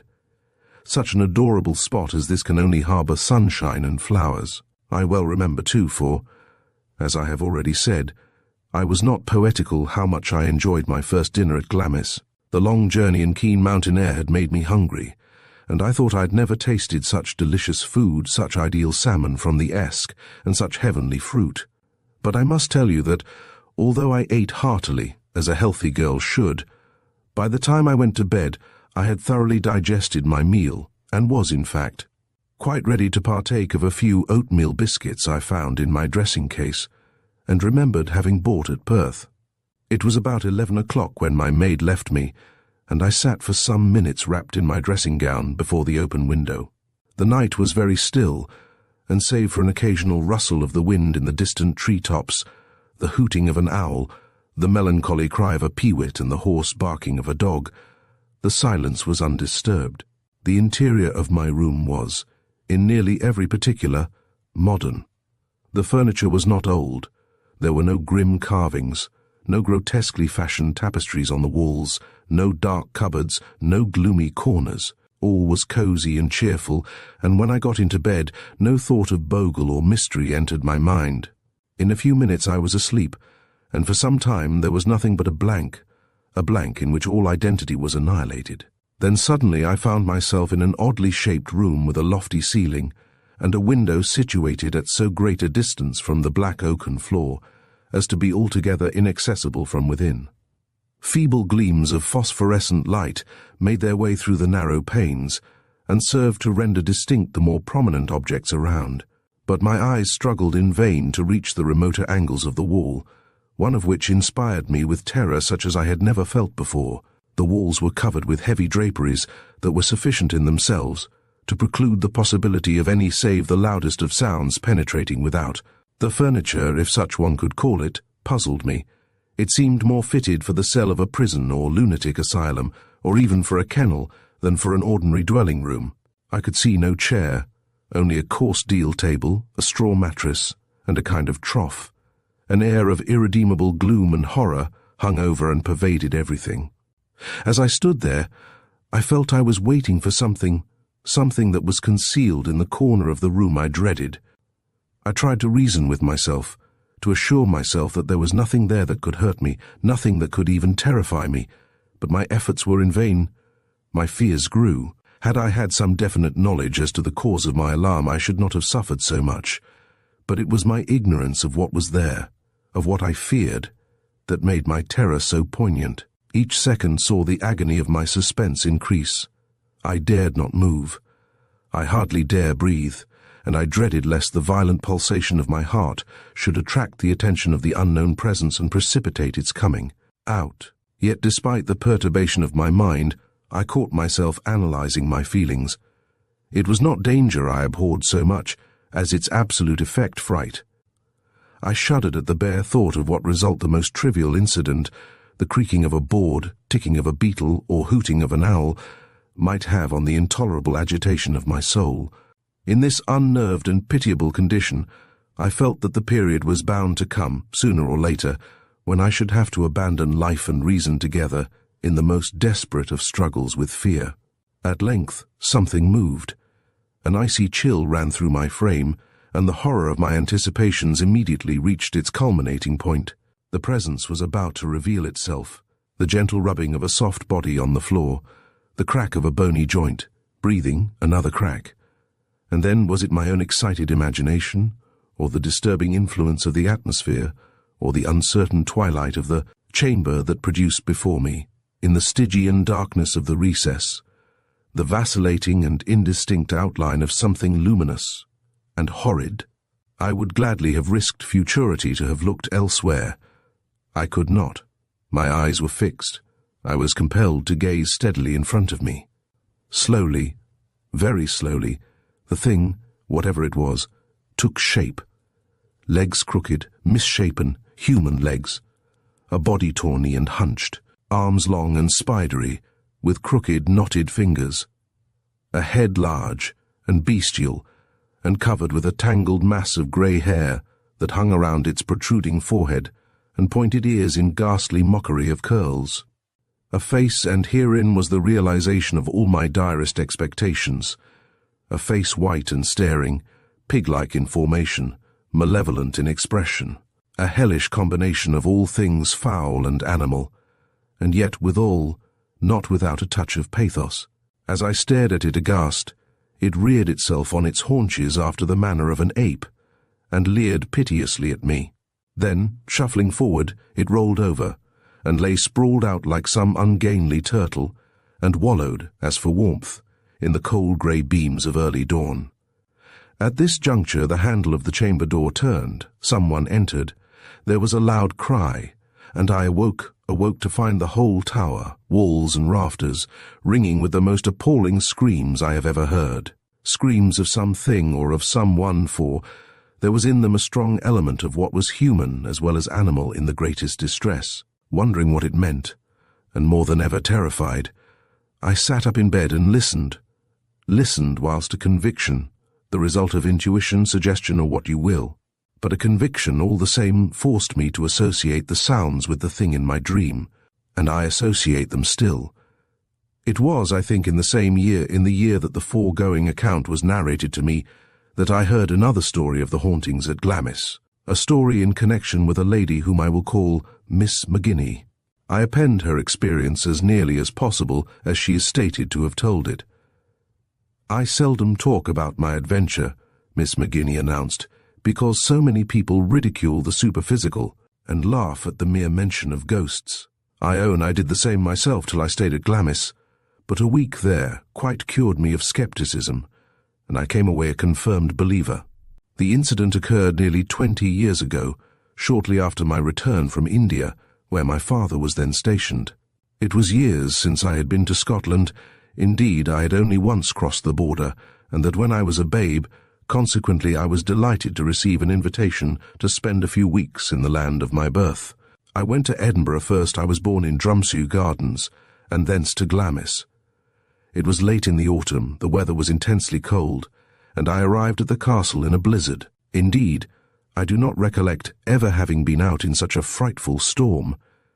It was as much as the horses could do to make headway, and when we reached the castle, we found a crowd of anxious faces eagerly awaiting us in the hall. Chilled. I was chilled to the bone, and thought I never should thaw.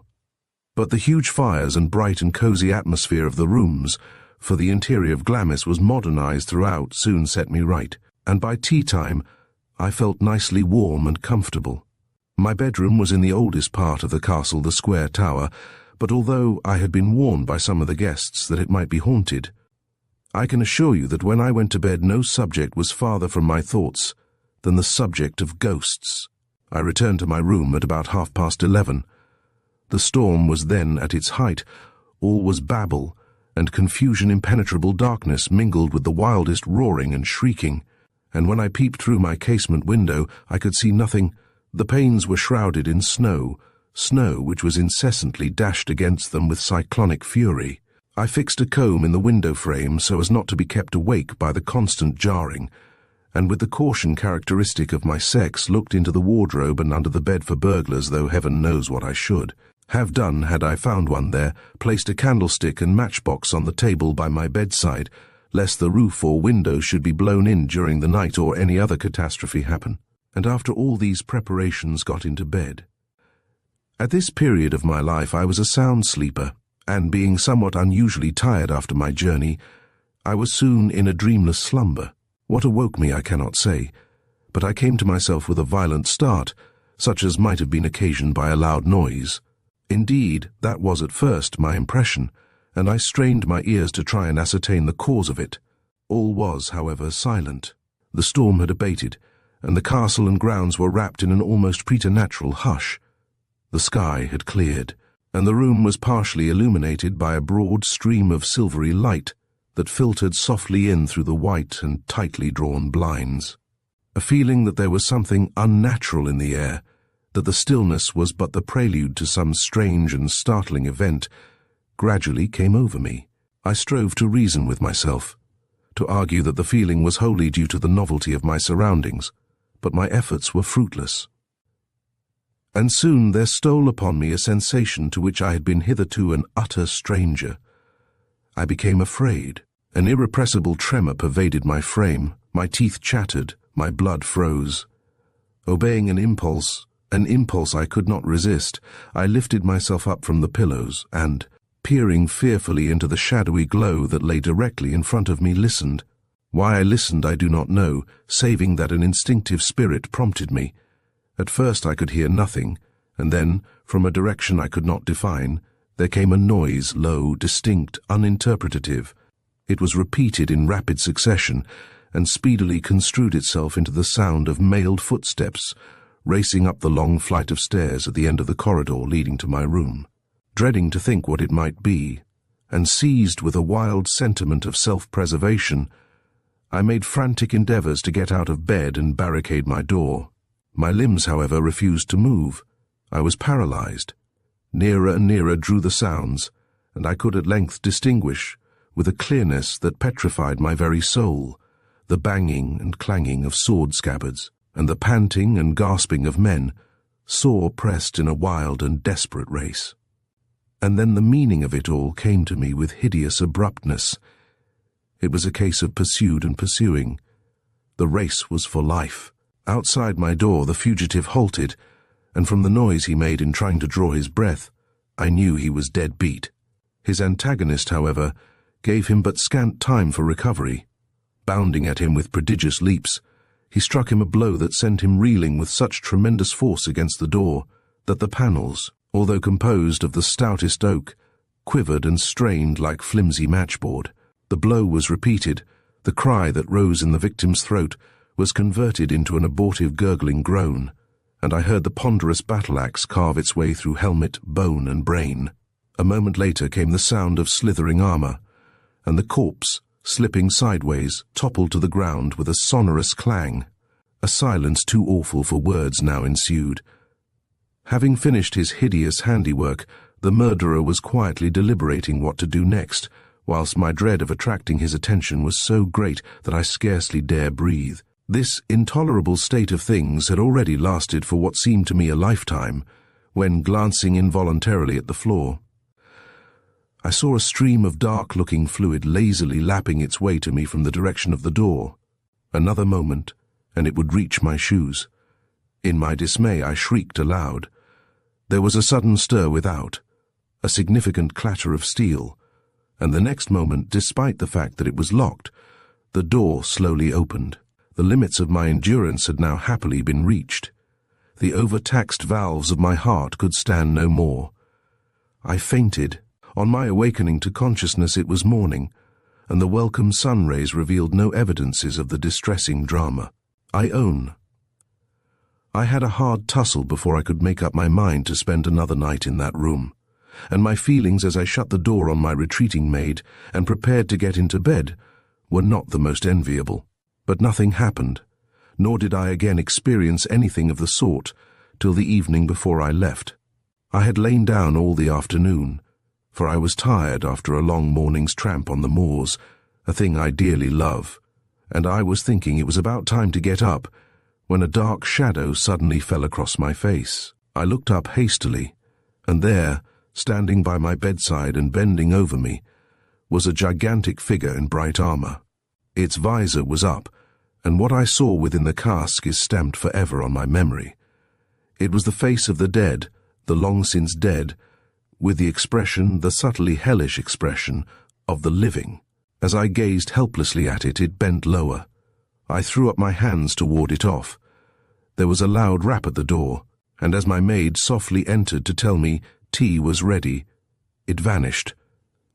The third account of the Glamis hauntings was told me as long ago as the summer of 1893. I was travelling by rail from Perth to Glasgow, and the only other occupant of my compartment was an elderly gentleman, who, from his general air and appearance, might have been a dominie, or member of some other learned profession. I can see him in my mind's eye now, a tall, thin man with a premature stoop. He had white hair, which was brushed forward on either side of his head in such a manner as suggested a wig, bushy eyebrows, dark, piercing eyes, and a stern, though somewhat sad, mouth. His features were fine and scholarly. He was clean-shaven.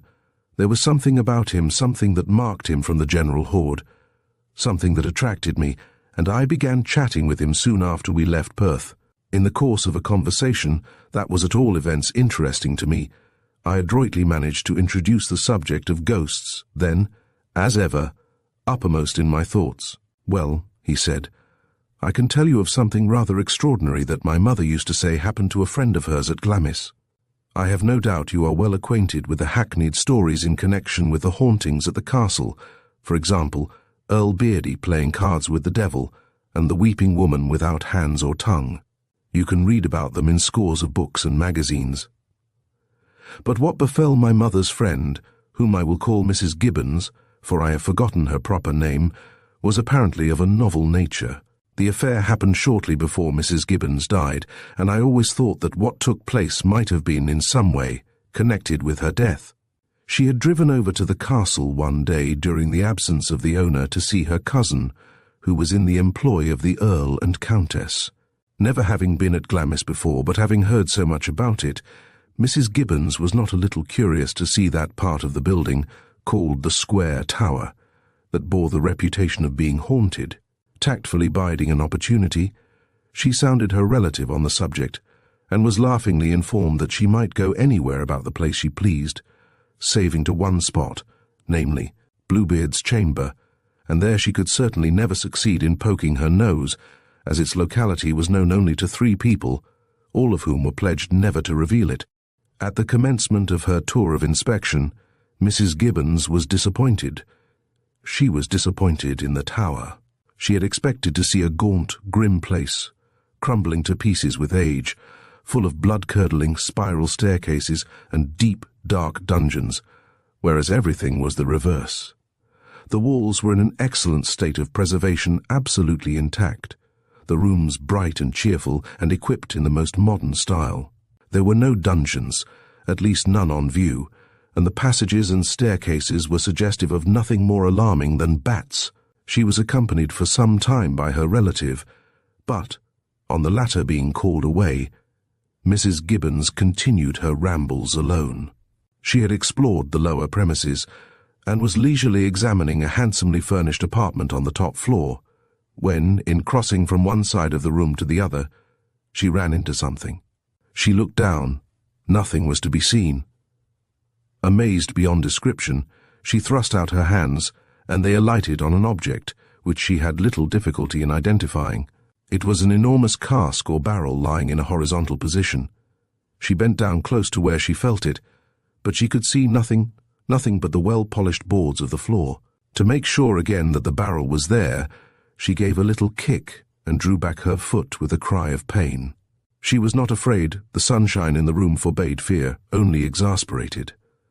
She was certain the barrel was there, that it was objective, and she was angry with herself for not seeing it. She wondered if she were going blind, but the fact that other objects in the room were plainly visible to her discountenanced such an idea. For some minutes she poked and jabbed at the thing, and then, seized with a sudden and uncontrollable panic, she turned round and fled. And as she tore out of the room, along the passage, and down the seemingly interminable flight of stairs, she heard the barrel behind her in close pursuit, bump, bump, bump. At the foot of the staircase, Mrs. Gibbons met her cousin, and, as she clutched the latter for support, the barrel shot past her, still continuing its descent, bump, bump, bump, though the steps, as far as she could see, had ended till the sounds gradually dwindled away in the far distance. Whilst the manifestations lasted, neither Mrs. Gibbons nor her cousin spoke, but the latter, as soon as the sounds had ceased, dragged Mrs. Gibbons away, and in a voice shaking with terror cried, "Quick, quick, don't, for heaven's sake, look round, worse has yet to come," and pulling Mrs. Gibbons along in breathless haste, she unceremoniously hustled her out of the tower. That was no barrel. Mrs. Gibbons's cousin subsequently remarked by way of explanation, "I saw it. I have seen it before. Don't ask me to describe it. I dare not even think of it. Whenever it appears, a certain thing happens shortly afterwards. Don't on any account say a word about it to anyone here." And Mrs. Gibbons, my mother told me, came away from Glamis 1,000 times more curious than she was when she went. The last story I have to relate is one I heard many years ago, when I was staying near Balmoral. A gentleman named Vance, with strong antiquarian tastes, was staying at an inn near the Strathmore estate, and, roaming abroad one afternoon, in a fit of absent-mindedness entered the castle grounds. It so happened, fortunately for him, that the family were away, and he encountered no one more formidable than a man he took to be a gardener, an uncouth-looking fellow, with a huge head covered with a mass of red hair, hawk-like features, and high cheekbones, high even for a Scot. Struck with the appearance of the individual, Mr. Vance spoke, and finding him wonderfully civil, asked whether, by any chance, he ever came across any fossils when digging in the gardens. "I dinna ken the meaning of fossils," the man replied. "What are they?" Mr. Vance explained, and a look of cunning gradually pervaded the fellow's features. "No," he said, "I've never found any of those things, but if you'll give me your word to say nothing about it, I'll show you something I once dug up over yonder by the square tower." "Do you mean the haunted tower? The tower that is supposed to contain the secret room?" Mr. Vance exclaimed. An extraordinary expression, an expression such as Mr. Vance found it impossible to analyze, came into the man's eyes. "Yes, that's it." He nodded. "What people call, and rightly call, the haunted tower. I got it from there." "But don't you say naught about it?" Mr. Vance, whose curiosity was roused, promised, and the man, politely requesting him to follow, led the way to a cottage that stood nearby, in the heart of a gloomy wood. To Mr. Vance's astonishment, the treasure proved to be the skeleton of a hand with abnormally large knuckles, and the first joint of both fingers and thumb much shorter than the others. It was the most extraordinarily shaped hand Mr. Vance had ever seen, and he did not know in the least how to classify it. It repelled, yet interested him, and he eventually offered the man a good sum to allow him to keep it. To his astonishment, the money was refused. "You may have the thing and welcome," the fellow said. "Only I advise you not to look at it late at night or just before getting into bed. If you do, you may have bad dreams." "I will take my chance of that." Mr. Vance laughed. "You see, being a hard-headed Cockney, I am not superstitious. It is only you Highlanders and your first cousins the Irish who believe nowadays in bogles, omens, and such like." And, packing the hand carefully in his knapsack, Mr. Vance bid the strange-looking creature good morning, and went on his way. For the rest of the day the hand was uppermost in his thoughts. Nothing had ever fascinated him so much. He sat pondering over it the whole evening, and bedtime found him still examining it upstairs in his room by candlelight. He had a hazy recollection that some clock had struck 12, and he was beginning to feel that it was about time to retire, when, in the mirror opposite him, he caught sight of the door. It was open. "By Jove, that's odd," he said to himself. "I could have sworn I shut and bolted it." To make sure, he turned round. The door was closed. "An optical delusion," he murmured. "I will try again." He looked into the mirror. The door reflected in it was open. Utterly at a loss to know how to explain the phenomenon, he leaned forward in his seat to examine the glass more carefully, and as he did so, he gave a start. On the threshold of the doorway was a shadow black and bulbous. A cold shiver ran down Mr. Vance's spine, and just for a moment he felt afraid. Terribly afraid, but he quickly composed himself. It was nothing but an illusion. There was no shadow there in reality. He had only to turn round, and the thing would be gone. It was amusing, entertaining. He would wait and see what happened. The shadow moved. It moved slowly through the air like some huge spider or odd-shaped bird. He would not acknowledge that there was anything sinister about it, only something droll, excruciatingly droll. Yet it did not make him laugh. When it had drawn a little nearer, he tried to diagnose it, to discover its material counterpart in one of the objects around him. But he was obliged to acknowledge his attempts were failures. There was nothing in the room in the least degree like it. A vague feeling of uneasiness gradually crept over him. Was the thing the shadow of something with which he was familiar, but could not just then recall to mind? Something he feared, something that was sinister. He struggled against the idea. He dismissed it as absurd, but it returned, and took deeper root as the shadow drew nearer. He wished the house was not quite so silent, that he could hear some indication of life. Anything for companionship, and to rid him of the oppressive, the very oppressive, sense of loneliness and isolation. Again, a thrill of terror ran through him. "Look here," he exclaimed aloud, glad to hear the sound of his own voice. "Look here. If this goes on much longer, I shall begin to think I'm going mad. I have had enough, and more than enough, of magic mirrors for one night. It's high time I got into bed." He strove to rise from his chair to move. He was unable to do either. Some strange, tyrannical force held him a prisoner. A change now took place in the shadow. The blur dissipated, and the clearly defined outlines of an object that made Mr. Vance perfectly sick with apprehension slowly disclosed themselves. His suspicions were verified.